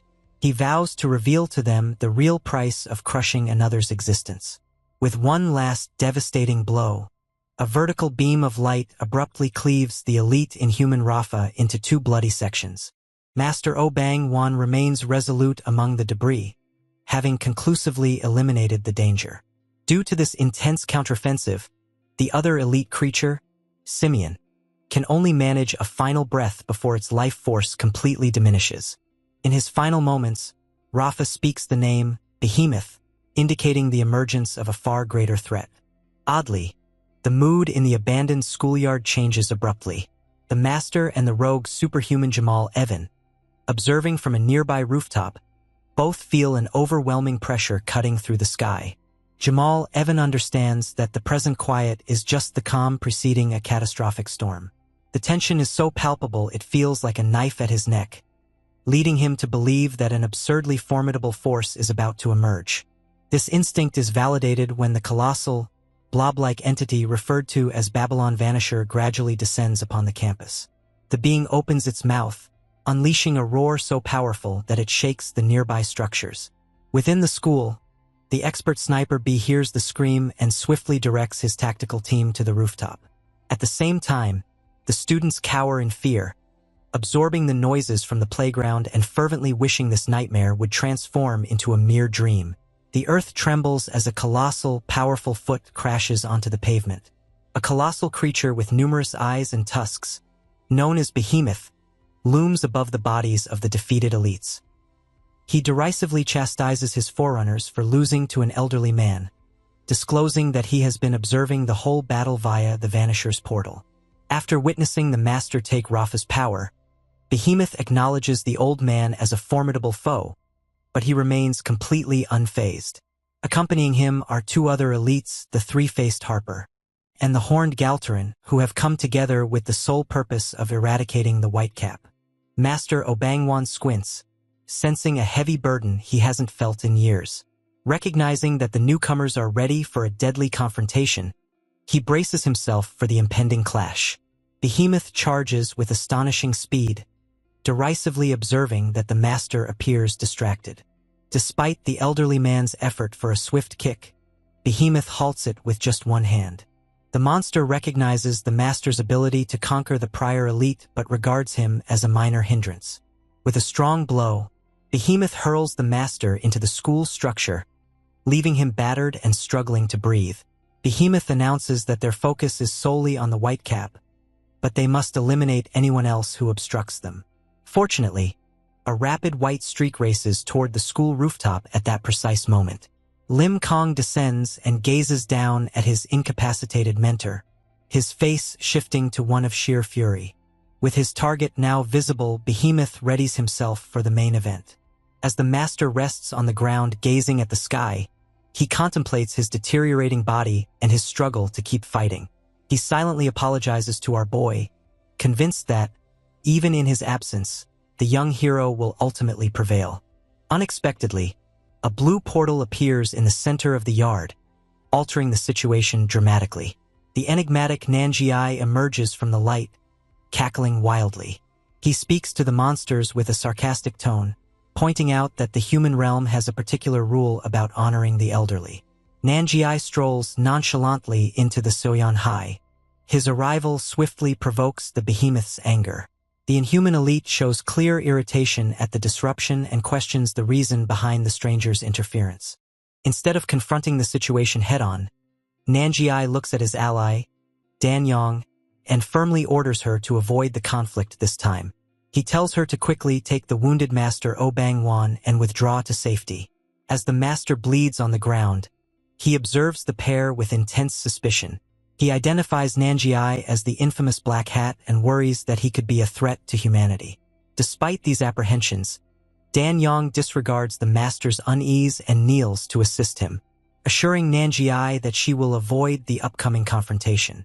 Nanjiai dismisses her worry with a broad, wicked smile, pushing her to move quickly as he detects another danger nearing. In an instant, Dan Yong ascends into the sky, taking the master with him and leaving Nanjiai to confront the massive figure of Behemoth. Behemoth towers over the man in the black hat, inquiring about his connection to the white cap hero. Nanjiai delivers a teasing, playful retort, humorously referring to the hero as his forbidden love, just to provoke the beast. This insolence incites Behemoth to swing a colossal hand downward in a swift motion, aiming to crush the human. Yet, Nanjiai disappears before the impact devastates the concrete. Before the creature has a chance to respond, dark tendrils of energy encircle Behemoth's powerful arm, immobilizing him. Nanjiai reemerges with a menacing smile, taunting the creature for being as irritable and predictable as the other beasts he has encountered. The conflict escalates as Nanjiai employs a dark enchanted rope to launch the enormous Behemoth high into the air. As the beast slams down, a dark figure called Black Mirror rises from the earth behind Nanjiai. The shadow remarks on how long it has been since it was called forth into the world, and Nanjiai greets his ally, indicating that their activities are about to intensify. While Black Mirror wonders why they should even engage in battle, Nanjiai cautions the shadow to maintain its concentration. He characterizes Behemoth as a creature among creatures, stating that even one error against such a being would result in immediate death. Behemoth steadies himself, his numerous eyes focused on the fresh challenger. He boldly announces his intention to eliminate every superhuman on the planet after he deals with the white cap.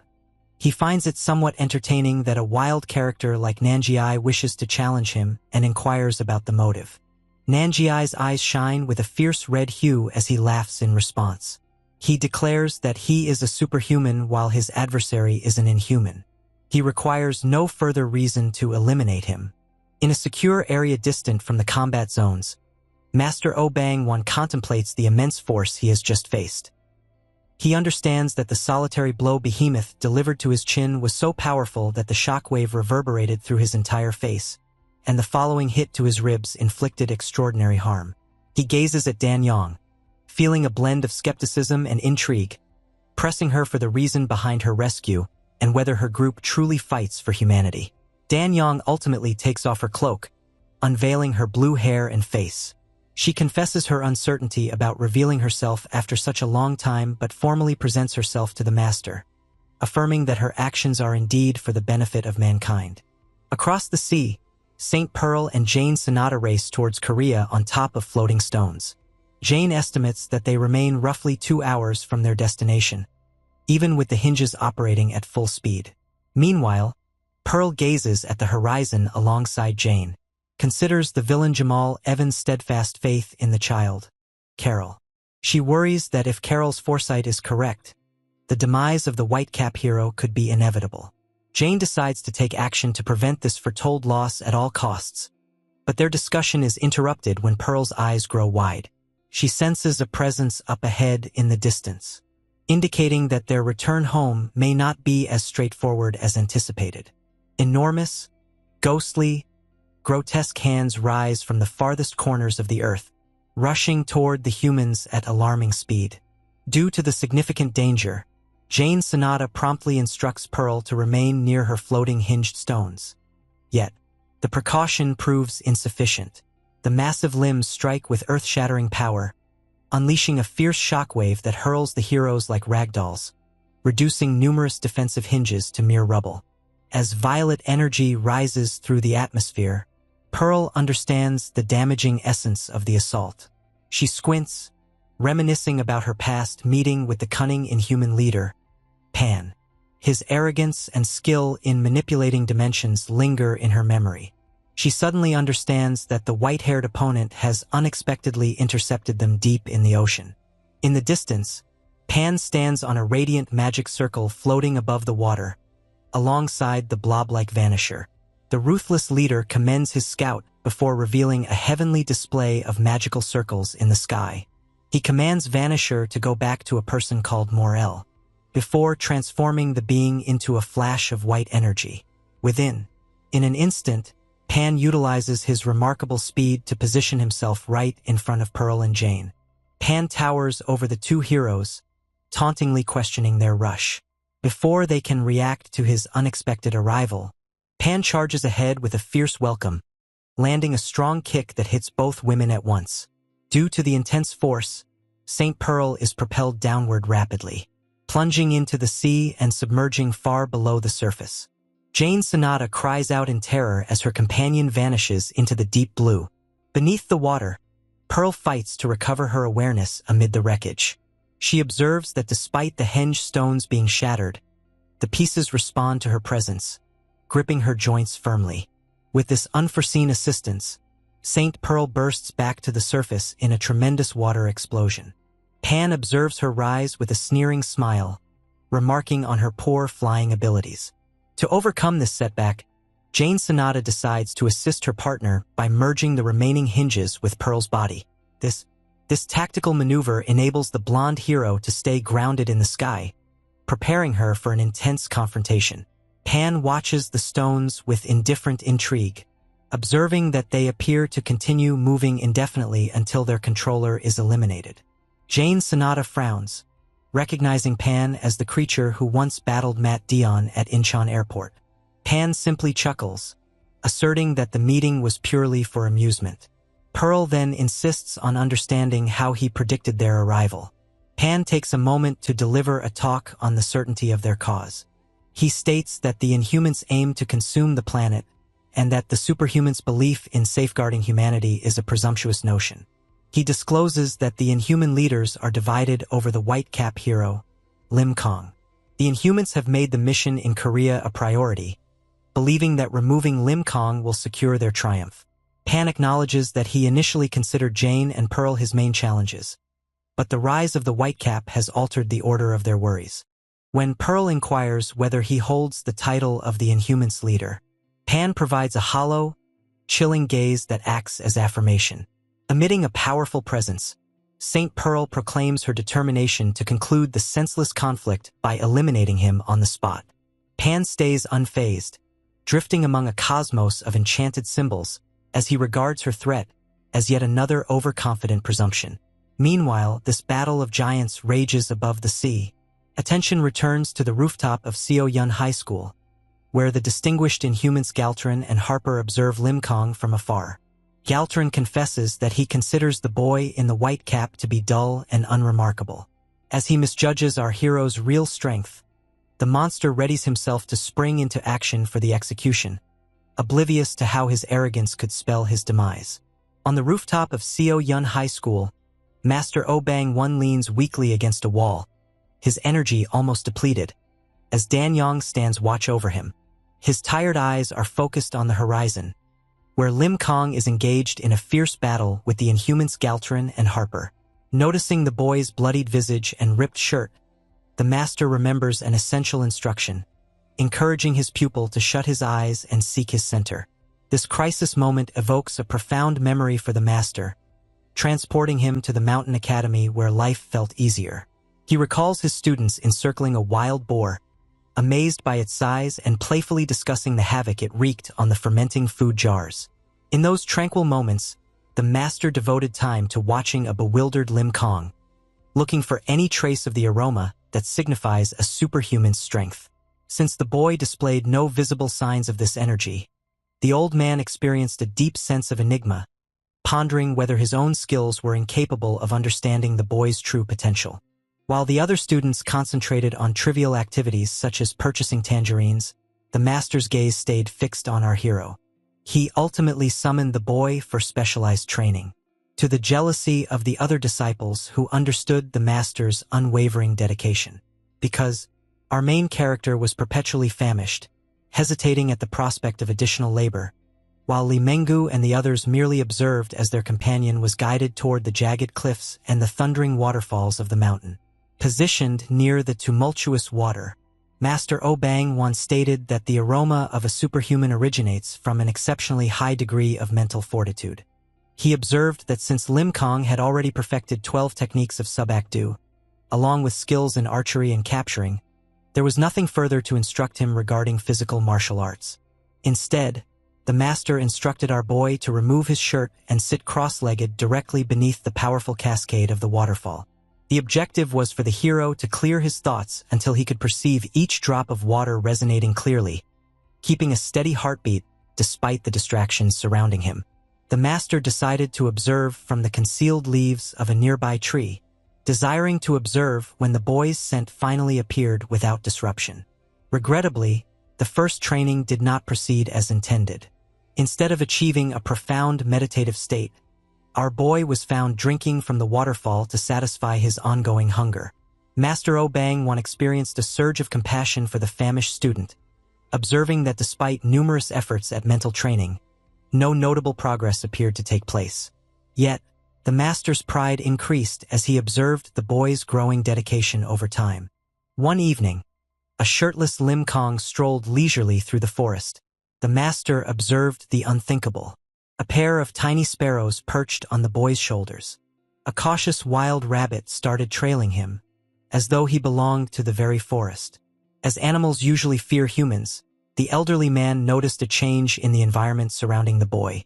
The master observed in astonishment as the whole forest appeared to respond to our protagonist's arrival. The wind swirled around him. With each step the boy made, the puddles appeared to part, steering clear of his feet. The observer experienced a jarring, disquieting sensation, as if the boy instinctively drew in the life force from his environment.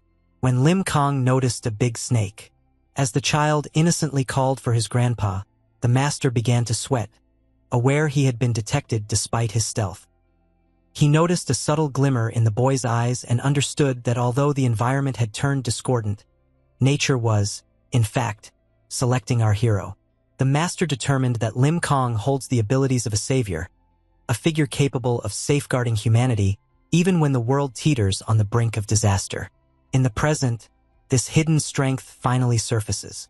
Bursting with energy, our hero unleashes a rapid, powerful punch at the Galteran.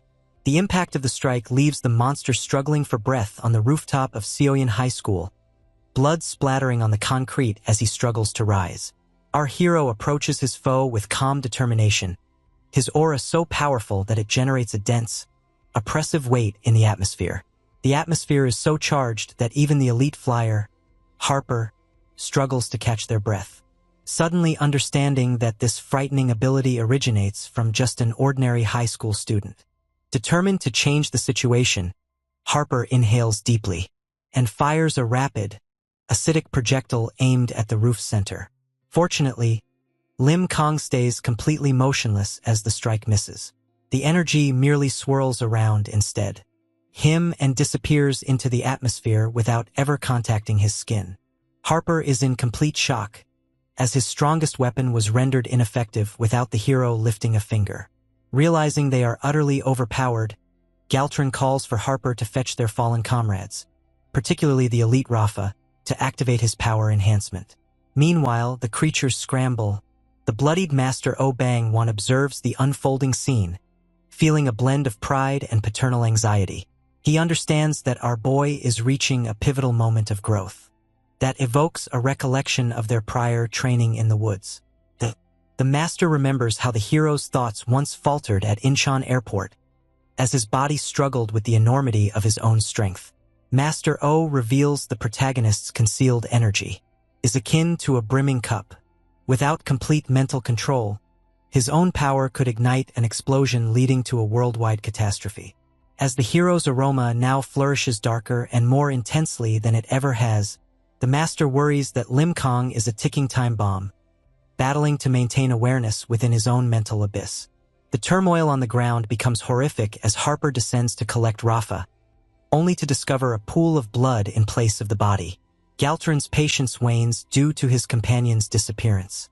He commands Harper to cease hesitating, and instead hurl the twisted remains of the other vanquished Inhumans, Simeon and Hechi, straight at him. In a grotesque exhibition of scavenging, Galtron unveils his enormous jaws and consumes the remnants of his own comrades. Dan Yong watches in dread, realizing the creature is leveraging this act of cannibalism to unleash a tremendous surge of power. After devouring the bodies, Galtron undergoes a horrifying metamorphosis into his ultimate state, becoming more muscular and adorned with sharp spikes. He advances, shattering the rooftop beneath him, and taunts the Whitecap, asserting that the Inhumans will ultimately triumph in the war, regardless of this particular confrontation. Nevertheless, the beast confesses his desire to eliminate our protagonist personally for the sake of entertainment and to solidify his own reputation as a formidable warrior. With a final roar, Galtron charges forward in a flash, determined to end our hero's life with his own hands. His roar is abruptly silenced as the atmosphere on the rooftop changes. Lim Kong remains completely still, but having accessed his deepest reserves, a wave of power emanates from him.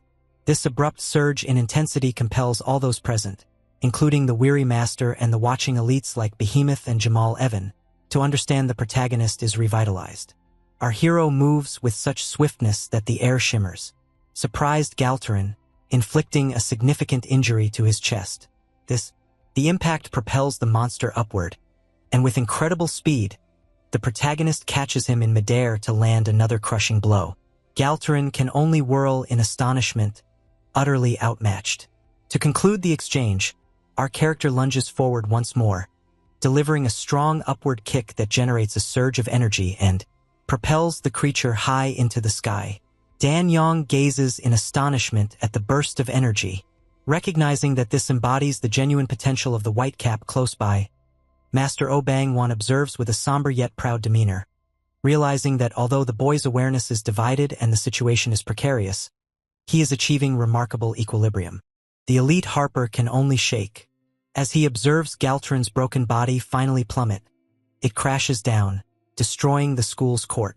High above, our protagonist stays aloft, energy continuing to surge within him. Eyes watch as news drones attempt to capture footage through the haze and debris. The focus transitions to a worldwide broadcast, where a news anchor delivers a desperate update regarding the events in Incheon. With more than 50 Inhumans seizing the campus, it marks the largest unprecedented assault in history.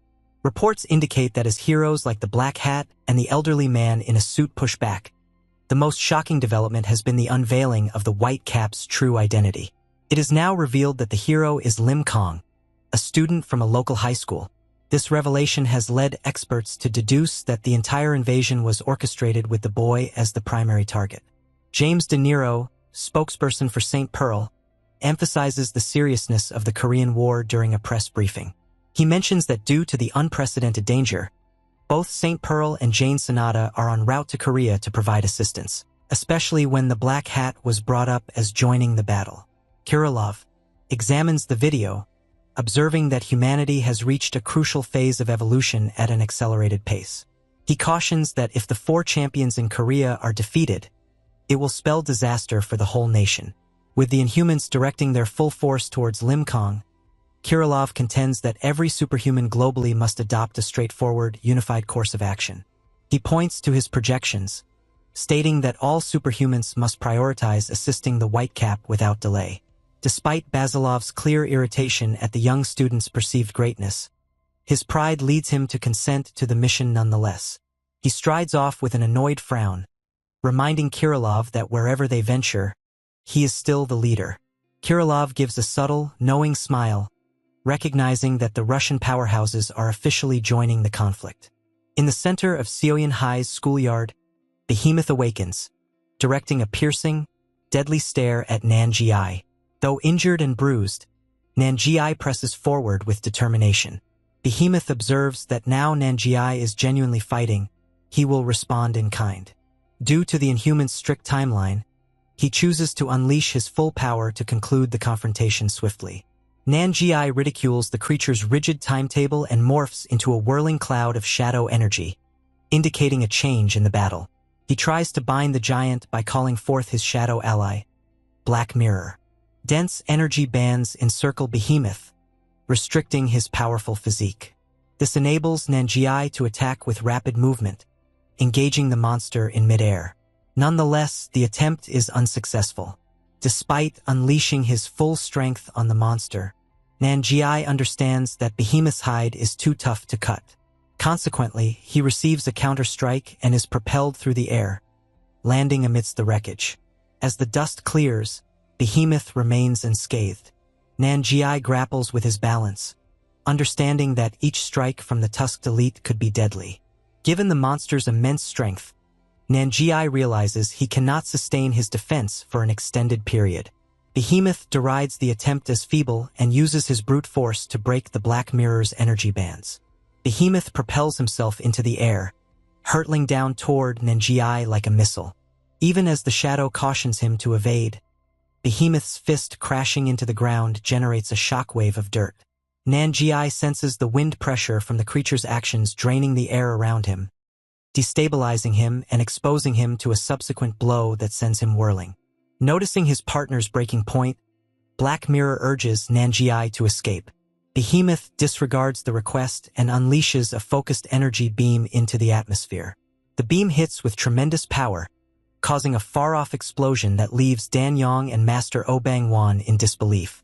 As he strides through the debris, Behemoth clarifies that although their main objective is the Whitecap, this slaughter is merely the initial phase of a grander scheme. The creature asserts that the sequence of their slayings holds no significance, as every hero and human is destined to perish. It cautions that even if the Whitecap endures today, mankind stands no chance against an adversary that is already equipped for battle. It informs the remaining individuals that they will ultimately succumb to hopelessness, leaving them with nothing but tears. Fortunately, Nan-ji remains unbroken.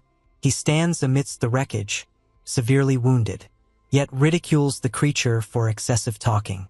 As Behemoth gazes in astonishment, Nan-ji finds himself enveloped by the Black Mirror. Standing resolutely, he asserts that the Inhumans are precisely what he anticipated. After narrowly avoiding a catastrophic explosion, Black Mirror begins to ponder the nature of the enemy's weaponry. Nan-ji concedes he lacks the answer, yet he is certain of one fact.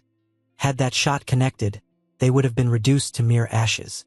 He studies Behemoth, whose menacing tusks and crimson eyes exude an overwhelming aura.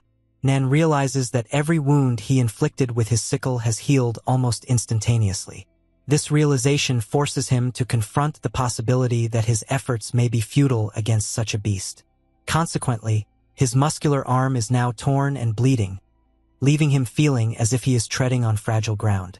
Reflecting on the battle, Nan-ji remembers his attempt to unleash his Roar of the Dead technique. Regrettably, even that formidable attack failed to incapacitate Behemoth. Meanwhile, Behemoth observes the dark shadow encasing Nan with a predatory intrigue. He notes that despite the injuries, Nan-ji's resolve remains unbroken, leading the creature to deduce that the warrior still possesses enough spirit to be of interest.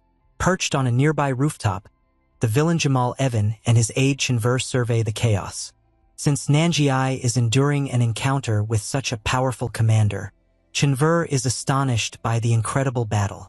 Evan squints as he realizes.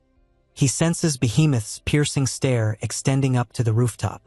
Although the creature is engaged in battle, it is cognizant of the onlookers and has opted to disregard them. Evan contemplates a vague forecast made by the young girl Carol about the fate of the Whitecap hero. Given that this battle is surpassing all his anticipations, Evan finds himself burdened with numerous thoughts. Returning to the battlefield, Nan-ji confronts the beast and contemplates his history. He shares that when Inhumans emerged, he was compelled by curiosity about these absurd, perilous beings. He sensed that this minor disruption in time would ultimately lead to significant devastation for the world. Nanjiai recounts his journey of mentally assessing power levels, contrasting the superhumans with the sinister inhumans. He was convinced that if a genuinely advanced group of monsters were to exist, they would be so dominant that everything else on Earth would appear trivial. Behemoth considers this viewpoint intriguing, sarcastically inquiring about Nanjiai's feelings now that he is finally face-to-face with one of the inhuman leaders. With a savage, blood-stained grin, Nanjiai acknowledges the creature exceeds all his expectations. Behemoth wonders why Nan persists in obstructing his way, given that he isn't the main target. But Nanjiai just chuckles. He clarifies that as a superhuman, he must rectify the power balance he previously assessed in his thoughts. As the two ready for a decisive, deadly clash, Behemoth steels himself, vowing to honor the warrior's resolve to perish. As they prepare to attack, a figure in a pink cloak soaring through the sky halts them. Danyang yells at Nanjiai to halt. Her involvement was prompted by a chilling secret they had in common. Nanjiai had once revealed to her that his ability, Black Mirror, is typically contained within a tattoo on his wrist. Since the darkness exists alongside him, he can only access a portion of his power while it remains sealed. Fortunately, merging with the Black Mirror bestows him with extraordinary capabilities, but the potential consequences are dire. Nanjiai cautioned that the deeper he delves into that darkness, the more his original self strays. If he fails to detach from the shadow post-fusion, he will ultimately vanish. Currently, Danyang observes in terror as Nanjiai permits the dark vortex to engulf him. Understanding he is prepared to sacrifice himself to restrain the commander. The standoff's tension shatters with a brutal impact. The twisted, bloodied form of the inhuman Harper plummets from the sky, slamming into the earth after being annihilated by Lim Kong. The unexpected turn of events leaves both Behemoth and Nanjiai unsettled. Our hero, Lim Kong, appears bruised yet determined, gazing up at the towering commander. Remembering his handler's counsel to communicate before engaging, our protagonist focuses intently on Behemoth and observes with chilling clarity that the creature can indeed communicate. The unexpected arrival leaves Nanjiai and Danyang in stunned silence. With Nanjiai about to undergo a desperate fusion with his Black Mirror shadow, the moment feels ill-timed, but Danyang experiences an overwhelming sense of relief. From his position atop the roof, the weary master Obangwan observes his pupil with a blend of pride and apprehension. He acknowledges that Behemoth is a being that surpasses typical evolutionary stages. This is why he silently urges our hero to stay vigilant. The mood transforms from fear to a chorus of shared optimism as the students identify the newcomer. Recognizing the white cap as belonging to their classmate, numerous teens lean out of the broken school windows, calling out Lim Kang's name. Their urgent shouts resonate through the air, encompassing everything from heartfelt requests for him to triumph to light-hearted, tearful banter about reuniting in the cafeteria. Even the bully Choi, Taeyik, is spotted crying while urging our boy to stay strong. This astonishing display of backing catches the master off guard, as he understands that even with our protagonist's reserved demeanor, he has created a large family worth defending. In a nearby classroom, Teacher Park Chong-sik attempts to keep the fading Park Gun-do alert, assuring him that they will soon escape due to the savior waiting in the yard. From afar, the villain Jamal Evan gazes intently at the scene with a predatory gaze. He feels that the moment has finally arrived for the decisive confrontation between the two forces. At the same time, Nanjiai assesses the circumstances and chooses to withdraw. Understanding that the protagonist's arrival signifies the final phase of this conflict, Nanjiai recognizes that his own awkward shadow attacks would merely distract from the hero's superior flow. He formally detaches from the Black Mirror entity, opting to retreat and observe the display of abilities from a distance. Attention shifts to the mangled form of the elite Harper, who lies at Behemoth's feet. In a distorted, fading voice, Harper cautions the commander to steer clear of a direct encounter with Lim Kong. It is clear that Galtrin was completely destroyed by one enormous punch, creating a massive crater in the pavement. Harper determines that the boy's abilities are just too great to monitor. This caution, however, enrages Behemoth. Considering himself a godlike leader, he perceives it as an affront for an inferior subordinate to advise him to exercise caution. He regards Galtarin as a valuable yet disposable asset and asserts that Harper's apprehension reflects a lack of strength. Behemoth directs his numerous eyes at our hero, looming above him with a colossal build and malevolence. He responds to the boy's previous inquiry regarding his ability to speak with a haunting proclamation. Since the hero had the audacity to challenge his position, this day marks Lim Kang's final day. The creature launches its attack with a powerful stomp that fractures the earth. Yet our guide evades with a swift blur that sends chills down the commander's spine. The impact is immediate and devastating. Lim Kang charges ahead with a determined punch, while Behemoth counters with his enormous fist. Their clash generates a circular shockwave so intense it spreads throughout the entire schoolyard. Master O Bang Huan, Dan Yang and Nan Jia observe in complete silence, immobilized by the overwhelming display of power. As the hands-on battle commences in full force, Nan Jia understands that the true extent of the Whitecap's strength has surpassed all bounds of his imagination. The aerial clash between our hero and the inhuman commander has escalated to a brutality that is genuinely altering the city's skyline. As a result of the overwhelming force of the encounter, Lim Kang is plummeting through the air, his white shirt torn and his body stained with blood. Yet, he is not the sole one under duress. Behemoth is propelled backward from a rapid strike, compelled to unleash lengthy, white extensions from his form to stabilize his trajectory amidst the towering buildings. This is why the city center is abruptly engulfed in a surge of energy. Our protagonist leaps into the haze, landing a direct hit that hurls the commander against a skyscraper with such intensity that it forms a crater. The protagonist presses on, intensifying the attack, breaking off one of the beast's horns before swinging the massive creature through the air by its other tusk. Consequently, the two fighters fall toward the ground, crashing through glass fronts in a whirlwind of action that sends bystanders into a panic. Within the adjacent office buildings, civilians are facing a terrifying ordeal. As the ground trembles and debris falls from the ceilings, employees are frantically rushing in fear of an earthquake. A traumatized manager stands frozen in regret, longing for a different outcome. He fled as soon as the eerie alarm sounded.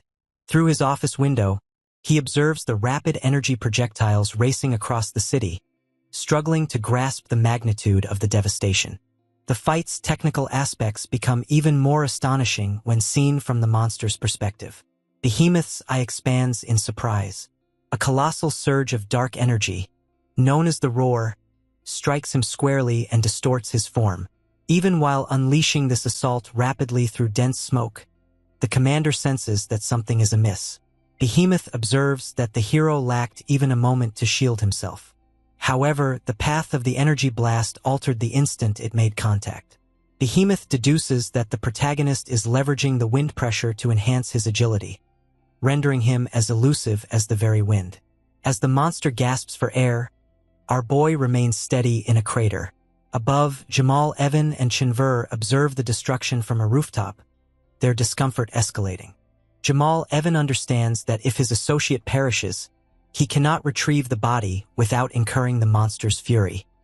He must assess the danger of potentially being the next victim, yet he takes some solace in the knowledge that Carol has not foreseen his demise. On a rooftop with a view of the tumultuous city, Nanjiai erupts into a haunting laugh, his scarred visage contorting into a sinister smirk. He has managed to locate Jamal Evan, who has been lurking in the background. Nan wastes no time, openly ridiculing Jamal for residing in such a rundown location and asserting that he can detect an unpleasant odor emanating from him. Due to Nanjiai's keen insight, he directly blames Jamal for the bizarre and unnatural experiments aimed at bringing deceased bodies back to life. Jamal Evan is briefly taken aback by the encounter, but he swiftly regains his cool, analytical demeanor.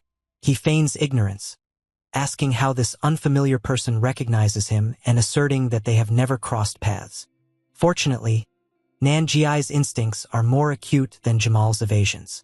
Nan points out that despite being unfamiliar to each other, Jamal's presence implies he might readily engage in terrible deeds. Nan Jiai starts to formulate a rational conclusion based on recent world occurrences. particularly the revival of the hero Galen Withrow. Since St. Pearl has an impeccable history as a veteran, Nanji contends that her first declaration of Withrow's demise was certainly correct. Thus, the revelation that Withrow is unexpectedly alive cannot be an error. It must stem from an enigmatic and improper power to control the deceased. Nanji deduces that Jamal Evan is the one responsible for resurrecting the body, consequently igniting the fierce clash with St. Pearl in Northern Ireland. Understanding he's been discovered, Jamal Evan ceases his pretense and gives a menacing grin, tauntingly inquiring if Nanji wishes to be his friend. The idea of friendship only prompts Nanji to laugh more, although he concedes they both have a similar disposition as watchers of the world. Nevertheless, he clearly differentiates between them, stating he does not partake in Jamal's cruel pastime of transforming corpses into puppets. As Chinvar, Jamal's subordinate, gets ready to step in, Jamal halts him, concluding that a confrontation at this moment is pointless. He attempts to portray himself as an innocent survivor merely seeking some peace. Yet, Nanji is still skeptical. He readies himself to confront Jamal, eager to determine if he is genuinely human or something different. Their tense moment is shattered by a flurry of blows from the adjacent schoolyard. The colossal, otherworldly commander, Behemoth, has become even more formidable in his battle with Lim Kong. Due to this unexpected intensification, Nanji redirects his attention to the larger issue at hand. Seizing the moment, Jamal Evan escapes across the rooftops with Chinvar, confessing that he has narrowly escaped death multiple times merely by being close to the behemoth. He understands that our protagonist is functioning at a level that exceeds his wildest dreams. At the devastated school, the expert sniper stands in the courtyard, gazing quietly at the arcs of energy flashing across the sky. Accompanying him is the weary master Oh Bang Wan, who is fighting to remain upright. The master's foremost concern is the students' safety, urging the soldiers to concentrate on the school structure. This selflessness deeply impacts the captain, who conveys his profound appreciation for the superhumans. Due to their unwavering dedication, the military can ultimately rely on these guardians, observing with held breath as the White Cap persists in his incredible battle against the beast. The conflict over the ocean evolves as Pan, the inhuman leader, seizes Jane Sonata. Grasping her bloodied body by the waist, the white-haired creature taunts her. He revels in a warped sense of triumph as he restrains her. His clawed fingers press into her chest and arms, making her acutely aware of the weight of his dominance. She stays resolute, gazing at her captor and implying he is the one who is genuinely confined. This act of rebellion prompts a synchronized reaction as St. Pearl darts through the heavens in a golden flash. A third, organic eye emerges on Pan's forehead to detect the yet levitating rocks divert. Pearl strikes the leader with a rapid punch straight to the face, followed by an unyielding onslaught of blows that propel him backward over the ocean. Pan has to let go. As Jane starts to descend, he conjures a magical circle from his forehead eye and unleashes a powerful vertical beam of purple energy downward. The catastrophic explosion tears apart a massive figure, a hand emerging in the sky, showering pieces of flesh and stone into the sea. Seizing the moment amid the turmoil, Jane secures her stance on a firm surface in midair and races back toward the adversary. The clash intensifies as Pearl plunges down from above. Her downward blow generates a column of light and water at impact. In the surging sea, she delivers a swift flurry of punches. This energy generates an explosion of light in a cross-shaped pattern, tearing apart the villain's crimson cloak and marking his body with severe wounds. Though battered and bloodied, Pan ascends with a wild smile.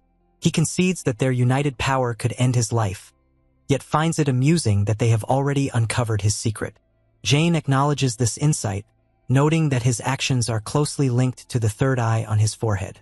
The rationale behind his power is now evident. Whenever the forehead eye blinks, Pan immediately shifts to any spot his pupil observes within a 50-meter radius. This dimensional jump has a cooldown period of roughly 5 to 6 seconds. Instead of feeling daunted by the revelation, he appears invigorated. He shares that although his rage typically leads him to strike out at those beneath him, the agony from this conflict has brought clarity to his thoughts. Seeing the two superhumans as the finest playthings he's ever encountered, Pan's gaze intensifies with a wild fervor. He voices a chilling desire for their survival, so they can further enhance his strength. A sphere of violet magical circles forms around him as he laughs maniacally, releasing a wave of energy that leaves Pearl stunned in disbelief. The conflict at sea escalates to a disastrous climax as a colossal fist from Pan descends forcefully, endangering all in its trajectory. Because the force is so intense that Jane Sonata is rendered completely stunned, her face covered in blood as she observes the destruction taking place. St. Pearl propels herself through a surge of energy, yet the overwhelming intensity of the enemy's attack renders the scenario bleak. Numerous energy beams streak through the sky, compelling St. Pearl to swiftly maneuver to evade the chaotic onslaught. She understands that the assaults are relentless and lack any recognizable pattern, rendering it nearly impossible to find an opportunity. This is why she tries to slip through the openings in the energy to strike effectively. Yet, the otherworldly leader, Pan, effortlessly transitions through dimensions to evade her. Jane Sonata determines they need to discover a method to dismantle Pan's dimensional barrier, but her thoughts are cut short by a massive fist lunging at her. Due to this distraction, Jane Sonata plummets through the air surrounded by floating stones. Pan exploits her weakness and strikes her face with a savage blow. The blow is so brutal that it leaves Jane with a battered, bleeding face, making her understand she misjudged the creature's physical ferocity. In the vicinity, St. Pearl is depicted kneeling on a rock in the sea, severely wounded and bleeding. Her surprise intensifies upon hearing Jane shout her name, as a massive hand reaches down from above to end her life. The magnitude of the catastrophe is so immense that it can be seen by bystanders.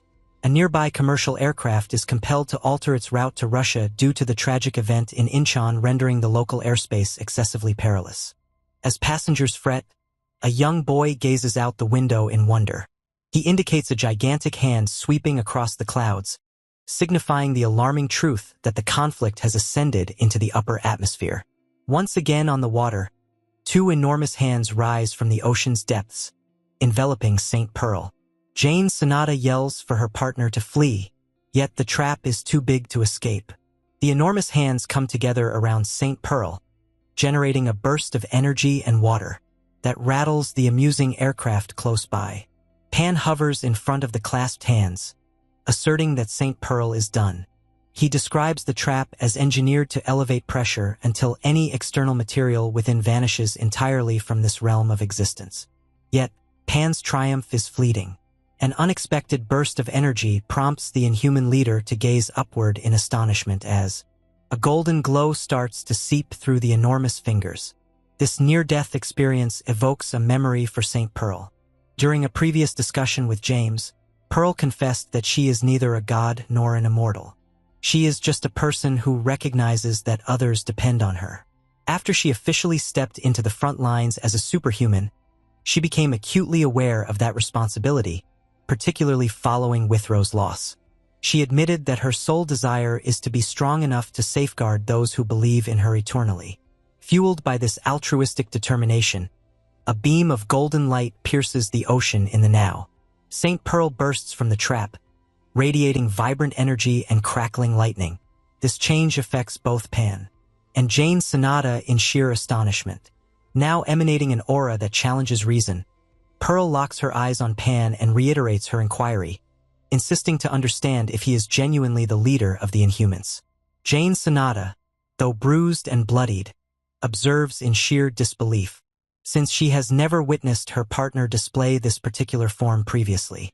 St. Pearl seems to have developed wings of pure radiance, resembling a flying phoenix rather than a human being. Jane understands that a miracle has occurred. Although Pan's earlier trap was meant to obliterate the henge spirits completely, St. Pearl's sheer determination has enabled her to transcend, attracting the lost souls to her as a wellspring of strength. The unexpected burst of energy surprises Pan. While he attempts to uphold his haughty demeanor, the Inhuman leader concedes that his former affection for Pearl has evolved into true discomfort, as her newfound power is increasingly becoming a significant issue. Before he can complete his thought on his leadership style, Pearl attacks like a flash of lightning. She crashes into Pan's side with such intensity that it unleashes a surge of water and energy, pushing him into a defensive battle. Saint Pearl offers him no respite. Enveloped in golden flames, she strikes once more, and strikes a vicious hit straight to Pan's face. This marks a crucial change in the battle, as her actions have transformed entirely. Now quicker, more precise, and considerably more aggressive. In a frantic counterattack, Pan delivers a powerful strike to Pearl's back, sending her flying. He coughs up blood and confesses he was merely toying with her before, yet his anger is evidently escalating. With his multi-pupiled eyes radiating purple energy, he understands that the time for restraint has passed.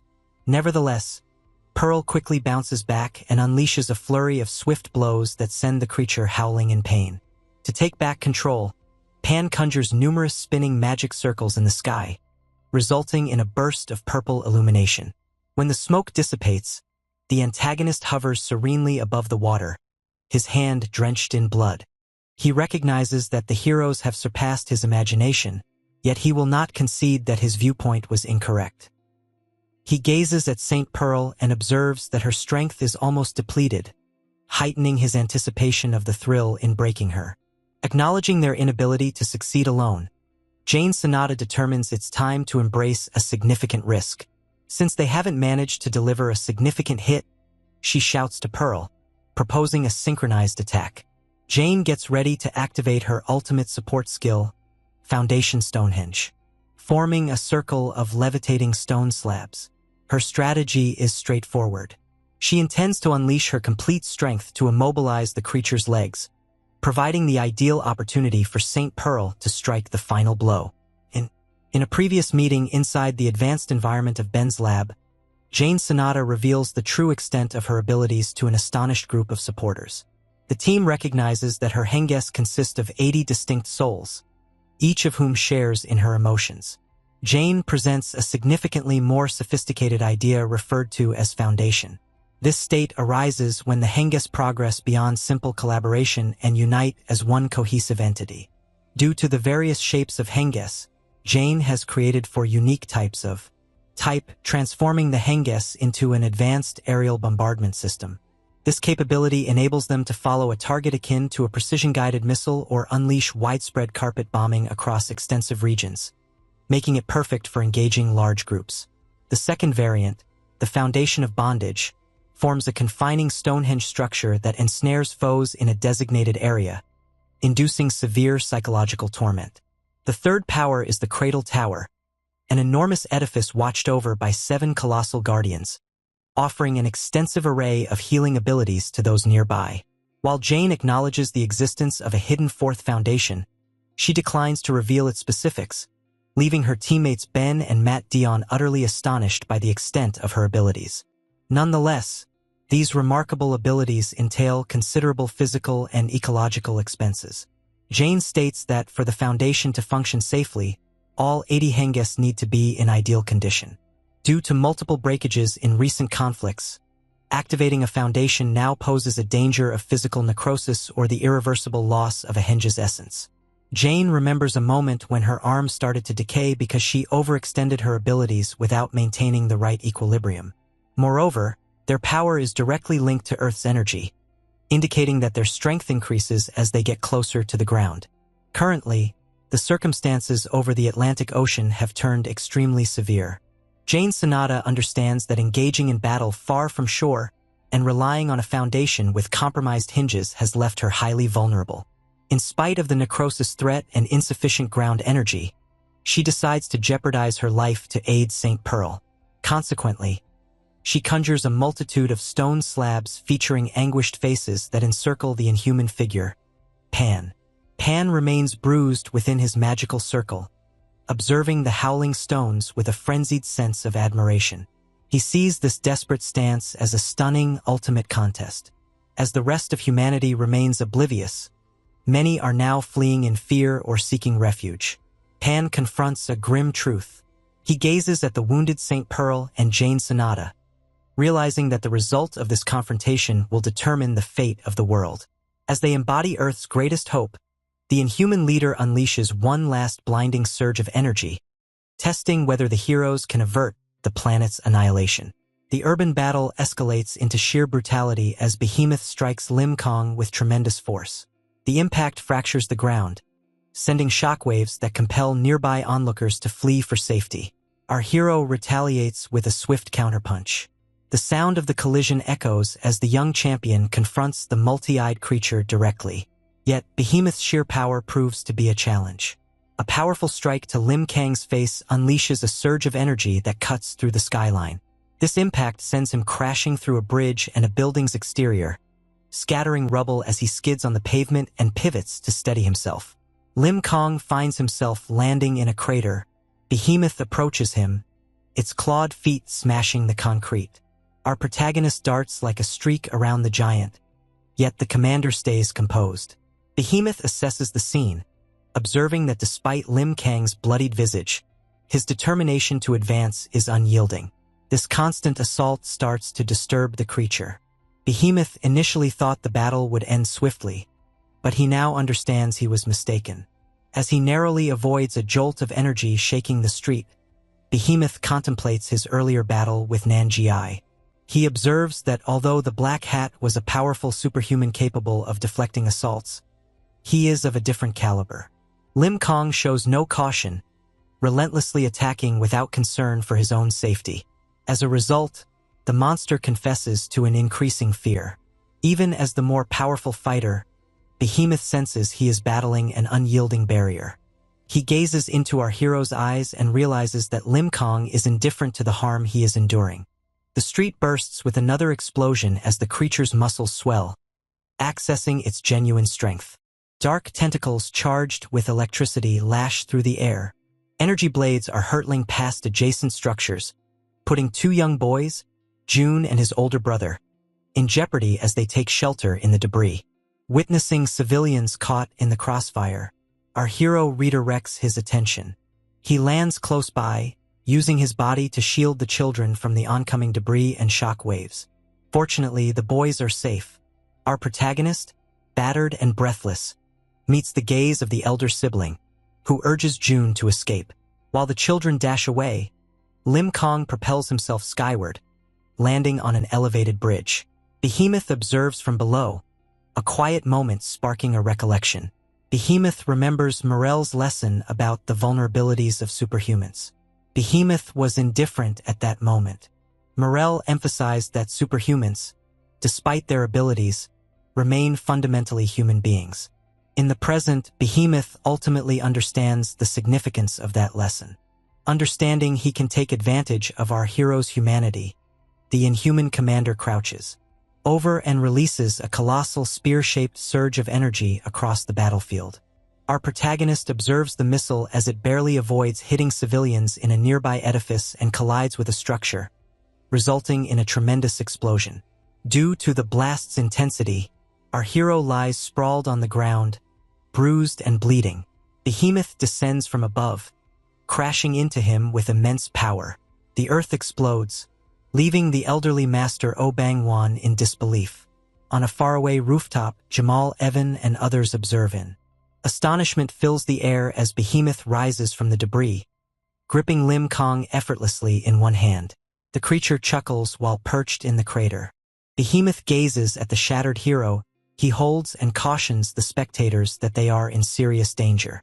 He confesses his astonishment. Experiencing desperation for the first time, he starts to overpower our hero with a grip using both hands. Lim Kang stays still with empty eyes, as Behemoth releases a primal roar. Dark energy accumulates within the creature's throat. The electrical surge engulfs the space, and the sound of breaking bones resonates as the light attains a blinding brilliance. The hero's iconic white cap tumbles into the debris, departing Oh Bang-wan, Nanjiai along with others stunned. From the rooftop, Jamal Evan sees that our main character is not breathing. He understands that the moment predicted by the future has come.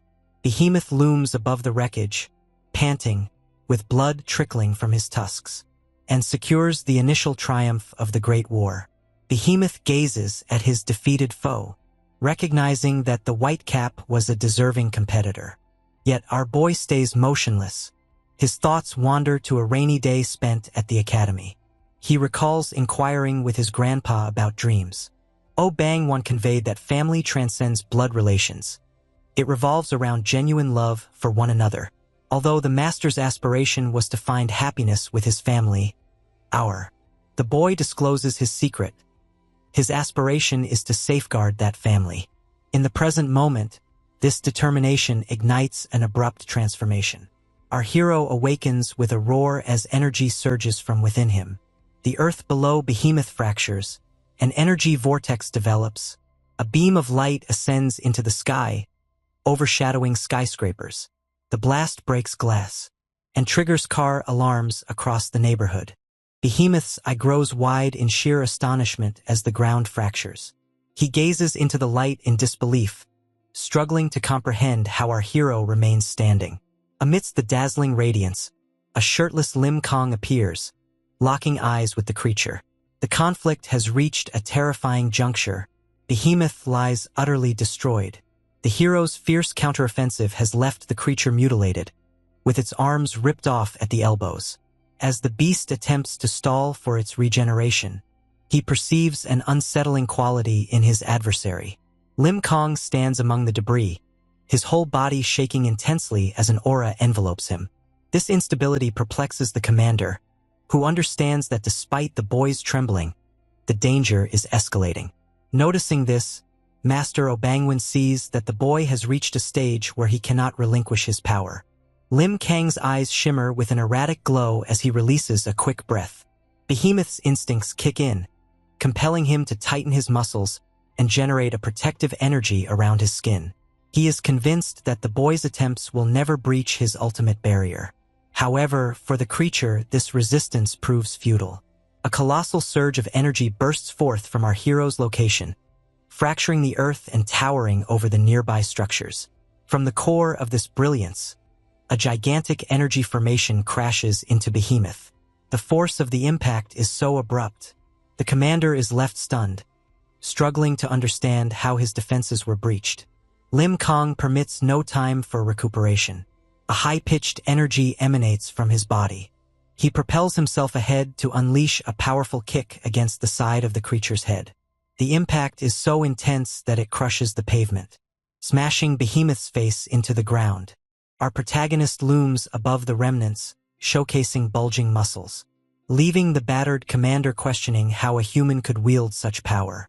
As Behemoth's form disintegrates, the blob-like Babylon Vanisher descends from the heavens to gather the remnants. Fortunately, Nanjiai won't allow the scavenger to interfere. He moves with astonishing speed. Nan ambushes and hits the Vanisher, cautioning the creature against interfering as he observes the fight. Consequently, the Vanisher lets out a roar and vanishes into the heavens, allowing Behemoth's dismembered pieces to fall to the earth. In a distant, dimly lit chamber, the esteemed Morel is disrupted by the bloodied Babylon Vanisher. The creature rushes back in distress, whispering Behemoth's name before succumbing to its wounds. The report of the commander's loss stuns Morel, disrupting the power dynamics of the invasion significantly. At the remnants of Sion High School, the triumph has driven our hero to his breaking point. Lim Kong emits a raw, primal scream as his energy field bursts outward, leaving Nanjiai and Master O amazed by the magnitude of the surge. The sound of a creaking bicycle shatters the tension. To the master's astonishment, Yuri is desperately pedaling towards the heart of the battlefield to reach his companion. Yuri comes to a sudden stop as the energy vortex surrounding Lim Kong starts to implode. Realizing the hero's strength is waning, Yuri abandons his bike and sprints ahead. He catches the unconscious Lim Kong as he collapses, holding him gently amid the debris. With the danger finally gone, Yuri informs the hero that he can relax now. Following the devastating battle, Jamal Evans strolls through the terrain of sharp stones and city debris, nonchalantly observing that the struggle has ultimately come to a conclusion. Close by, Yuri is drenched in sweat and grime. He is stunned upon hearing the villain's voice. Jamal highlights the undeniable truth that superhumans exhibit formidable power, particularly referencing how Lim Kong was able to annihilate a high-level commander with just one strike. As Jamal Evan nears the kneeling Yuri, He gazes down with a contemplative look. He confesses to being truly astonished, as this is the first instance where events have diverged from the future forecasted by his associate Carol. Despite the significant change, Jamal stays concentrated on his objectives. He glares at Yuri, insisting that he step aside, emphasizing that he has arrived solely to take possession of our hero's unconscious form. Fortunately, Yuri stands his ground. He embraces Lim Kong firmly, asserting that he won't release his friend simply because an outsider insists on it. Jamal Evan remains composed, extending his hand while cautioning the boy that his patience is finite. Master Oh Bang-won interrupts this attempt at intimidation. The elderly mentor positions himself decisively between Jamal and the boys, creating a barrier with his unwavering posture. He derisively rejects Jamal's courtesy, claiming he appears foolish for attempting to deceive them with such an obvious performance. Jamal Evan persists in walking over the debris, remarking that he has encountered numerous harsh comments today. The master stands firm, disclosing that he has been aware of Jamal's spying on them since the outset.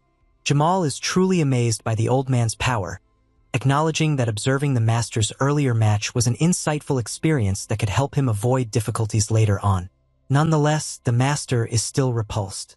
He emphasizes that although Jamal is evidently superhuman, he opted to observe the carnage from the sidelines instead of intervening, reinforcing that he is a perverse and foolish person. Jamal Evan swiftly becomes disinterested in the dialogue. With his mood darkening, he resolves to avoid any further interruptions. He announces his intention to eliminate the master and claim both his body and the Whitecap's remnants as trophies. Nanjiai laughs at the threat and enters the standoff, proposing a more effective solution. Jamal is the one who must perish. Nanjiai observes that by removing the villain now, they can prevent further suffering for others. This rebellion ultimately drives Jamal Evan to his limit, as he confesses he never thought he could feel such anger toward anyone. Determined not to depart empty-handed, Jamal gestures to Chinvar to engage the portal of their concealed base. An energy vortex surges on the battlefield, acting as an entrance to their true sanctuary. Consequently, numerous elite subordinates of Jamal, featuring a crimson-skinned creature and a ghostly, bird-like figure, appears from the darkness. Jamal Evan gazes at the team of heroes and dares them to prove who truly. Master Oh Bang-won assesses the newcomers, understanding that every person is a high-level superhuman. He is especially cautious of Alexander Kalin, acknowledging him as the most significant danger in the opponent's team. Jamal Evan, frustrated by the holdups, observes the pleasant weather and resolves that it's time for things to turn in his favor. He orders his monsters to end the conflict. The beings react with a thunderous roar that trembles the earth beneath them. As the monsters get ready to pounce on the terrified jury and the protective master, a startling noise reverberates from above. Alexander Kalin has to leap aside as a gigantic stone shield crashes down onto the ground. In mere moments, numerous colossal shields descend from above, forming a protective barrier that ensnares the creatures and offers an unexpected defense for our champions. As the dust settles, a man with golden hair emerges, positioned on the debris. This is Kirilov, who remains composed behind his conjured shields. He speaks to his ally, the formidable Basilov, remarking that they have made the correct decision to ally with the heroes on this front. The abrupt appearance of the Russians leaves Nangue, Yuri, and the master utterly bewildered. Even Jamal Evan is taken aback, having never encountered these figures before. When Dan Young demands to identify them and question their involvement, Kirilov and Basilov recognize themselves as allies from Russia. As the fiery Basilov shouts from behind for his partner to eliminate the bothersome shields, Kirilov assures that complete details will follow. Basilov clenches his jaw and readies himself for battle, indicating that the reinforcements have arrived.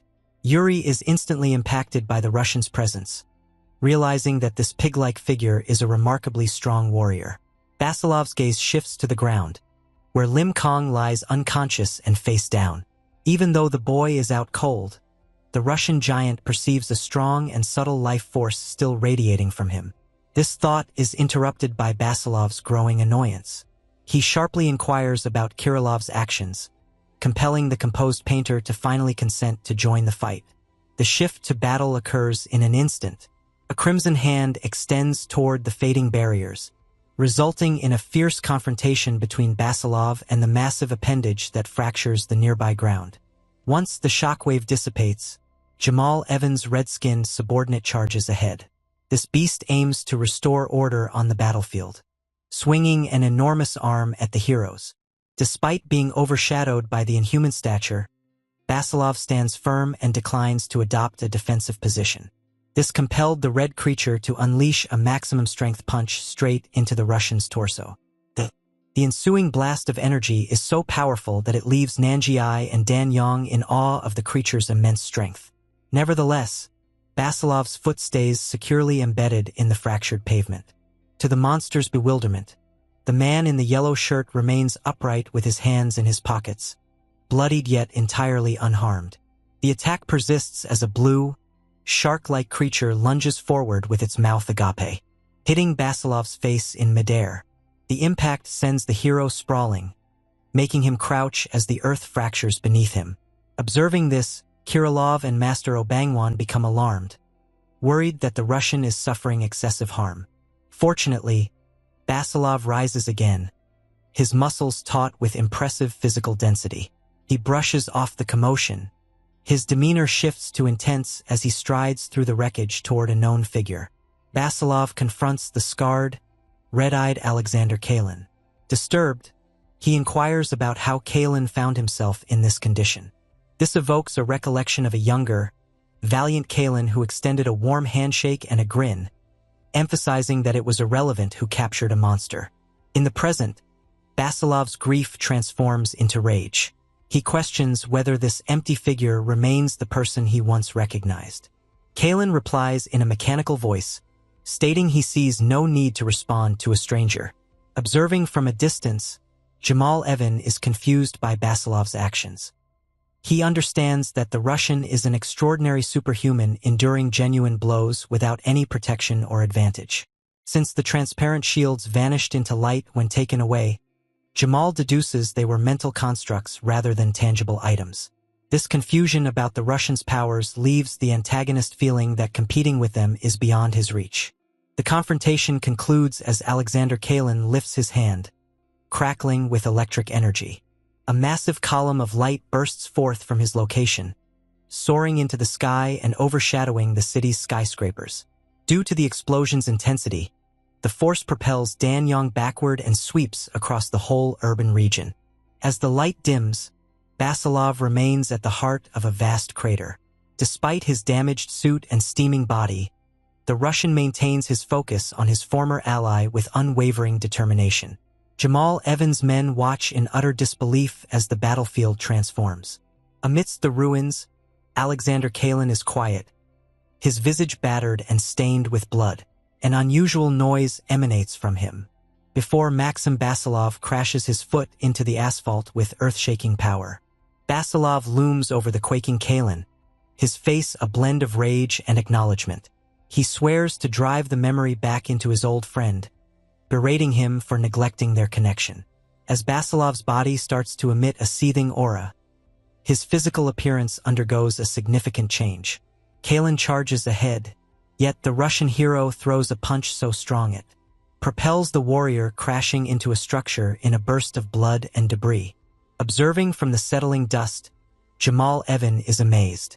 He observes that Basilov's energy is now perfect and intense, making him a completely transformed fighter compared to before.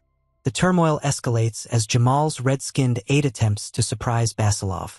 But Nanjiai stops the creature with a powerful punch.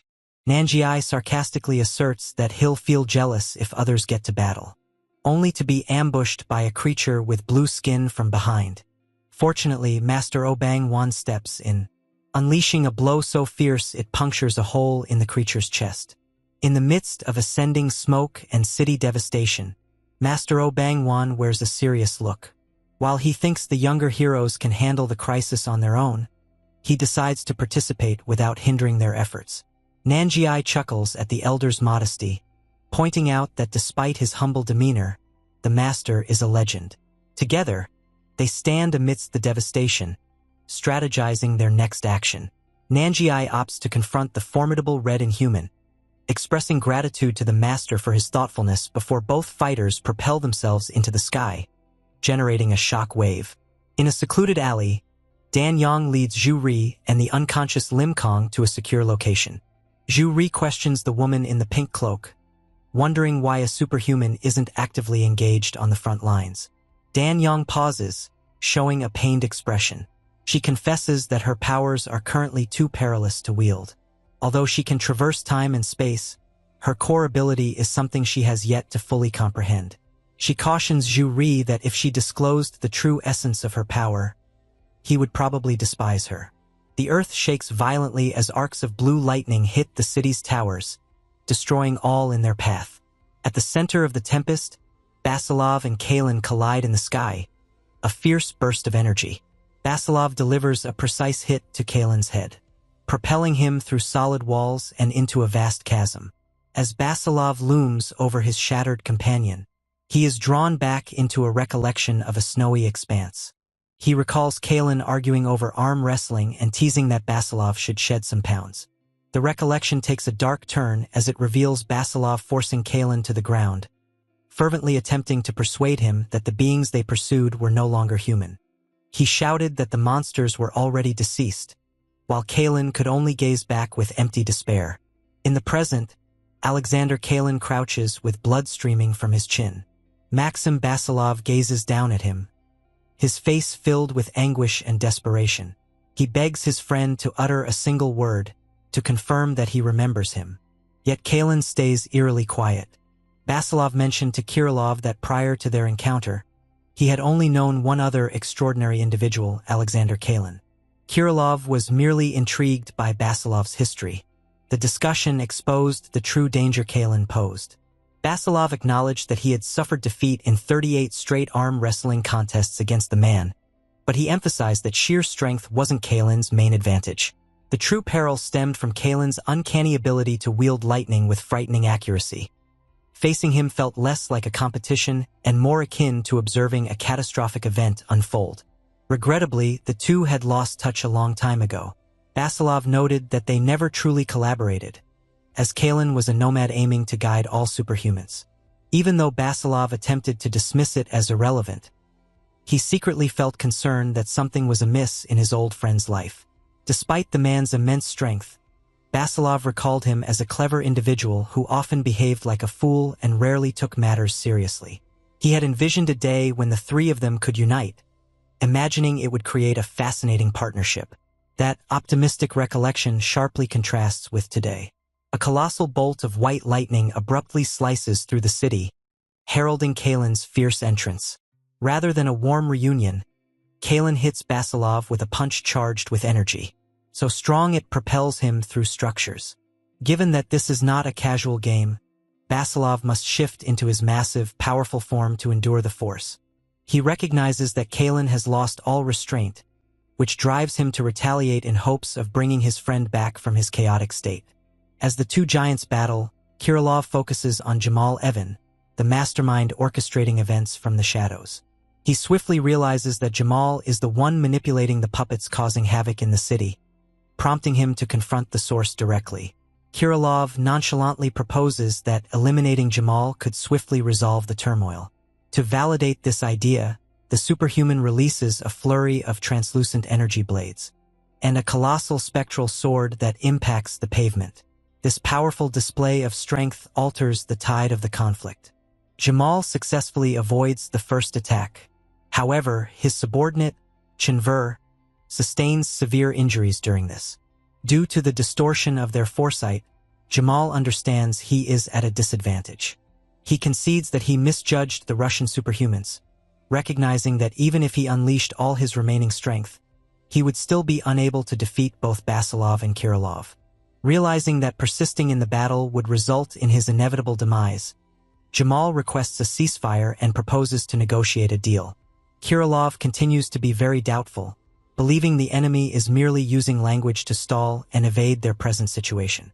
Perched on a slender traffic pole above the remnants of Incheon, Jamal Evans is alongside his aide, Chinver, and starts preparing for a retreat. He tells Chunver to set a marker at the traffic light below, suggesting that they may come back to Korea in the future.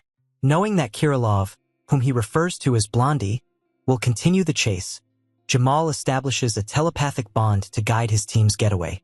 When Kirilov sarcastically inquires about his next absurd scheme, the adversary proceeds with a formal introduction, disclosing his name as Evan, and proposes that next time, the hero should present his name initially.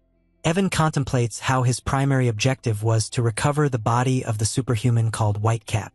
Yet, with Whitecap having survived the conflict, Evan understands that his earlier assessments were misguided. This change in viewpoint prompts him to propose a deceptive peace agreement.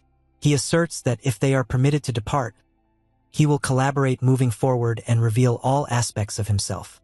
Kirilov doubts the performance, mentioning Evan's servant, Alexander Kalin, who is presently engaged in a struggle with Basilov. Kirilov emphasizes that he has no desire to negotiate with anyone who transforms individuals into puppets, regardless of their superhuman or inhuman nature. Since he perceives the proposal as deceitful, he gets ready to terminate the discussion aggressively. The tension shatters as Nangi is propelled backward by an unexpected shockwave during her battle with a red-skinned inhuman called Del Opere. This disruption redirects attention to the surrounding turmoil. As Del Opere experiences a second transformation, emerging colossal tentacles and radiating strength, Evan recognizes his chance. He mentally instructs his team to get ready for a portal of coordinates that will activate in precisely 2 seconds. As the timer ticks down, Evan issues precise instructions to Gregory to safeguard Behemoth's remains. In the adjacent structure, a bloodied Alexander Kalin confesses to Basilov that he has forgotten everything. Fortunately for the antagonists, the enormous stone portal appears in the sky precisely when the countdown reaches 1. The subordinates quickly cease their battles and hurry toward the portal. Kirilov tries to halt their escape by launching a powerful energy projectile at the gate, but the altered Del Opere blocks the attack with his mutated limbs. Unusually, the creature successfully catches the energy blade, protecting Evan in the process. As the portal starts to shut and the glass-like fabric of the battlefield fractures, Evan urges his remaining teammates to accelerate before the chance slips away. The door of coordinates ultimately breaks apart, marking the complete withdrawal of Jamal, Evan, and his supporters. With the immediate danger gone, attention turns to the extent of the devastation remaining. A news segment on LDS TV exposes the full scale of the brutal invasion, featuring skyscrapers with large openings, holes and blood-stained classrooms at Sion High School. Fortunately, the government is offering recovery assistance, although officials are still assessing the extensive property damage that took place throughout the city center. In the still moments after the fight, Jury leans over a desk, channeling his trauma through fervent writing in a journal. He contemplates the frightening truth that the world is populated by strange individuals and superhumans battling each other. Jamal, Evan's attempt to abduct our protagonist while posing as a beggar leaves Jury haunted by the recollection of the villain's unsettling white eye. He acknowledges that despite being constantly beside Lim Kong, gazing into the eyes of a hostile superhuman left him struggling to breathe.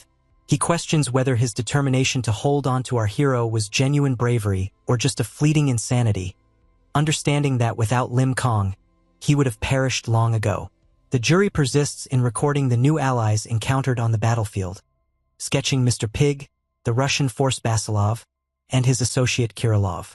Oddly enough, despite Basilov's menacing smile and formidable aura, Jury finds himself drawn to the Russian pair. He experiences a fleeting moment of pure relief.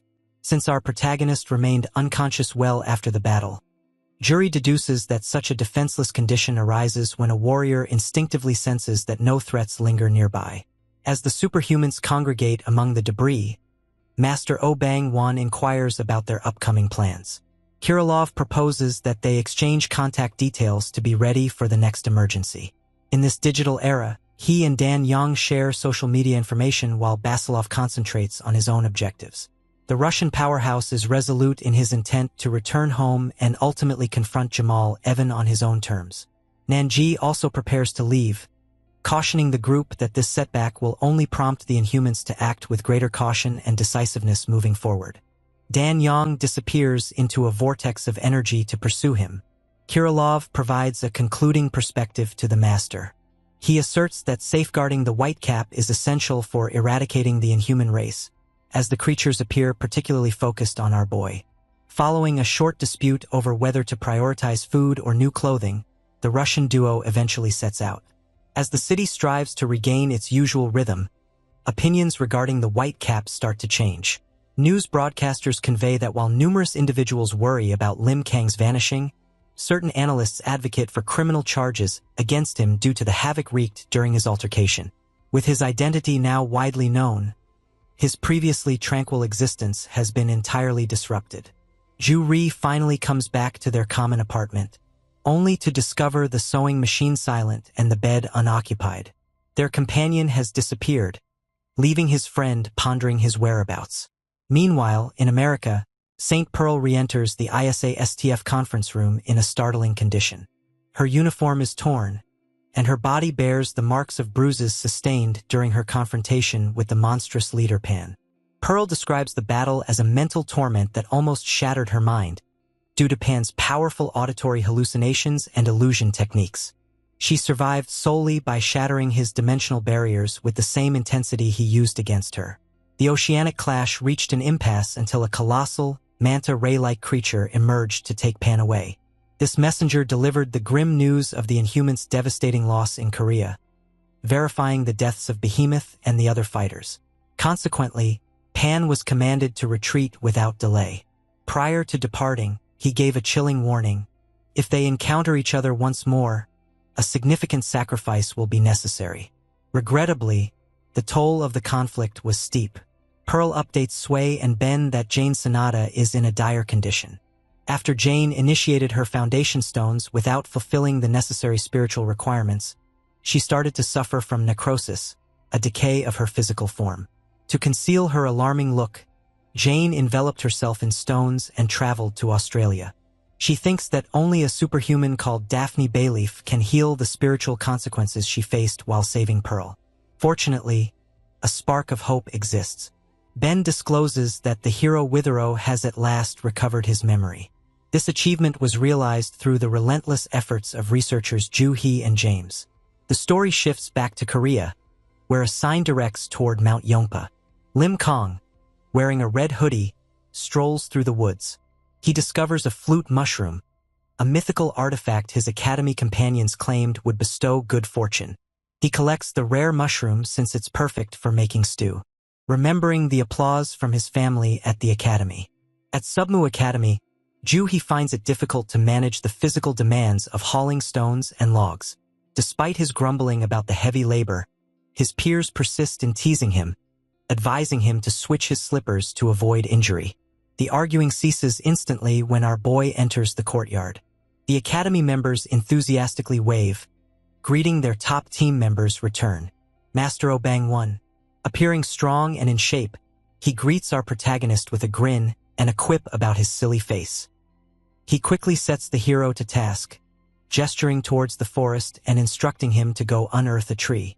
As the strongest, Lim Kang is anticipated to play a vital role in the rebuilding process. The master gazes at him with profound fondness, recognizing that family always feels incomplete without each other.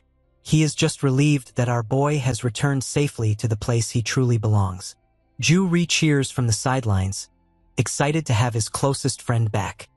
He makes light of their matching eating habits and observes in amazement as Kang effortlessly uproots a whole tree and splits stones apart. Amid the worldwide turmoil and ongoing dangers, the group discovers a brief moment of tranquility in their collective effort. 10 days have elapsed since the large-scale invasion, and Incheon is still a scene of scaffolding and construction equipment. With the conflict at Seoyan High School being the focal point of the turmoil, the recovery initiatives are overwhelming. More than 300 local businesses are still closed, and 5 nearby educational institutions have had to shut down indefinitely. To handle the disorder, military forces and specialized ISSTF units have sustained a continuous presence, offering crucial public assistance as the area endeavors to restore stability. Close by, at a community playground, the social order among the students has given way to a grim truth. Choi Tae-ik remains solitary, his gaze locked on a news report until his gang members, including the mint-haired Nam Gung-mu, break his focus. Even though the group attempts to uphold their typical bravado, the mood is tense. A gang member with orange hair reluctantly shares a bleak update, disclosing a conversation he eavesdropped on between Teacher Park and a soldier. He conveys the devastating news that their leader, Park Gun-do, is now close to death. The setting changes to a dimly lit alley where Teacher Park faces an ISSTF official named B.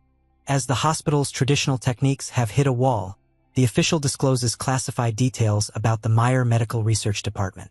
He reveals that Gun-do has been relocated to this advanced facility for a drastic modification process that includes specialized DNA treatment and military-grade surgery. Teacher Park is appalled by the idea of altering a young student, advocating for conventional rehabilitation methods instead. Nonetheless, B stands resolute, reminding the teacher that age holds no significance in this battle. Even the white-cap hero is merely a student battling for survival. Acknowledging the boy's determination to live, the teacher ultimately concedes, requesting updates on Gun-do's condition as if he were his own son. Back at the playground, Gun-do's condition evokes a surge of nostalgia among the group. Taek remembers his initial meeting with the leader, recalling how he had fiercely confronted Gun-do in a classroom, only to be thoroughly beaten outside.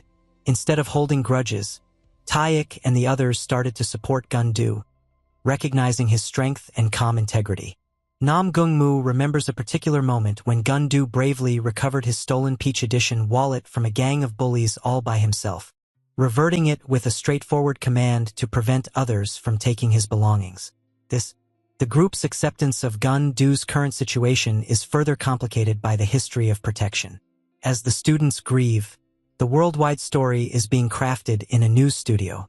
The Director General and news analysts examine footage from the latest conflict, officially designating the fighters as new superhumans. With their identities and nationalities shrouded in secrecy, the public is inundated with speculation and theories. The analysts emphasize the white-cap hero as a divine figure. However, they also highlight a menacing figure donning a beggar's hat, recognized as the antagonist Jamal Evan. The authorities determine that although certain superhumans defend humanity, others, such as the Black Hat or Evan, probably have malicious intentions for what lies ahead. In the midst of global tensions, attention shifts back to the tranquility of the Submu Academy at night. The students congregate by the campfire, exchanging embellished warrior stories to uplift spirits. Lim Kong chuckles at his friend's absurd tale of Choke holding a shark, briefly relishing the ordinary atmosphere of the gathering. The tranquility is disrupted as Master Oh Bang Wan detects an intruder lurking in the shadowy woods. Fortunately, the intruder isn't a monster, but a frightened government representative dispatched to reach the master. The representative is battered and weary, having lost his drone and light stick while traversing the perilous mountain landscape. Master Bang Wan appears unexpectedly, falling from a tree to surprise the man prior to using his walkie-talkie. Due to the government's efforts to infringe on his privacy, the master transmits a serious, commanding message straight into the device. He asserts that he will only negotiate on his own conditions and firmly cautions the government to never approach his mountain again. Within a dim stone chamber, the unnatural morale confronts the seated figure, Pan. Their discreet gathering is disrupted when 4 elite Inhumans make their entrance through a shadowy archway. Included in the group is the insect-like Devia Kylie, who pulls a twisted, blood-soaked corpse over the stone floor. She sarcastically observes that even with the victim's terrible state, she has managed to revive him for interrogation. The fresh entrance, the egg-shaped Apollo Akabanga, the Morseman with wings, the horned creature Babarusa, Kylie and others stand in a somber line before their leaders. Kylie releases the shattered body that can merely gasp and convulse in a pool of blood. Kylie harshly halts on the remnants to compel the victim to talk, exerting intense pressure while seeking answers. The warrior known as Megpan starts to wheeze out an enigmatic prophecy. He describes a bleak future shrouded in darkness and a mysterious character called Jackiak. Megpan asserts that only those embraced by the blue moonlight will endure and considers himself a warrior granted mercy by this Jackiak. Pan found the victim's chatter nonsensical and annoying, rises and seizes Megpan by the head. He remains unfazed by the obscure cautions. Pan raises the twisted body high and shatters the warrior's skull using his bare hands. His instant death ignites a short dispute. Kylie feels exasperated that Pan eliminated the prisoner she tried to apprehend. Pan perceives the victim as an insignificant fool who was simply squandering their time. Morel steps in to resolve the conflict, recognizing that Megpan's brainwashed condition rendered any further questioning an ineffective use of time. Nonetheless, Morel discloses that he has prior knowledge about the mysterious Jackiac. Determined to launch an attack, he calls forth the blob-like Vanisher and instructs the team to get ready for a trip to the surface. He plans to locate this Jackiac himself, indicating a significant change in the Inhuman approach. The story rewinds 10 days to the ISSTF headquarters, where Ben shares an astonishing development with St. Pearl. He discloses that the hero Galen Withrow has at last recovered his memories. This remarkable achievement was due to the relentless efforts of a researcher named Juhi, who spent several sleepless nights with James to mend the fallen warrior's mind. The news evokes a flood of nostalgia for Pearl, as she reflects on her initial encounter with Withrow. She recalls his straightforward greeting while wearing his iconic green beanie and the connection they established during their training in the city and unwinding by the shore. Those serene times sharply contrast with the sorrow surrounding his passing, a recollection that continues to torment her. Returning to the present, Pearl becomes so consumed by her thoughts that she inadvertently hits her head on the roof of a Mercedes upon waking from a nap, causing damage to the vehicle. Ben, while driving, playfully reassures her not to fret because the car truly belongs to James. Upon the group's arrival at the lab, Pearl feels a complicated blend of emotions. Although she is disheartened that Withrow's return was a coerced revival linked to the antagonist Jamal Evan, she cannot conceal her genuine happiness at having her partner again. While James and the others cheerfully greet her, Pearl understands that the human heart can be both deceitful and fragile. However, the comfort of Withrow's comeback is a truth she is now prepared to accept. A tight shot of Galen Withrow's face shows his unique neck scar as he rises from a table. After a quick recollection of a snowy stroll with St. Pearl, he stands upright. Offering a hand in greeting, he serenely recognizes her presence, remarking that it has been quite a while. Regrettably for his calm demeanor, St. Pearl swiftly throws herself into a frantic embrace. Startled by her unexpected tears, Withrow can only inquire why everyone is in tears. Close by, the tech pair of James De Niro and Ben are similarly brought to tears of happiness. The lab soon resonates with hearty laughter, indicating that, in spite of the clinical tools and screens, the environment has shifted to a festive gathering. Later, they convene in the briefing room. Sui Garcia observes Matt Dion's absence. Rose mentions that the actor is occupied with fan interactions or a related meeting, but Sway is doubtful. She brushes off the explanation, believing the solitary man is merely feigning social commitments. Withrow bends down at the table to inquire about the unknown girl. Sway presents herself with a playful grin, allowing the warrior to silently reflect on her name. Ben adopts a more grave demeanor. He starts a serious briefing, guiding Withrow through a stark overview of the conflict and the different incidents that transpired during his time away. Although Withrow stays composed, his expression reveals a blend of sorrow and bewilderment.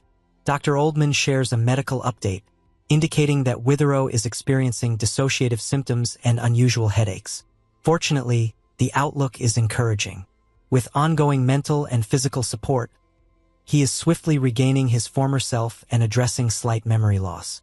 Ben expresses his appreciation to Dr. Oldman, who emphasizes that the true recognition should go to his student, Juhi. A sequence of flashbacks uncovers the mastermind behind the recovery. Juhi, a developer with pink hair, had earlier guided St. Pearl to adhere to her instructions for a successful restoration. Recently, James De Niro showed up at the lab carrying a box of the requested supplies, sweating in despair. He wondered if Withrow's memory could genuinely be revived. However, Juhi was unfazed by his fervor. She clarified that although they were employing traditional techniques such as hypnosis, it was their most promising option. The approach included a strict regimen of treatments administered by Dr. Fury Mendez, a leading expert in the domain. Due to the significant stakes, Juhi cautioned James that if the memories weren't retrieved promptly, they could potentially be lost for good. Is the reason they scheduled a significant intervention for the 11th hypnosis session at 9 a.m. In that session, Withrow rested calmly with his eyes shut, recounting a vague recollection of Harlem. He remembered being amidst joyful children in a cluttered yet comfortable setting. At Dr. Mendez's cue, James started shouting for his friend. This voice prompted a response in Withrow, who imagined an unfortunate man with glasses constantly pestering him. Despite feeling immense pressure, Withrow initially thought his head might burst open. The hypnosis session concluded with Withrow awakening to find James's face marked by tears.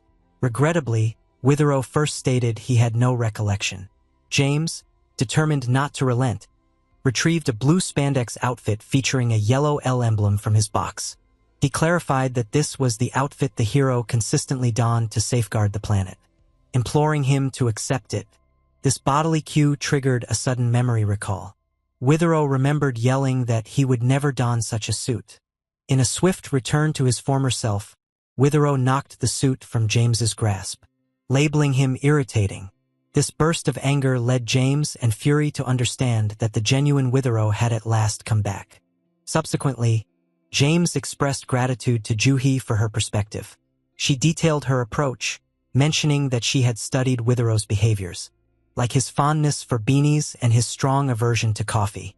She thought his enduring traits persisted even with his memory impairment. She assembled a thorough team of specialists to implement the recovery strategy. Juhi modestly credited her success to luck, asserting she is merely a genius, not a superhuman. She explained why James was the sole individual invited to the treatment, indicating that St. Pearl and Jane posed insurmountable challenges due to their deep imprint on Withrow's psyche. For hypnosis to succeed, a fresh yet important individual was necessary, rendering James the ideal choice. When the briefing concludes, James confesses he can never fully repay her. Juhi smiles, recognizing that the sacrifices of heroes are unmatched. She shares her joy in assisting those who aid others selflessly, expecting nothing in return. Back within the meeting room, James De Niro concludes the astonishing tale of Galen Withrow's memory restoration. The gravity of the experience casts a profound silence over the assembled group, as the young Sway reflects on the researcher Juhi with subtle admiration. Ben recognizes the significant pressure James has faced during this journey. But St. Pearl's attention turns to the woman who made their success possible. She inquires about the researcher's current location. This led Dr. Oldman to clarify that Juhi has already started her return to Korea. Dr. Oldman remembers bidding farewell to his ex-apprentice at the elevators. Grateful for her role in Withrow's recovery, he attempted to express his heartfelt appreciation. Juhi playfully shrugged off the compliments. She acknowledged that although she holds the position of team leader at the U.S. headquarters, she perceives the atmosphere there as toxic. Consequently, she asked for a semi-permanent transfer back to her home country. Despite her assertion that she merely wished to go home, Dr. Oldman harbors doubts. He understands her sufficiently to believe there are undisclosed motives behind her statement. In the conference room, James formally concludes the recent turmoil. He conveys his heartfelt thanks to the assembled heroes for their safe return from the depths of battle and memory. Yet the reprieve is brief. James prepares to initiate a high-level briefing about the recent conflict in Korea and St. Pearl's perilous situation in the Pacific. With the threat still present, the team must now determine their future course and strategy. In Korea, our main character Lim Kong faces a more personal obstacle. Clad in a red hoodie, he carries a cardboard box up a challenging flight of city stairs. He abruptly remembers he neglected to purchase the fish his academy peers asked for. The thought of returning to the market feels too annoying. He momentarily thinks about claiming he dropped the groceries while jogging. While strolling beside a fence at dusk, his thoughts wander to the fierce lightning of his past confrontations, resulting in a gloomy look on him, while he traverses the countryside trails beyond local greenhouses. Unaware, he has been followed by his classmates. Due to a brief moment of lost sight, Chongryol, the team starts to argue in the center of the street. Their discussion is interrupted as they glance up to see our hero lounging nonchalantly atop a bus stop shelter. Our main character leaps down to confront them, intrigued by how they discovered his mountain refuge. Dae-bang admits with guilt that he violated his promise of confidentiality due to relentless pressure from others. The mood turns uncomfortable and strained. With tears in her eyes, Moo-hee gazes at our hero and questions why he hasn't been back to school in the 4 days since it reopened. She expresses that it seems like he has vanished for good and urges him to return, emphasizing that the students miss him. When our guy stays quiet and tries to leave, Moo-hee is filled with emotion. She calls out to him, asking if he is fleeing due to the Inhumans, and asserts that the students are ready to stand with him as fellow humans. Fortunately, our protagonist takes a moment to give a last practical caution. He describes the mountain as perilous, teeming with wild creatures and misleading paths, urging them not to accompany him any further. As he fades into the dusk, his classmates feel disheartened.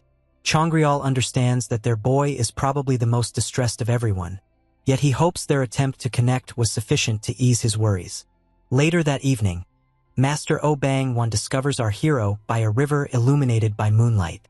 The master observes that the boy's companions are decent for accompanying him this far, and he directly inquires whether Lim Kong wishes to return to school. Perceiving the hero's struggle, the master gives a serious talk, stating that unless the Inhumans are entirely eradicated, no location on Earth can be considered truly secure. This is why the master contends that concealment is incorrect. Although our hero believes he poses a threat, the individuals he values are already enveloped by it. He encourages our son to appear confidently and embrace the responsibility of the hope and trust others have in him, reminding him that he deserves to live freely. This candid conversation produces an instant impact. The next morning, the academy students observe that Lim Kong departed early to head back to school. Master Yundiak feels glad that the boy is reconnecting with his friends, yet he observes that the academy is strikingly silent. He discovers that the other students are taking a break and that Master Oh-bang-won has also left for an irritating engagement. The setting transitions to an official press conference, illuminated by the flashes of numerous cameras throughout the space.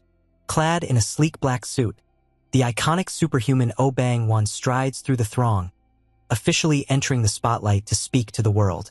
Master Oh-bang-won addresses a gathering of journalists and officials, his aged visage marked by a keen intensity. Upon reaching the wooden podium, the elderly man starts to shove the heavy piece across the floor. The onlookers gaze in disbelief as he expresses his frustration, observing that this media frenzy is a stark contrast to the calm dialogue he expected.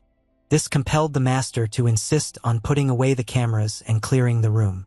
He ultimately takes a seat in a plain black chair, telling the audience that he senses the weight of their attention and asking for only a few to stay. Fortunately, the officials agree, and a wide-angle view shows a space that was previously filled with gear now reduced to a chosen few. The master reclines with a determined look, urging them to continue courteously so he can conclude swiftly. The setting shifts to the outside of Seoyan High School. Two students stroll through the gates, engaging in playful banter. Their debate halts abruptly as they freeze, their faces transforming into sheer disbelief while they gaze at the schoolyard. A cluster of students surrounded Lim Kong, who sported a mismatched, loosely knotted red necktie. They whispered excitedly about the extraordinary white cap. One student, Oh Seon-guk, mustered the bravery to step forward and approach our hero. With tears welling in his eyes, he genuinely expresses gratitude to Lim Kong for his protection during the last assault. Lim Kong gazes ahead with an expressionless face, until Kwon Chul unexpectedly jumps onto his back in a playful headlock. This reunion sparks a cheerful entrance from Dae-bang and Changryol, who approach with bright smiles to greet their friend's return. In the press conference room, an official identified as Kim Han-jun presents the 8 specific individuals still present, featuring delegates from leading broadcasting firms, analysis directors, and senior senators. After the final tally is verified, the interview starts. Master Oh-bang-won looks at the first reporter with a weary yet unwavering expression, declining to demonstrate his abilities like a caged creature and humorously warning that he might drop a building on her instead. Upon being questioned by a second reporter about his allegiance, the master perceives the inquiry as disrespectful. He contends that had he been an adversary, he would have eliminated everyone present. He emphasizes that he is merely a typical grandfather and martial arts director, urging them to refrain from inquiries about political alliances and concentrate on the essential truths. Attention turns to a dining area in Moscow. Maxim Basilov is voraciously devouring pastries. As his partner, Kirilov, smiles at a smartphone rather than eating, Basilov starts to lose his composure, blaming him for lacking table etiquette. In a fit of anger, Basilov storms off to the restroom, allowing Kirilov to resume his secret writing. The setting shows Dan Yong in a serene room, impressed by a hand-drawn caricature Kirilov as petals drift around her as Dan Yong responds that the artwork is lovely. When Kirilov inquires about their whereabouts, she pauses since Nangi advised her to remain silent. Fortunately, Kirilov is empathetic. Even though he unintentionally vocalizes his response, it prompts another glare from Basilov. Ultimately, Dan Yong concludes that it's acceptable to disclose their secret. She glances outdoors to witness Nanji unwinding in a stunning Japanese onsen, his back adorned with detailed tattoos. He bursts into a hearty laugh while relaxing in the hot spring beneath a bright blue sky, affirming their location in Japan. The story shifts back to the press conference, where officials persist in demanding technical information from the master regarding his abilities and the academy. He firmly declines to permit his body for research and emphasizes that his academy's other students are just regular individuals. The atmosphere becomes charged when the head of Superhuman Analysis references the heartbreaking 2016 Gangnam incident linked to the Inhuman Hyperion. He inquires whether the master has any connection to the case or the long-haired giant who vanished from the location. A vision of enormous horned, inhuman structures looms in the master's mind, jaw clenched. He gazes straight at the authorities and admits he was present at the location and is directly connected to the incident. Master Oh Bangwon faces the assembly, his aged visage marked by a stern demeanor, ready to reveal the reality behind a significant historical disaster. Due to his testimony, the story returns to the year 2016 at Sachin Harbor in Gangnam. During that period, the tranquil coastal town was inhabited by residents such as Nam Sayok, a dad dressed in a winter coat, and his son Woo Bin, who is young. Nam Sayok was managing a fractured arm while arguing with his older companion, known as Hyung Nim, regarding his eagerness to take off his medical cast and resume work. The abruptness of the catastrophe was deeply distressing. As the men talked about the importance of diligent effort and the unlikelihood of gold descending from the heavens, a direct assault commenced from above. Suddenly, large concrete tetrapods, hefty stones utilized for breakwaters, started falling from the sky. The impact of these multi-ton objects, hitting with the force of meteors, immediately turned the harbor into a scene of devastation. Woo Bin could only gaze in horror as his father and their companion were trapped under the enormous structures. Regrettably, the disorder escalated as additional items tumbled down. Stones were falling, and whole ships were being lifted from the ocean and thrown onto the survivors, casting deadly shadows across the pier. Nam Sayok, gasping for air under the rubble, understood the magnitude of the danger and urgently ordered his son to flee. Amid the chaos, umbrellas, chairs, and ships were destroyed. Hyung Nim risked his own safety to move Woo Bin away from the areas of impact. Currently, the leader of Superhuman Analysis verifies these confirmed facts. He describes the unexpected bombing as a complete catastrophe that began at the pier, resulting in numerous fatalities in a matter of moments. Due to the falling objects, a dense, choking layer of dust formed. The victims were rendered blind and could not recognize their assailant. This plunged them into sheer terror as enormous beams of light and deafening screams continued to ravage the harbor. The analyst wonders whether Master Oh Bangwon was genuinely present, encouraging the veteran hero to remember his previous involvement. While in the flashback, a younger Oh Bangwon learned of the news at his dojo and hurried into the midst of the turmoil. At the same time, young Woo Bin roamed through the blinding dust, holding his uncle's bloodied head. Heeding the dying man's last command to keep moving and cover his mouth, the boy navigated through the wreckage. Oddly, in the midst of the winter calamity, Bin spotted vibrant flower petals on the ground. This sensory disarray guided the boy into a meadow of vibrant cosmos flowers that appeared to rise from the debris. He noticed a figure in the distance. Bin dashed ahead, believing it was his father. But he instead ran into a huge gray leg. Glancing upward, the child realized he was beneath the shadow of the inhuman. As the creature loomed above him with bright yellow eyes, the child froze in terror as a massive hand loomed down to crush him. Fortunately, Master Oh Bang-won appeared at that precise moment. Clad in a purple tracksuit and having long hair, the protagonist's mentor struck the creature with a gory impact, propelling it into a nearby truck. As the beast staggered back, the master positioned himself defensively in front of the shaken child. He gestured toward an escape route and ordered Bin to regain his composure and flee, signifying the moment the master officially confronted the first survivor class inhuman. Due to the destruction around him, the master feels tense, his black combat boot firmly pressing into the broken pavement. He stands directly in front of the inhuman entity known as Iscarion, a being with icy yellow eyes and pointed horns. Acknowledging the creature, the origin of the turmoil, snarls at the bloodied master, challenging him and inquiring if this is the individual responsible for creating such disorder. In the current press conference, officials and journalists stand in a state of disbelief. This is when the head of superhuman analysis starts to shake.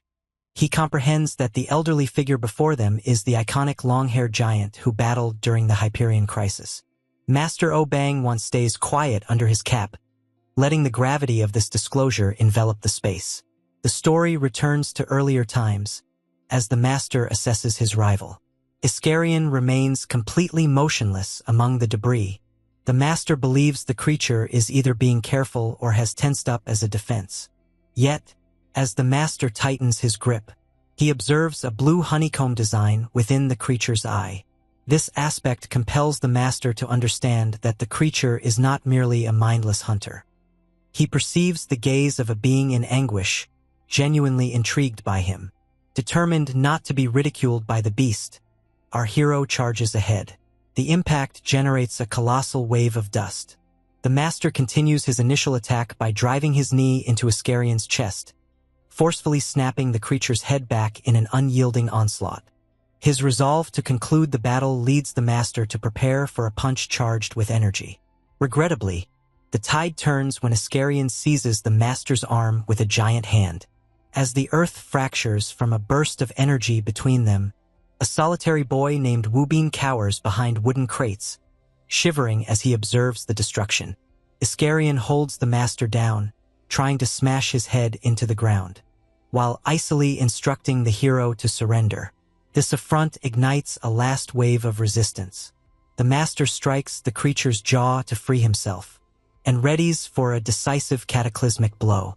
In the present, the master takes off his white cap, exposing his long, flowing white hair, thus confirming who he is.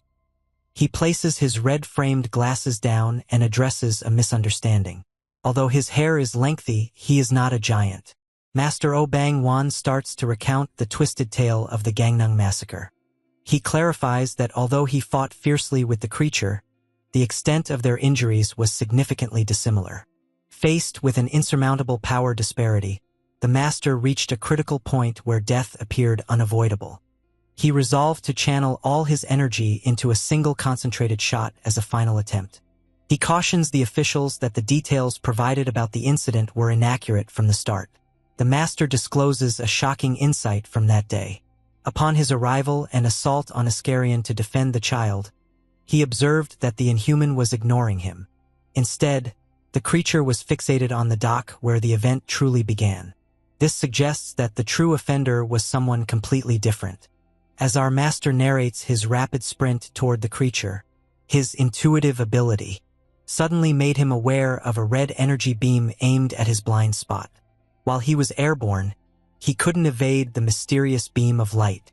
The force propelled him into a stack of containers, and the impact was so intense that one of his feet was amputated.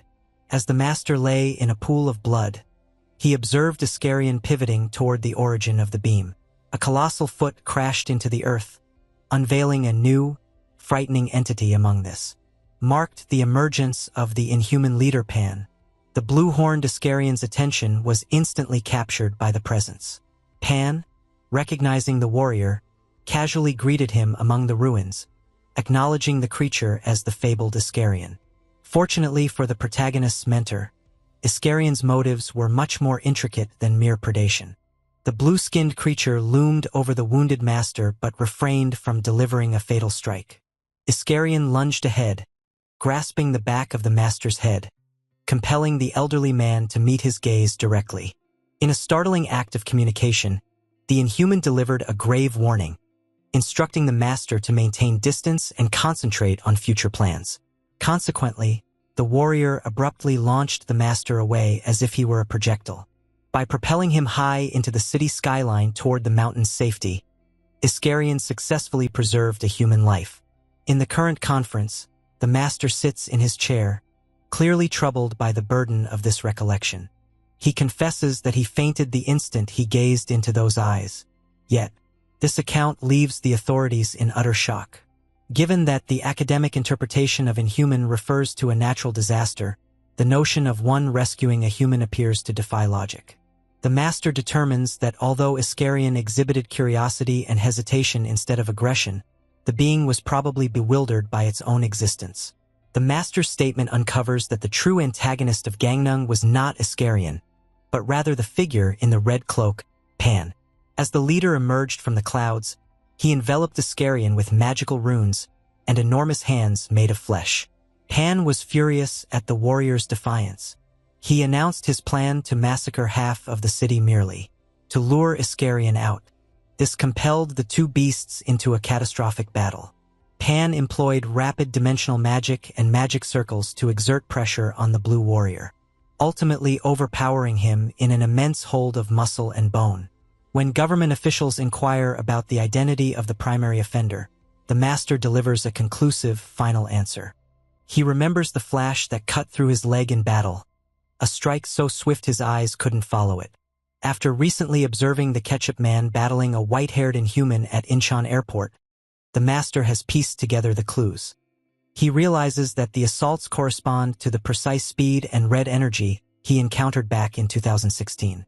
Consequently, he officially designates Pan as the main perpetrator of the Gangnam massacre and discloses that Iskarian was, in fact, the one who tried to halt the carnage. The recollection of the Gangnam massacre unfolds as the two powerful titans, Pan and Iskarian, collide with tremendous force. Their overwhelming strength creates a massive explosion that craters the ground, propelling concrete fragments and rings of white energy into the atmosphere. Pan, with his flowing white hair and tattered red cloak, is hurled across the debris. He appears battered and breathless, compelled to admit that his adversary operates on an entirely different plane. As he observes a detached blue limb of Iskarian resting on the pavement, Pan feels a wave of discomfort, prompting him to remember a particular caution from Morel. In this recollection, Morel addresses Pan in a dim, red-lit chamber. Due to the fragile timing of their incursion, Morel cautions Pan to steer clear of Iskarian. The leader describes Iskarian as a flame that endures indefinitely, symbolizing an eternal strength that transcends conventional boundaries of power. Morel employs the reasoning of nature to illustrate this, likening the disparity in power to that of an elephant versus an ant. He observes that although most entities have a threshold, Iskarian will continue to burn indefinitely unless his existence is completely obliterated. This compelled Morel to identify Pan as the sole subordinate challenging to manage due to his impulsive nature.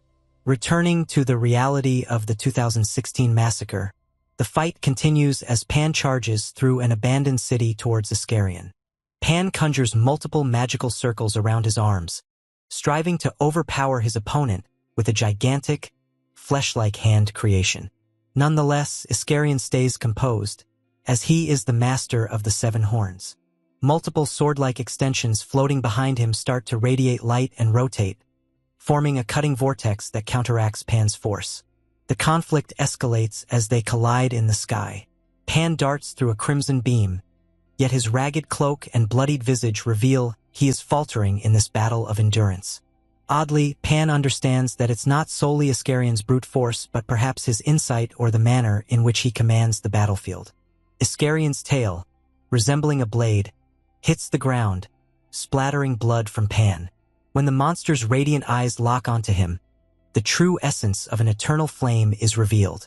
As Pan nears defeat, the third eye on his forehead opens in a last-ditch effort. Iskarion swiftly extends his large hand and firmly holds Pan by the face, vowing to tear his body apart for his hubris. Fortunately for Pan, the blob-like vanisher shrieks from above, arriving just in time to save him. A second, red-haired inhuman darts down at lightning speed, seizing Pan from Iskarion's hold. Iskarion succeeds in grasping and cutting off a portion of the rescuer's leg. The team effectively withdraws into the vanisher's mouth. Within the beast, Morel's gaze can be seen as he instructs his followers to avoid looking into Iskarion's eyes. Before their departure, Morel delivers a haunting farewell to the Blue Warrior, recognizing the time that has passed. He cautions Iskarion that having arrived at this point means he will soon find himself without any alternatives. In the current press conference, Master Obang Wan sits with his hands clasped, officially wrapping up his account of the Gangnung incident. He emphasizes that he has no knowledge of the entity known as Hyperion and urges the officials to cease considering him a competitor or an endless source of information. Having shared all he knows, the master gets ready to depart but offers to remain for an additional 30 minutes should there be any last inquiries. The atmosphere in the room is still laden with the gravity of the past. However, the head of superhuman analysis is not done yet. He hands a document to the master, inquiring if he recognizes a particular individual mentioned within the files. Within the thick urban expanse of Hong Kong, the rebellious superhuman Jamal Evan tries to take a quick nap. Sadly, his slumber is fleeting. After exceeding his agreed-upon 30-minute break, his youthful partner, Carol, starts bothering him and hurling insults. This prompted the annoyed Evan to conceal himself beneath his white bucket hat. Yet Carol persists until he eventually awakens. Consequently, Evan ultimately abandons his nap. He tries to divert Carol by recommending she speak with their colleague, Tina, but the girl persists with her verbal onslaught. This compelled the duo to venture into the city, strolling through a tranquil alley lined with closed shops. Evan observes the neighborhood's lack of activity.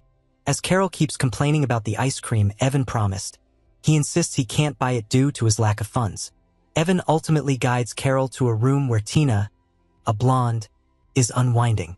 Due to his busy schedule, he requests Tina to entertain the girl, which leaves Carol displeased, lashing out at both Tina and Evan. However, she ultimately immerses herself in a game as Evan withdraws to a kitchen table to concentrate on his laptop. As Carol and Tina argue in the background, Evan employs his distinctive chain ability to form a mental link with his subordinates, Kaylin and Chinver. He inquires if they notice anything unusual in the city, but both indicate that there are no signs of energy or abnormal movements. As a result, Evan tells them to stay in their places. Although, oddly, the business agreement Evan went to Hong Kong for is encountering issues. The buyers are already 2 hours behind schedule. Evan starts exploring a secure dark web portal using the username Teufel. He is in Hong Kong for the final trade, a transaction concerning a substance known as golden water. A notification comes from a user called Talisman, asking Evan to meet face-to-face at Victoria Peak to complete the exchange. Evan understands that a failed trade could jeopardize his future ambitions. This urgency compels him to summon his subordinates, Kaylin and Chinver, as the circumstances grow more uncertain. In an American suburb, ISSTF spokesperson James is experiencing a frustrating day. He finds a significant dent and a shattered window in the rear of his black Mercedes, damage inflicted by St. Pearl earlier. While he grumbles about the repairs, James gets a video call by researcher Ju Hee, who has recently landed at an airport in Korea. Ju Hee is reaching out because she can't stop thinking about Jamal Evan. Since Evan commands a legion of revived entities, she seeks to understand the workings of his abilities. James offers a haunting account. Evan has a power known as absolute resurrection, enabling him to flawlessly revive any living creature. However, there's a twist. Ju Hee speculates that Evan's method consists of 2 separate phases. The initial phase is the resurrection itself, succeeded by a stage known as total memory blackout, which transforms the victim into a shackle or a soulless pawn. This makes Galen Withrow's situation particularly noteworthy. Juhi proposes that an accident or external interference likely happened after the first phase, stopping Evan from erasing Withrow's memories. This mistake enabled Withrow to flee before being completely subjugated. She cautions James that Evan's self-assurance is derived from Carol, the child capable of perceiving and altering the future. Yet, Evan recently confessed he was unsure how Withrow got away.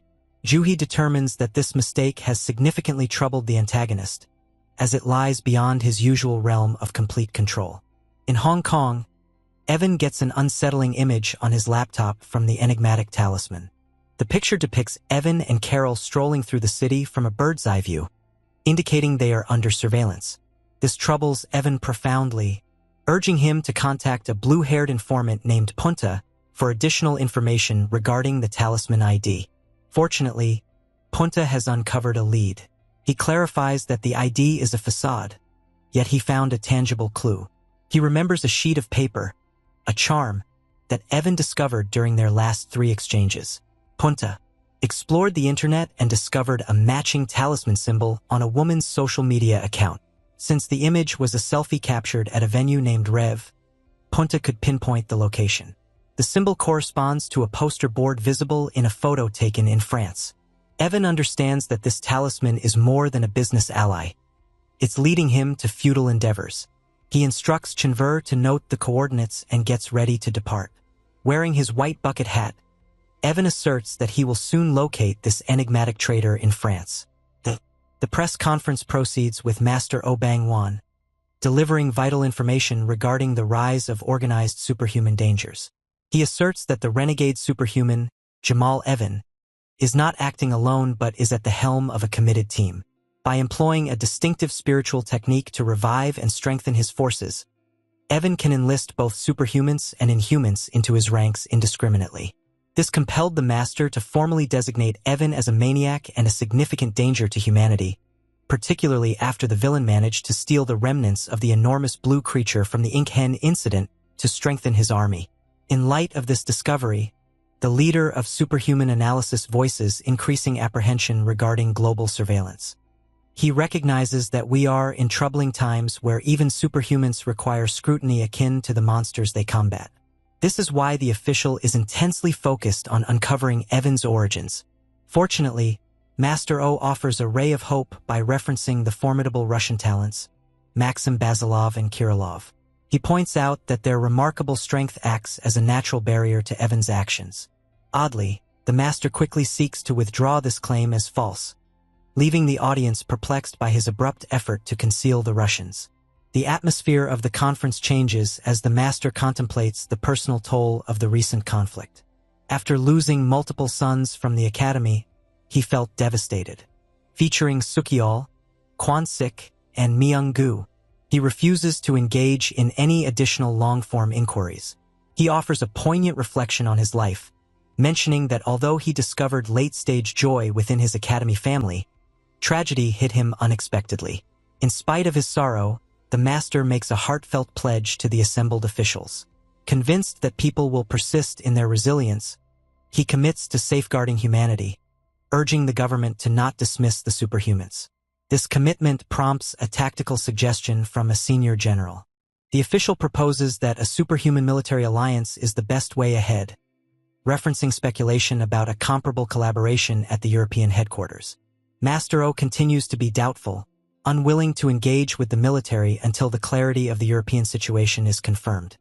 He emphasizes that the character of inhumane invasions has evolved, as the assaults are increasingly frequent, large-scale, and organized. They are evidently no longer arbitrary occurrences.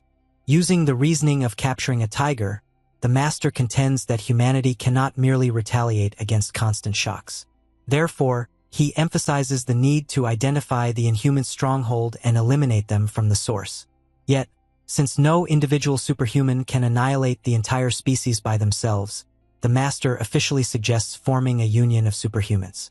He asserts that, although it will require time to integrate various personalities and build unity, collaborating as a collective is the sole approach to reduce harm to the planet. He calms the anxious officials by reminding them of their most valuable asset still intact, the extraordinary white cap, Lim Kong. As the master discusses worldwide harmony, the story transitions to a Japanese bathhouse. Nanjiai is relishing a moment of home humor. Due to his laziness, he has compelled his friend Danyang to style his long hair into pigtails. The scene is abruptly disrupted as a wooden suitcase on the ground starts to rattle and shake fiercely. This compelled Nanjiai to recognize that his visitor has at last awakened. Danyang feels repulsed. As Nanjiai opens the box, a small, slug-like creature is revealed, tightly confined within a clear container. This being is Pyongoid, a survivor of the school invasion. As Nanjiai seeks information instead of a swift kill, he instructs his shadow to free just the creature's mouth. The Shadow Master employs a blend of humor and deadly intimidation to commence an interrogation. He teasingly refers to the Pyongoid as cute, overshadowing him with a menacing, oppressive presence. Nanjiai delivers a chilling ultimatum. The Inhuman must respond honestly regarding his race, or he faces immediate dismemberment, split in two right then and there.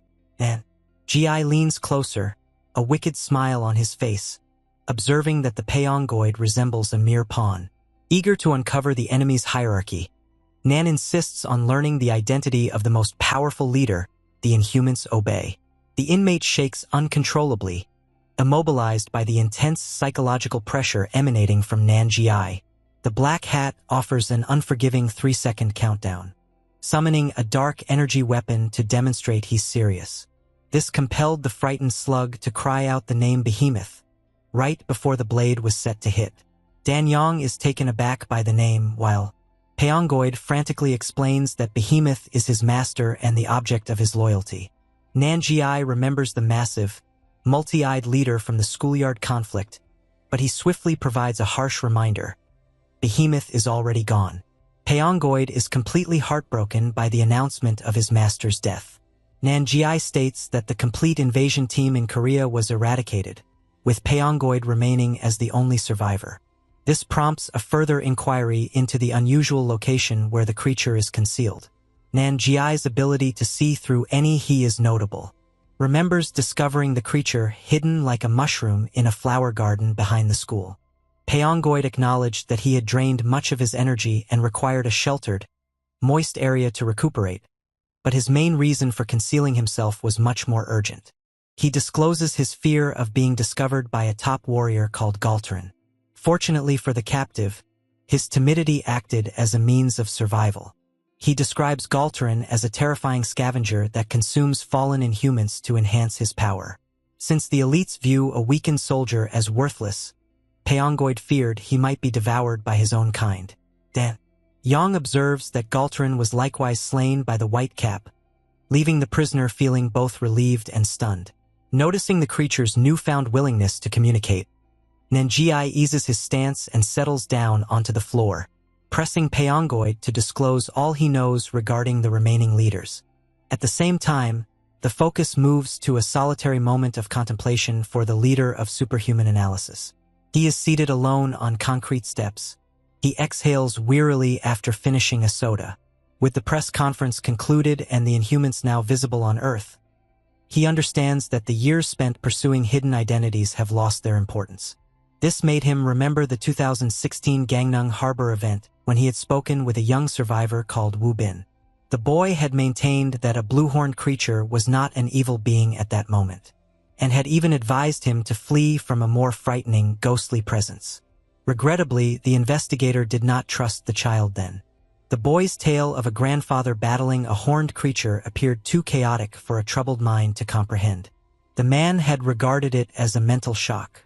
He also disregarded the statements made by the boy's father, Nam Sayok, who maintained his son would not deceive. In the current moment, the soda can crumples within the man's hand. As the weight of his failure dawns on him, he acknowledges that the child's words were accurate. A profound guilt envelopes him for neglecting his duties as a reporter and investigator by overlooking the key witness to the tragedy. Attention shifts back to the bathhouse, where Pyongoid persists in detailing the he identifies. For main characters, Behemoth, Pan, Morel, and Sid. Due to Pan's wild nature and fiery temperament, Paongoid confesses he nearly perished multiple times for not acting quickly enough to satisfy the leader. He portrays Morel as the mastermind behind the Korean invasion, emphasizing that although Behemoth serves as a royal guardian, it is Morel's directives that everyone genuinely adheres to as the authentic leader. The most disturbing discovery concerns a character named Sid, whom Paongoid refers to as the resurgence of calamity. Since Sid represents disaster itself, Danyang appears to be in a state of clear shock. Suddenly, Nanjiai lifts a hand to hush the entire room. His playful attitude disappears immediately, giving way to a grave intensity as his crimson eyes flick toward the door. He detects an unfamiliar presence nearby, cautioning Danyang to remain vigilant since someone is lurking just outside. Nanjiai is confident that Paongoid hasn't called for assistance since his black mirror ability blocks any external communication. This compelled him to explore the vicinity by himself, intrigued by the peculiar, unseen presence near the paper doors. Fortunately, the outdoor onsen seems entirely unoccupied beneath the clear, sunny sky. Nanjiai examines the steaming stone surface in the distance. Not a single ant visible anywhere. He starts to question his instincts, pondering whether his recent conflicts have rendered him too sensitive. This is why he chooses to cancel the alert and proposes to a famished Danyang that they go for a meal. Yet, this fleeting calm is deceptive. Just as Nanjiai bursts into laughter, a colossal surge of energy breaks through the ceiling, propelling him upward. A cloaked individual dressed in blue ninja attire emerges from the debris. This made Black Cap understand he had at last discovered the elusive individual who was hiding. Attention returns to Korea, where Seoyan High School buzzes with a blend of routine and wonder. In the cafeteria, Lim Kong is with his regular crew, featuring the boisterous Daebang and Woo Chong Ryul. With Lim Kang's status as the white-capped superhuman now known, his peers observe him with a combination of intrigue and jealousy. Even the cashier at the cafeteria is captivated by the presence of a legend waiting in line for lunch. Even with his worldwide recognition, the main character stays reserved while Hongmu he teasingly attempts to grab a bun from him. Their domestic moment is disrupted by the entrance of two recognizable figures, the pink-haired Juri and his sister, Ju Hee. Lim Kong is taken aback to find Ju Hee, the brilliant researcher who contributed to Withrow's rescue, in his school cafeteria. She envelopes our hero in a warm, nurturing embrace, recognizing the significant physical and emotional toll he has faced throughout the recent conflict. This show of love makes Mu he seethe with jealousy. Until Ju he makes it clear that she is indeed Lim Kang's older sister. The gathering is interrupted when the class president shows up with an important announcement. The faculty office has summoned our guy right away. Inside the workplace, the teacher positions Lim Kong in a chair for a challenging discussion. He conveys heartfelt feelings for the boy, remarking that even with his extraordinary abilities, he has always perceived him as a kind, calm, and drowsy individual. Regrettably, the academic landscape has shifted. The educator exhales deeply and shares a poignant ending. Due to the exceptional factors related to his identity and the associated risks, Lim Kong is now prohibited from attending school. This revelation leaves Ju Ri and Ju Hee in shocked silence, marking the official end of our hero's pursuit of a normal life. In Japan, the clash at the onsen intensifies. Nanji perches on a pillar, gazing down at the masked intruder with a sinister smile. He finds it amusing that the unfamiliar person is practicing Gwanbayop, a traditional Korean martial art. Instead of feeling scared, Nan finds the style amusing and vows to eliminate the hideous mask concealing the intruder's identity. The masked assailant charges ahead with incredible speed, slamming into the ground as he races toward the pillar. This abrupt movement takes Nanji off guard, compelling him to twist his body in midair to narrowly evade a rapid strike. Upon landing, he quickly has to intercept a punch with his bare hand, recognizing that this adversary is exceptionally fierce. Employing a succession of quick strikes that generate blurs and afterimages, Nanji identifies the technique as Chun Quan, or long fist, and continues to chuckle while evading a barrage of kicks. Regrettably, the intruder's determination yields results as he delivers a powerful strike that sends the superhuman sliding across the floor. Nanji admires the maneuver, yet he swiftly regains dominance in the battle. He strikes a strong counterpunch to the intruder's abdomen, drawing blood and causing the masked man to gasp in agony. As the intruder stares through his mask, he identifies Nanji's style as Southern martial arts, understanding he is up against a master of the discipline. Fortunately for the intruder, Nanji pauses to commend his commitment to martial arts. He confesses he appreciates genuine techniques, but his demeanor swiftly shifts to derision. Nanji considers it absurd that the outsider is employing stolen methods and chooses to raise the intensity. Due to the lingering effects of his confrontation with the monstrous behemoth, Nanji has been deprived of the feeling of boundless tension. His eyes shimmer with a deadly red hue, and he disappears in a flash of speed to continue what he refers to as playtime. The focus transitions from the brutal crash in Japan to the solemn faculty office at Seoyan High School.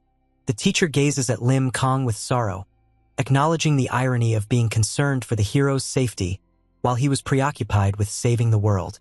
The conflict at the school incited widespread fear and drew government attention, leading to rampant speculation about the white cap. Consequently, a vote was conducted across the campus without Lim Kong present. Regrettably, the majority of the community opposed him.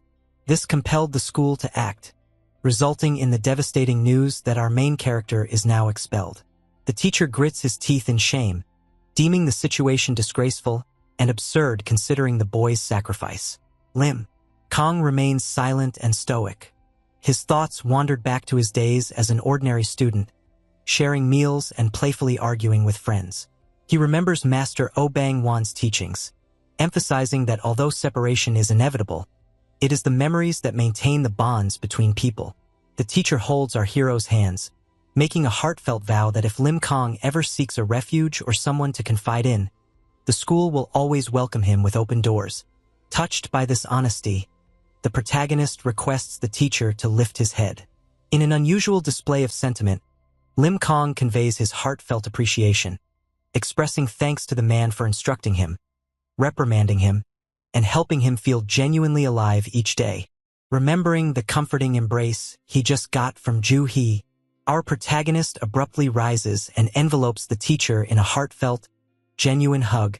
Ju Ri remained at the doorway, watching in silent amazement. In Japan, the duel reaches its peak when Nanji lands a powerful punch that breaks the intruder's mask into pieces. When the stranger falls, Dan Yong observes with a sense of recognition, recognizing that the man's actions seem eerily similar.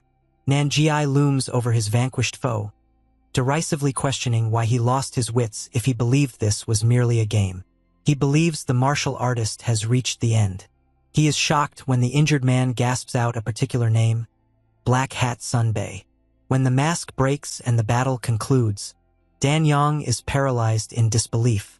Upon seeing the man's face, she instantly identifies him. This leads a curious Nanji to inquire whether they have a shared history.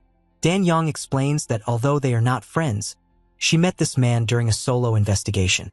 To clarify the link, she remembers a journey to Mount Hunchi in Harbin, China.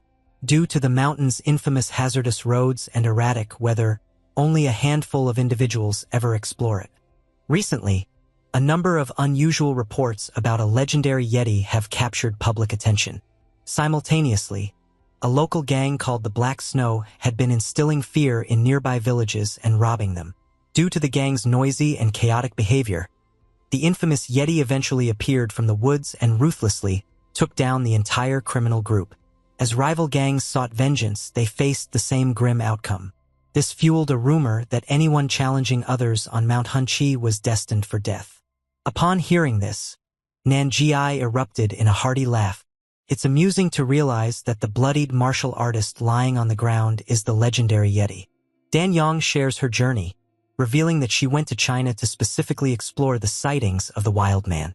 Concealed within the snowy forest, she found Horan clad in animal furs, singing and dancing alone about being a monster in a grim time. Regrettably, Horan felt her presence and examined the tree where she was concealed. This compelled a concerned Dan Yong to expose herself just as Horan's foot crashed into the snow next to her, sending a fierce spray of powder. Frightened, Dan Yong tried to escape, Heron assumed a martial arts position and inquired about her identity. Sensing she was no ordinary child, he promptly challenged her to a duel. Fortunately, Danyang was able to calm things down by introducing herself, observing at that moment that he had a superhuman physique. In the present, Nanjiai is thrilled to encounter another fellow warrior. Yet, he remains puzzled about why this large individual refers to him as son by a title denoting great respect. Danyang humorously suggests that Horan might have taken too many hits to the head during their battle.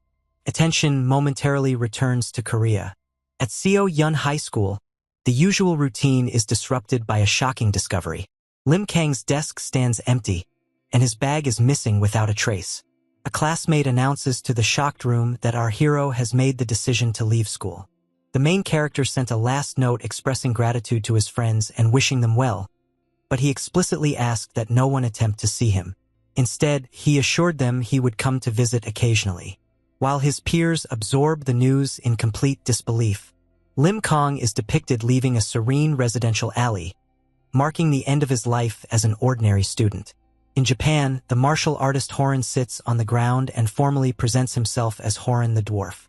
Despite his considerable stature, he passionately portrays himself as a warrior capable of shaking forests and splitting the earth. While he talks, his body starts to swell and enlarge, a change that Nanjiai finds highly amusing. Horan describes how he had been enjoying a tranquil existence in harmony with nature, until he watched a news segment about the conflict at Incheon Airport.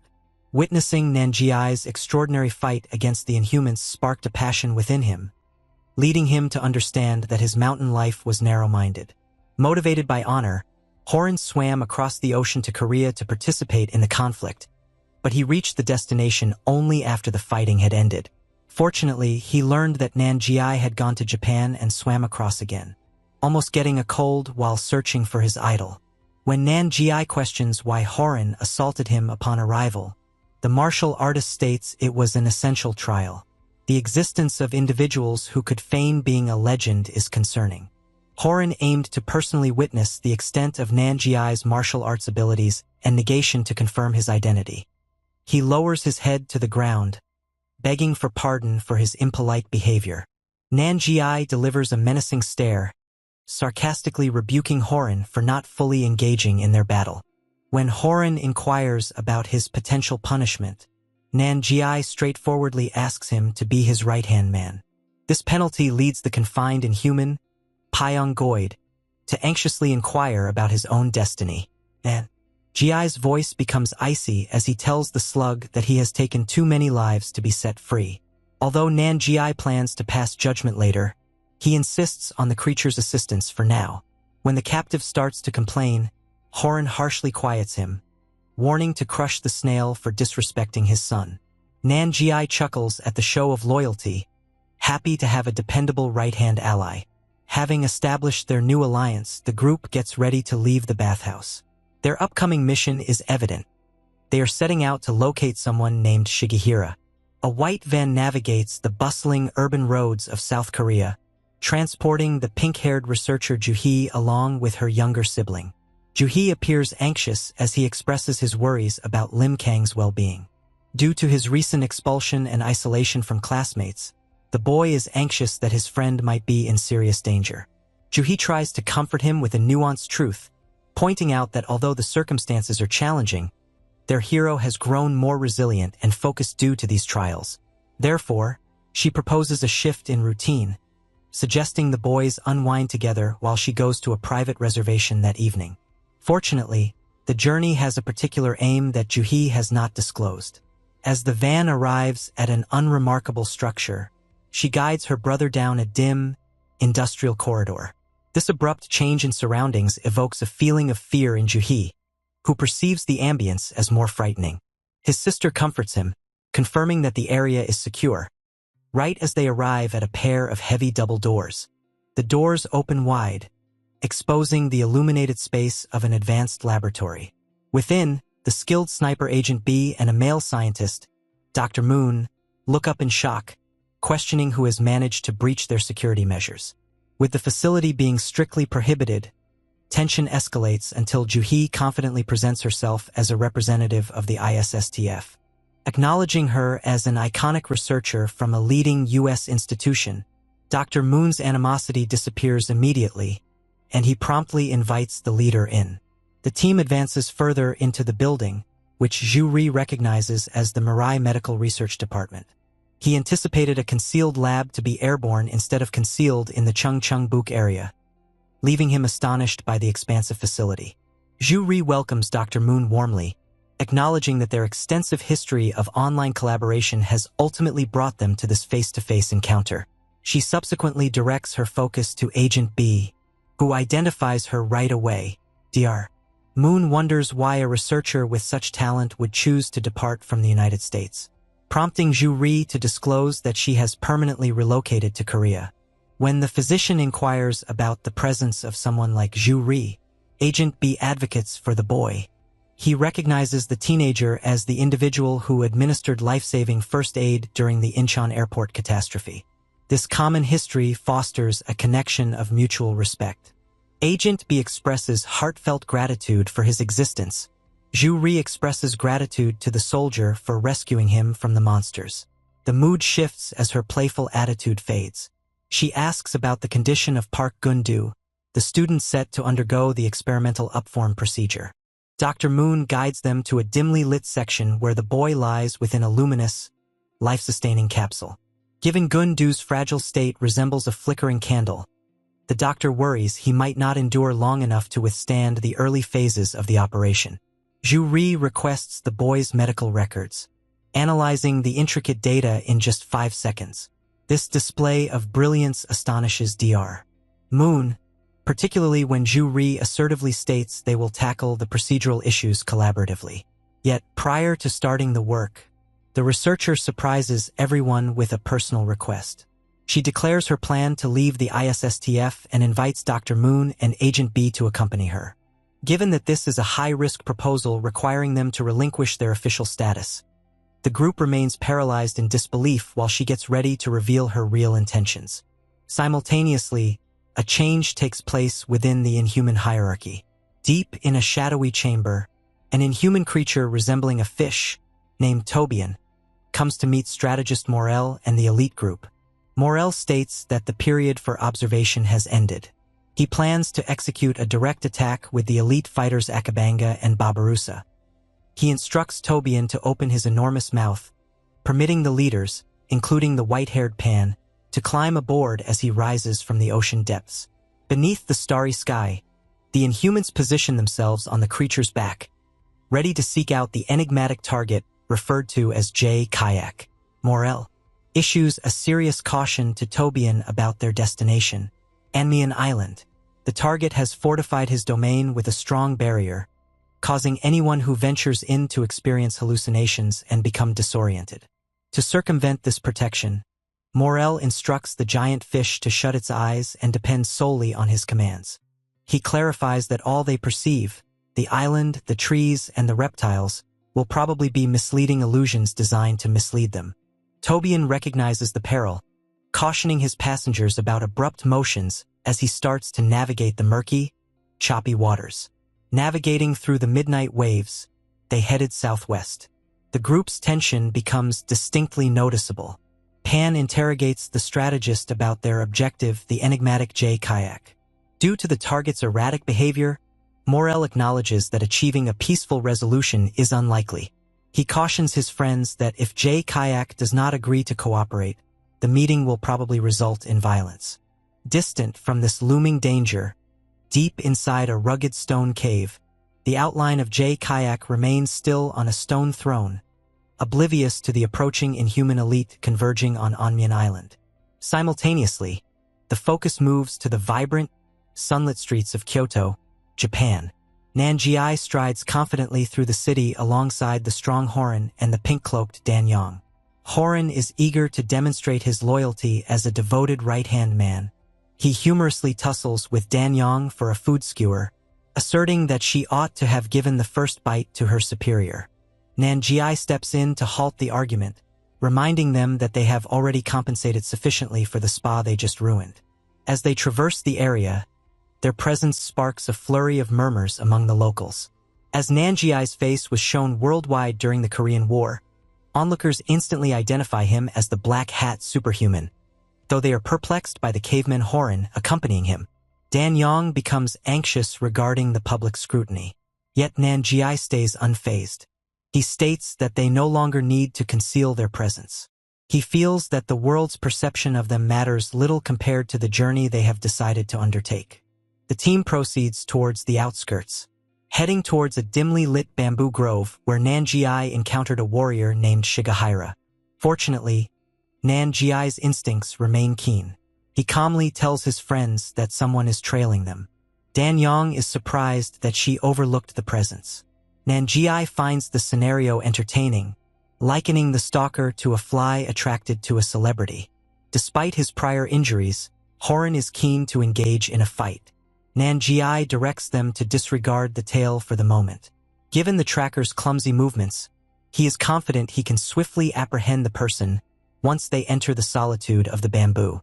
Across the ocean, the tranquility of the night is disrupted for St. Pearl. She sits up suddenly in bed, startled from a vivid nightmare of the fierce battle against Pan and the defiant sacrifice of her partner, Jane Sonata. Her vibrating phone disrupts the trauma of the memory. An urgent message from her technical liaison, James De Niro. Noticing the distress in his tone, Pearl becomes instantly attentive. James is anxious and breathless, urgently inquiring if Jane has reached out. Upon Pearl's confirmation that she has received no word from her mentor, James shares a devastating update that alters the global situation once more. He reveals to Pearl that Australia is facing a large-scale assault. When St. Pearl requests more information, James can only lower his gaze in fear, stating that there is minimal information available since the event began just 10 minutes prior. At present, the ISSTF units from the US and UK are heading to Australia, but no superhumans have been observed taking action thus far. James mentions that they are attempting to contact the extraordinary Daphne Bayleaf, who was expected to meet Jane, to check for any updates. St. Pearl pays close attention before taking a definitive action. She informs James that she is en route now, but while he gets ready to meet her at the lab, Pearl makes her intentions clear. She won't be going to the office. She is going directly to Australia. She takes her hero suit, informing James that due to the limited time and her uneasy feeling, he must guide the rest of the team while she steps up to take charge. The focus transitions to Japan, showcasing the muscular Howran exerting himself, while pulling a hefty suitcase that holds the inhuman Pyongoid. Aware of being pursued, Howran aims to shield Nangue, but Dan Yong urges him to remain silent to avoid alerting the follower. While strolling along a classic Japanese street, the residents are in a frenzy due to a breaking news report concerning Inhumans. They identify Nangue as the dark-hatted hero, but their attention is captivated by smartphones displaying the turmoil occurring in Australia. Dan Yong reviews the latest updates, observing that the chaos is so severe that live broadcasts cannot occur, and the Australian government faces challenges in evacuating citizens due to the unidentified central inhuman threat. Nangue keeps walking toward the bamboo forest, acknowledging that he feels indifferent this time, possibly due to his lack of knowledge about Australia. He chuckles, suggesting they concentrate on entering the forest to locate Shigehira's home. In the American conference room, meanwhile, a frantic Sway Garcia pleads with James to send her to the front lines. James feels uncertain as she was meant to remain in America. However, Sway maintains that Jane's safety is the priority. While the other team members look on in disbelief, Withrow introduces a dose of cold reasoning. He clarifies that assisting a far-off location instantly is almost unfeasible since the US team currently does not possess a teleporter. James concurs, mentioning that Pearl, who has just acquired the power of flight, made the correct decision to go to Australia right away instead of attending a meeting. Soaring above the nighttime traffic, St. Pearl appears as a luminous streak, trailing golden energy as she speeds through the sky. Her acceleration generates such power that a shockwave impacts a nearby building. James contemplates her solo mission, acknowledging his usual regret over her impulsive actions. Yet this time he must place his trust in her. An LDS TV anchor on screen states that there is still no definitive information regarding the damage in Australia, although it has been confirmed that St. Pearl is en route. Observing this from their own space, Kirilov considers the situation strange, observing that Australia is unrelated to the Whitecap hero. With the continuous news alerts, Kirilov understands that this is not a minor event, prompting Basilov to instruct him to prepare for departure. In Japan, Nanjiai enters a vibrant green bamboo forest, chuckling as he makes his way along the well-known trail. He guides Howren and Dan Yong to a quaint wooden cabin hidden among the towering trees. Designated as Shigehira's location, Nanjiai gazes at the cabin with a wary smile, observing the odd silence that indicates it has been unoccupied for quite some time. To ensure safety, he instructs Howren to manage traffic control for the entities soaring overhead. Howren, who soars quicker than a bird, jumps into the air to seize a big eagle using only his hands. Fortunately for the bird, the pursuit is halted. Just as Howren is about to seize the eagle, a strong kick from a young man in a dark jacket and short hair hits him. Howren tumbles through the bamboo, shouting for Nanjiai as he descends rapidly. The blond man remains in the clearing, quiet and determined. Nanjiai glances at the unfamiliar person and sarcastically proposes that if he encounters a celebrity, he ought to extend a proper salutation.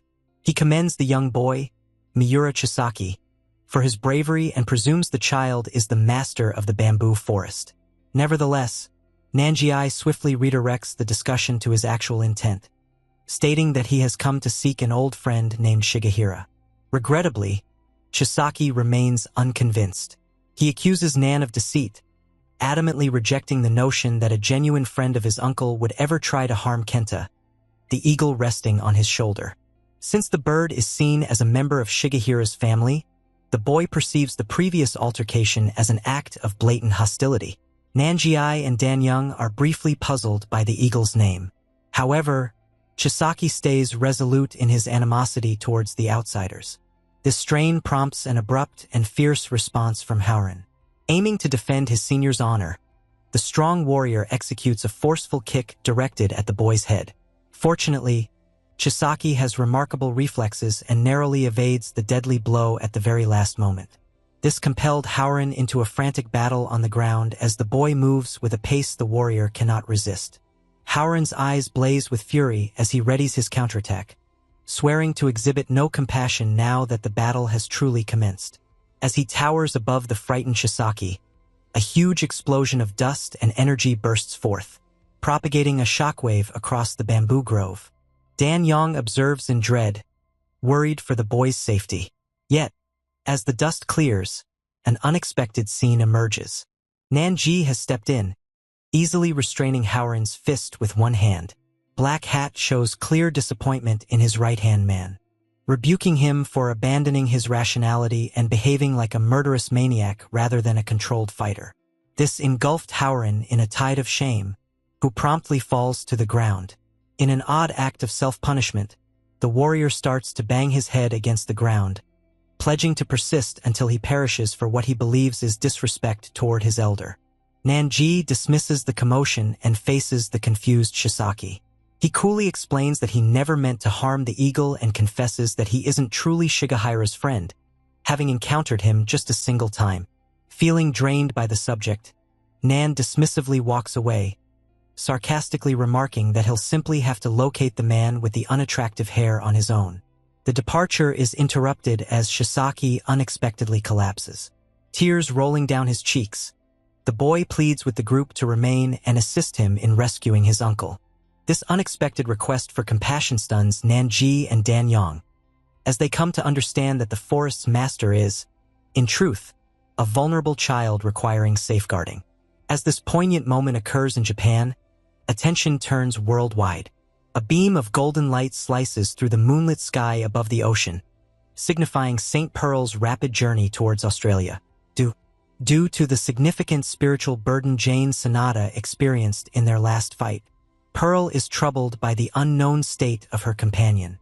She understands that if Jane does not manage to encounter the extraordinary Daphne to cure her necrosis, she might never be able to rejoin the realm of the living. Within the bamboo grove, the team has relocated to a cozy wooden cabin for discussion. Nanji discovers that Shigehira has been gone for more than 6 months. leaving the gentle Shisaki to watch over the house by himself. Horan, having healed from his self-harm, feels a sense of sympathy for Nan. Ji leans closer, formally introducing himself and inquiring about the boy's name. The child responds, identifying himself as Miura Shisaki. Black Hat insists on hearing the entire account. He requests the boy to detail his connection with Shigehira and the circumstances surrounding his uncle's vanishing. Shisaki gazes downward, tears brimming in his eyes, his voice quivering as he starts to share a memory from the previous year. The story transitions to a meadow beneath the sky, where a younger Shisaki once found himself immobilized during his initial meeting with another superhuman. As frightened civilians ran through the tall grass, they screamed about a monster. Shisaki was captivated by the man in front of him. In spite of the foul odor of blood and the closeness of a repulsive corpse, Shisaki experienced a warmth greater than the sun. This compelled him to gaze in quiet wonder at the enigmatic warrior, Tagasaki Shigehira, who remained composed amid the turmoil. Eventually, Shigehira adjusted his glasses and recognized the boy's existence. As a fallen blue inhuman exhaled its last breath, he shouted to his partner, an eagle called Kenta, who came down from the heavens to rest on his shoulder. This was when their paths crossed. In the present, Shisaki clarifies that although they understood each other's essence, they journeyed apart for an extended time. Shisaki battled inhumans throughout Japan, yet he frequently found himself trailing behind, reaching the scene only after Shigehira had already left a path of destruction. Once Shisaki had eliminated 3 monsters on his own, the Japanese government started monitoring whispers about the imp and the forest spirit. Listening. In this regard, Dan Yang voices doubt. She wonders how one area could experience numerous undocumented inhumane incidents, implying that the figures seem excessively inflated. Fortunately, Nan Ji smiles widely, stating that official government data is complete nonsense. He highlights that entities such as the United Nations frequently create statistics to preserve public order, deliberately manipulating information to align with political and corporate agendas. If the hidden conflicts between superhumans and monsters were properly documented, the actual magnitude of the war would be significantly more astonishing. The dialogue is abruptly cut off as a dark, swirling shadow figure bursts forth from Nan Ji's arm. This is the Dark Mirror, which adopts a humanoid shape and hovers over the surprised Shisaki. The shadow communicates telepathically with our hero, mentioning a peculiar, familiar resonance it senses within the boy. Nevertheless, Nan Ji dismisses the shadow's comments. He channels a burst of energy to suppress the entity, forcing it back into confinement for disrupting the adults. Shisaki carries on with his tale, remembering the moment he successfully followed Shigehira to his bamboo hut. The boy's efforts to shadow him were awkward. Shigehira recognized him without looking back. Young Shisaki introduced himself as another superhuman, respectfully addressing the man as Grandpa. Shigehira promptly corrected him, playfully apologizing for his ash-gray hair dye and asserting he wasn't that old. This is how the two swiftly formed a close friendship. In the months that followed, they engaged in sparring near waterfalls and exchanged tales by the fire. Shisaki discovered that beneath Shigehira's icy facade lay a genuinely kind and warm-hearted individual. The warrior elaborated on the importance of the red markings on Kenta's head, referring to the eagle as his real family. On a serene night at a pavilion, Shigehira imparted an uncommon piece of wisdom, informing the boy that the beauty of the world exists because individuals support each other. Regrettably, this joy was disrupted by a life-threatening event at Iridahama Beach. While searching for shells, Shisaki unexpectedly encountered a gigantic gray creature without any warning. This adversary exhibited a speed and strength that the boy had never faced before, leading to his swift defeat. Bloodied and filled with dread, Shisaki surrendered to fate as the beast clutched his head, ready to crush his skull. Death appeared inevitable until Shigehira's sandals touched the sand. The warrior approached the creature with calmness, truly astonished that the monster could communicate verbally.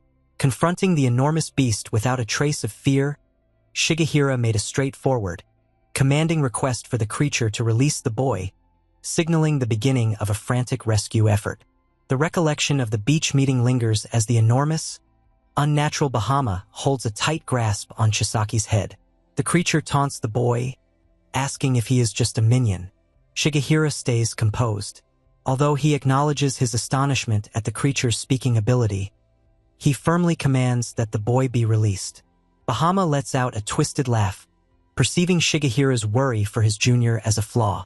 Suddenly, the monster's attention shifts as Kenta the eagle flies toward the sun. This state of uncertainty is precisely what Shigehira requires. In a dazzling circular burst of energy, he unsheathes his sword and delivers a blow so accurate that he instantly cuts off the giant's arm. Due to this pivotal action, Shigehira manages to grab the injured Chisaki and slide to safety as blood pours from the creature's body. As he watches, Shigehira understands the battle continues. He aimed to slay the beast in a single blow, yet the creature's quick reflexes thwarted an instant kill. This is why Shigehira decides to stop and soothe the frightened boy.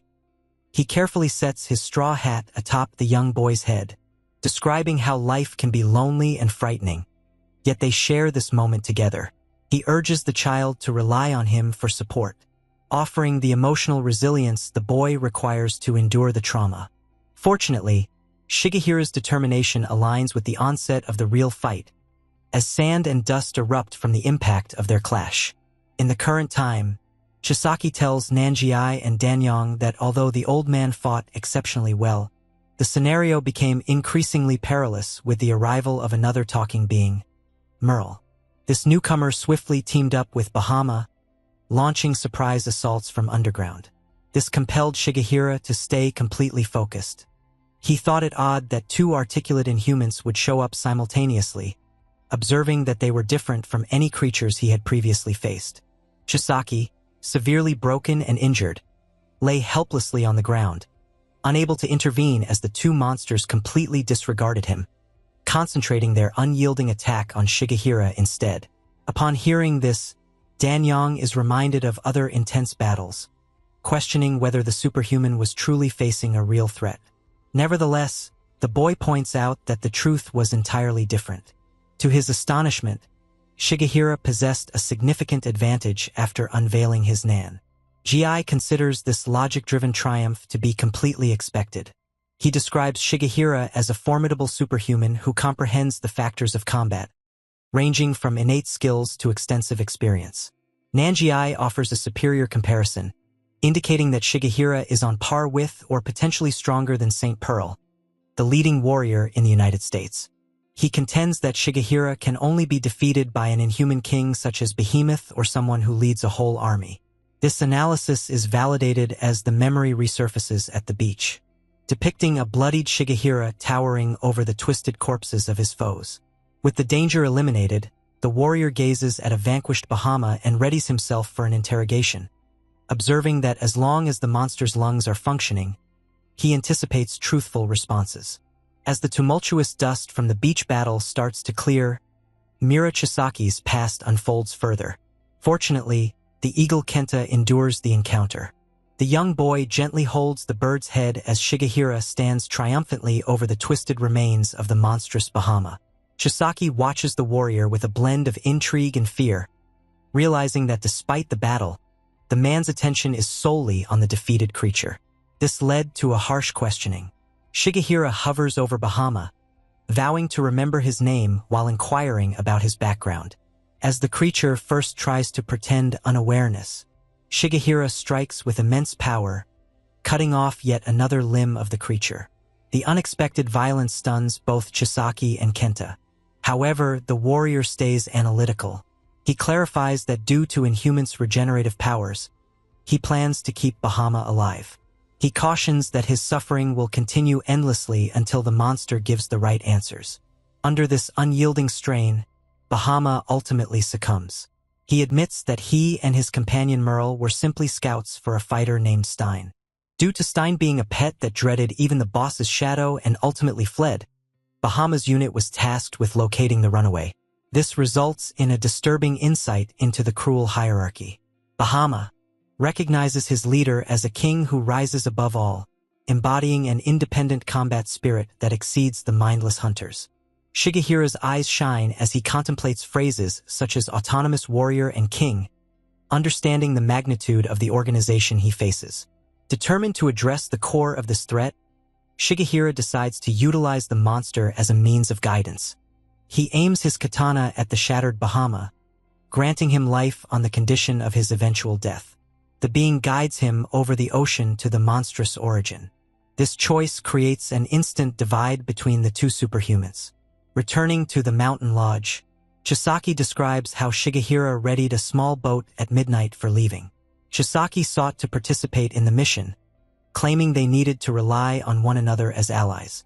Regrettably, Shigehira stood resolute in his denial.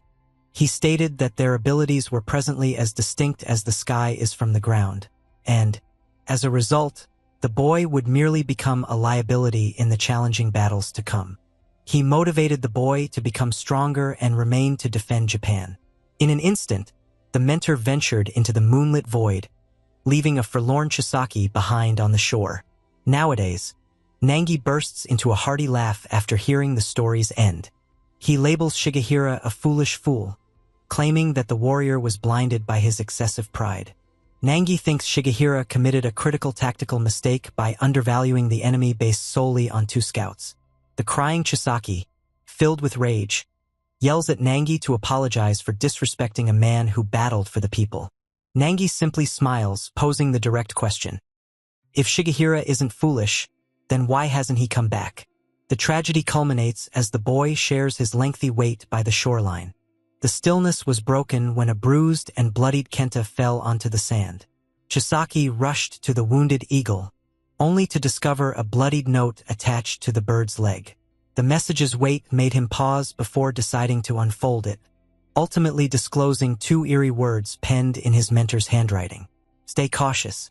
Upon learning about Shigehira's disappearance, Nangi is filled with intense rage. He rushes forward and seizes the young Chisaki by his collar, elevating him a bit above the earth among the bamboo. The Black Hat finds the reasoning behind the scenario repulsive, sarcastically highlighting that Shigehira's foolish choice to go solo led to nothing but a bloodied, pitiful scrap of paper. He scolds the boy for openly pleading for assistance while still ensnared in his own frail feelings, towering over the child with a deadly intensity in his crimson gaze. Fortunately, the violence is short-lived. Nangi abruptly loosens his hold, allowing the quaking Chisaki to fall back to the ground. With a look of utter contempt, he turns away, stating that he can no longer tolerate the boy's immature scent of breast milk. Yet, being a man of action, he insists on finding out if there are any real details or hints remaining to discuss. Chisaki, weary and dazed, offers a precise clue. He depicts a bleak, stony island situated southeast of Japan, eternally encircled by crows. His sources indicate that this is the lair of the inhuman entity known as the King. This evokes a recollection of a shadowy beach under the night sky, where the captured inhuman Bahama was tied up in a wooden vessel. Oddly, the monster asked Shigehira for one last favor before they left. He pleaded to be slain before they arrived at the island.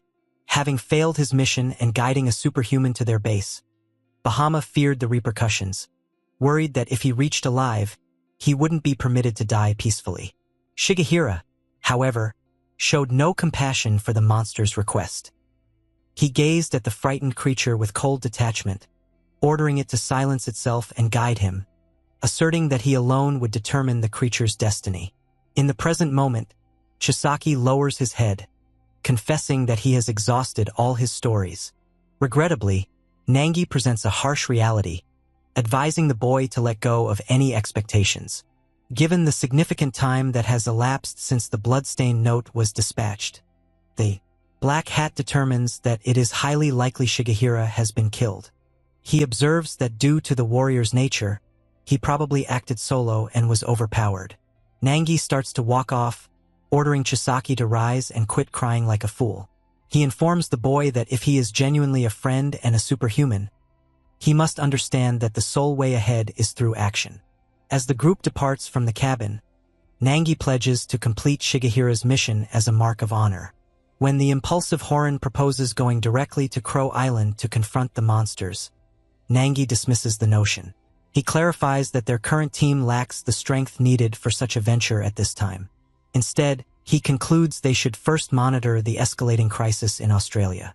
The island's name plunges the captive inhuman, Pyong Goid, into a quaking fear within his suitcase. Elsewhere, at the Submu Martial Academy located in Korea, the seriousness of the situation is evident. Master Oh Bang-won and his pupils observe a news report. Reports indicate that the Gold Coast of Australia is enveloped in an eerie, dark red fog. This haze has interrupted all forms of communication, leaving even the ISSTF units present powerless. This scene instills a deep sense of fear in the master, whose intuition warns him that this is no ordinary issue. The crimson clouds evoke memories of past horrors he has encountered. The story rewinds 2 days, to a moment prior to the arrival of the red fog. At Griffith University, a renowned academic known as Daphne Bayleaf gives a talk about the mythical flute mushroom. She describes how, despite its rarity, the fungus is believed to attract good fortune and is said to heal any illness. While she talks, her pupils murmur regarding her nickname, the Witch, a psychologist believed to possess the skill to perceive individuals' thoughts and emotions. The scholarly environment is abruptly disrupted by a fierce shake. With the ceiling lights blinking, students cry out in terror at the earthquake. Professor Daphne Bayleaf gazes at the ground with wide eyes, feeling an ominous, deeper danger. This vibration is experienced similarly at Surfer's Heaven Beach, beneath a bright blue sky. The beach abruptly transforms as enormous, jagged stone columns emerge from the sand, looming over frightened beachgoers. As objects rain down from the sky, the terrified crowd starts to scream and rush away from the water. A surfer, filled with dread, first thinks he's observing a meteorite impact. However, he soon observes a troubling detail. The debris is altering its path in the air. Rather than plunging into the ocean, the items are deliberately directing toward the shore. As a consequence of the aerial bombardment, lifeguards rush to evacuate the beach. Fortunately, despite enormous boulders crashing onto the sand with seismic force, the descending rubble misses both the individuals and the lifeguard stations. This accuracy implies a purposeful, managed occurrence rather than a random natural calamity.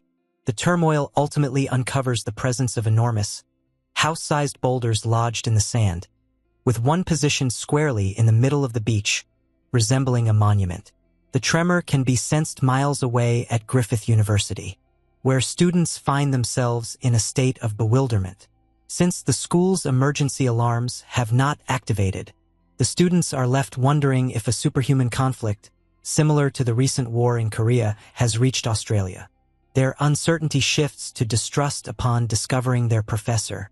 Daphne Bayleaf has abruptly left her podium and disappeared from the classroom without reason. At the beach, law enforcement tries to restrict entry to the area. One officer discloses to his colleague that their higher-ups believe the stones are linked to the superhuman, Jane Sonata. This link clarifies why the ISSTF, the Specialized Superhuman Task Force, has been summoned to lead the inquiry. As the officers complain about those who roam the globe portraying themselves as heroes, their conversation is cut short by the entrance of a gray-haired woman in a pink jacket. This newcomer, Daphne Bayleaf, claims to be a superhuman to get past the police barrier. Acknowledging the stone formations as a manifestation of her friend's strength, she walks toward the largest house-sized boulder, her expression solemn. She understands that Jane Sonata has reached her breaking point, with the stone hinges remaining quiet and unyielding. To grasp the seriousness of the situation, Daphne employs her special talent to see the rock's memories. This is why a terrifying sequence of the naval conflict appears in her mind. She observes the white-haired, inhuman commander, Pan, and sees Jane and St. Pearl jeopardizing their lives in a frantic effort to safeguard the planet. Having witnessed the real price of their survival, Daphne stands solitary on the beach at dusk, conveying her profound appreciation for her fallen comrades on humanity's behalf. She understands that the stones are now infiltrating the soil to gather the nutrients essential for sustaining Jane's life, and she decides to bring her friend home to recover. That evening, the focus moves to an attic bedroom where Daphne has concealed the injured hero. In the attic, a secluded refuge from curious onlookers, Jane lies beneath a blanket, astonishingly alive despite the severe trauma she has suffered. Jermaine Scotch disrupts the silence. A strong man walks into the room to see how Daphne is doing. Despite the tension, Scotch provides his assistance, recognizing the profound sorrow on the professor's expression. Regrettably, the medical situation is dire. Daphne gazes at her unresponsive friend and discloses that Jane is officially on the brink of death. Aware she alone possesses the ability to rescue her, Daphne urgently seeks Scotch's assistance to achieve a miracle. At the beach of Surfer's Paradise, the serene night is disrupted by a faint yet lethal presence. Due to a blue-skinned inhuman crawling through the surf and ignoring the no-entry signs, the security of the nearby coastline has been jeopardized. Perched in a nearby lifeguard tower, Max, a guard, is preoccupied with a phone conversation with a friend. They talk about the forthcoming U.S. presidential election, particularly highlighting the candidate Marcus Gerald. Max is optimistic that Gerald, the chairman of JM Beyond Bio, will succeed, as a rise in company stocks would enable him to leave his exhausting night shifts. Regrettably, this financial fantasizing stops him from seeing his tower's growth. Max ultimately hears an unusual noise coming from the deck and explores using his flashlight, yet he discovers nothing on the sand beneath. This is why he is utterly taken by surprise when the creature, known as Ulram, appears directly behind him on the balcony of the tower. The man is frozen in fear as the creature locks eyes with him and insistently inquires about the stone's whereabouts. Before Max has a chance to reply, Ulram attacks, concluding the guard's existence in a vicious burst of blood. The phone lies neglected in an unfeeling environment, jumps down to the shore, forming a tiny depression in the sand prior to starting the journey to the city. Inside a private home, the brawny Jermaine Scotch and the extraordinary Daphne Bayleaf converse about the repercussions of the recent henge stone shower. Scotch observes that the stones inflicted minimal physical harm. Their enigmatic vanishing into the sand has ignited worldwide speculation about Jane Sonata. Since the public has already recognized Daphne at the site of the collision, she ultimately chooses to abandon her witch-professor disguise. She confesses to Scotch that she is, in fact, a superhuman. Daphne conveys that the recent conflict in Korea has rendered concealing her identity futile. She cautions that a perilous, unstoppable age has begun, compelling both superhumans and humans to brace for a unified assault. Recognizing the importance of their long-standing friendship, she gives Scotch the opportunity to leave and evade the impending threat. Nevertheless, Scotch feels insulted by the implication.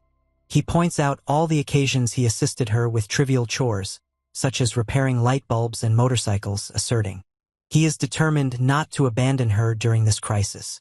This commitment empowers Daphne to proceed with her strategy.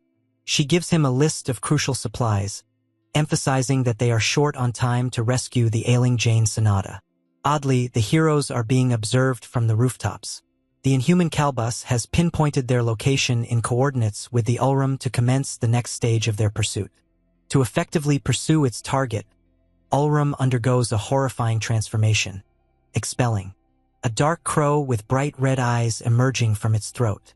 When the bird soars upward, the Inhumans get ready to allow the creature to fulfill its purpose, indicating that the sanctuary created by Daphne is now known.